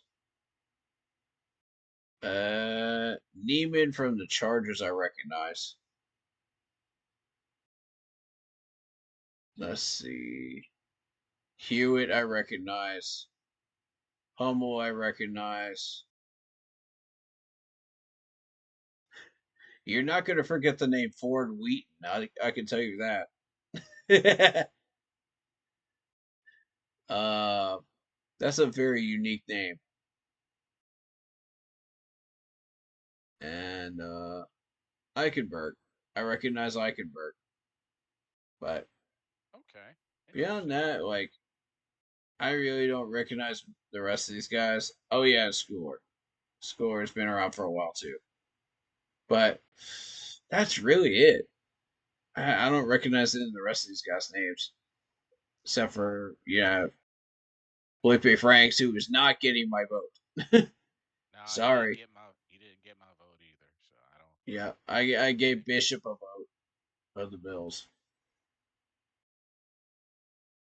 So yeah, that's the Pro Bowl 2025 voting, and we'll see how it goes. And also as the players progress to the end of the season, who will secure that Pro Bowl spot? right, we'll find out. We Big will drama find right out. there. But yeah, y'all, let's see if we can go out and get this win on Sunday over the Bucks. Um, Can't wait to get this dub, man. This is going to be a big one for us. see if Bryce Young can follow up what he did in the Chiefs game. But I believe he can. I definitely believe he can. And all of the players to follow up what they did. Yes, because it is definitely going to take a team effort, and with the Bucks having the fourth lowest defense, I think we got a good shot.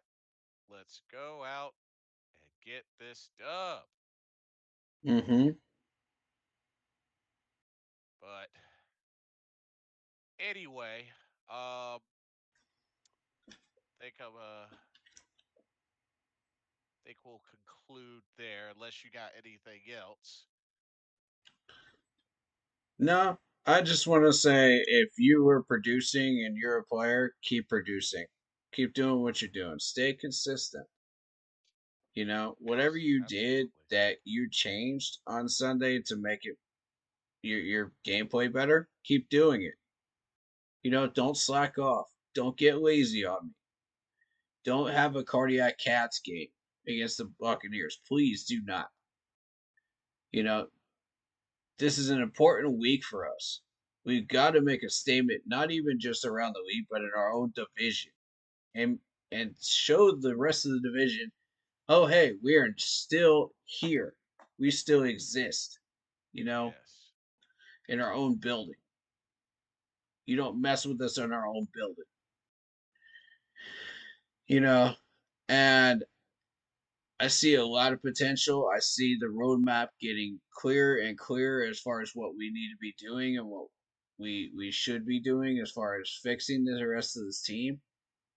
I think that it's getting clearer and clearer what we need to target specifically in the draft and in free agency, which is different from last year's offseason.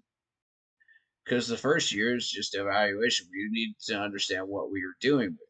Now we know. Now Uh huh. we've seen the benchmarker. Now we know what to look for and what we need to do. So, um, me and the team have already started working on it, along with Blitz here, and we're gonna come up with a list of players that we're gonna evaluate. For the game, we're gonna keep it to ourselves, and we'll let you know after a certain amount of time. Did these players fit the evaluation process that we wanted? And if they did not, throw them up on the list and let's get them upgraded. You know, but if they did, we'll let you know that too. So we're going to continue to monitor these guys, and we'll know exactly what we're looking for. And I'm sure Dave Canales and the crew is doing the same thing in the front office right now. Yes. So that we're doing.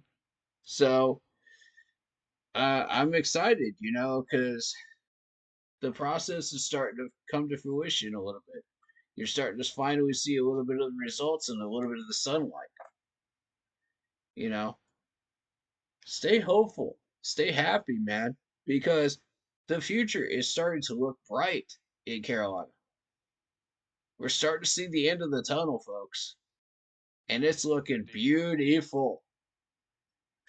So get on the train while you can. I'm trying to tell y'all, get on the train. JC Horn's right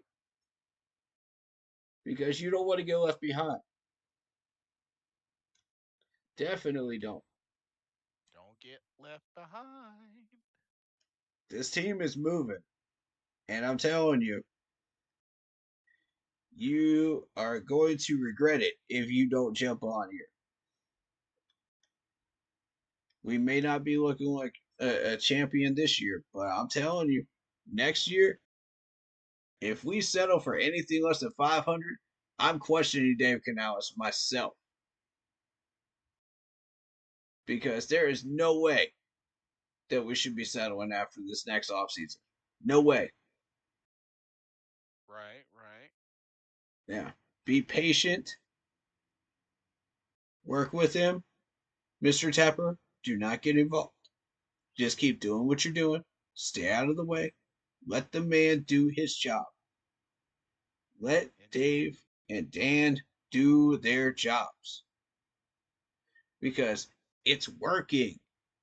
You're starting to see results. It may not have translated to the win column as I said it wouldn't in the first year, but wait till next year. That's when it's going to start translating. You're going to start seeing some nasty stuff next year. Oh, yes, yeah. And oh, yeah, we're going to be 75% of the way there. I can already tell you that right now based on the money and based on our draft picks. And we're not even losing that many people. Get ready, man, because we're about to start upgrading. It's about to be. Mm hmm. Mm hmm. Get He on the said it train. best. He said it best, y'all. So hop on board. Yep. Hop on board. We're already getting praise from Andy Reid and Patrick Mahomes, man.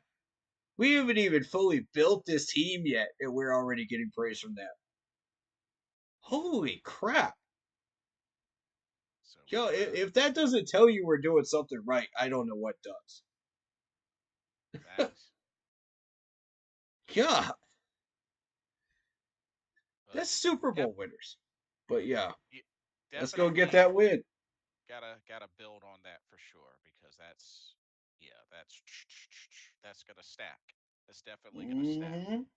We Uh can and will get this win. Keep pounding, and keep we'll get it. pounding. Go Happy do it, y'all. Thanksgiving. Happy Thanksgiving. As I've said before, everybody, for those that are going to be traveling, whether driving, flying, Hmm. by by boat, by air, whichever, y'all stay safe. I Yep, hope everybody gets to their destination safely. Spend I time with echo that. family and friends. Eat some good food too. Absolutely. Watch some football and Oh yeah. take those post feast naps as well. Yeah. Whatever floats your boat. Yeah. But, but everybody stay safe out there, and everybody definitely enjoy your Thanksgiving. Stay happy, healthy, and well. Indeed. Corey, go ahead and plug in your socials. You can find me at Keep Pounding 3869 on YouTube. Just search that in the search bar on YouTube, whether you be on the app or online. And Facebook group page, Keep Pounding. That is the Facebook group page. Make sure you get that right.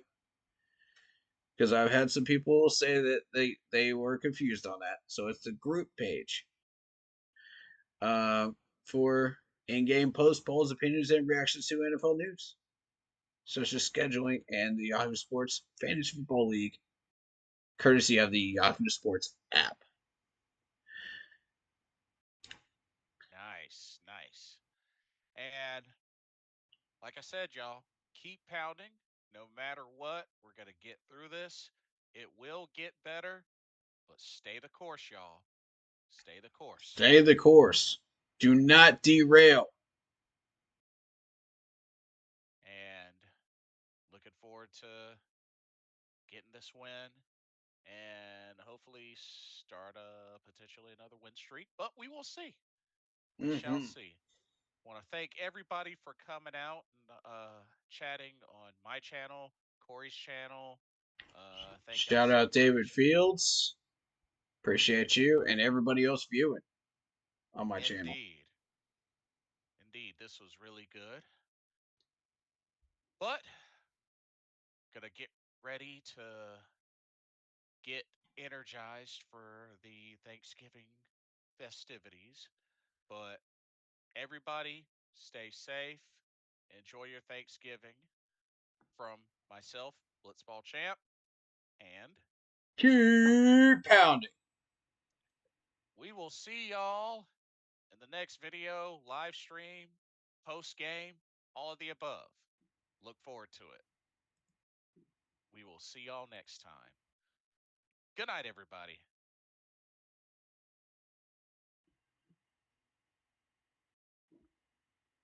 And we're out.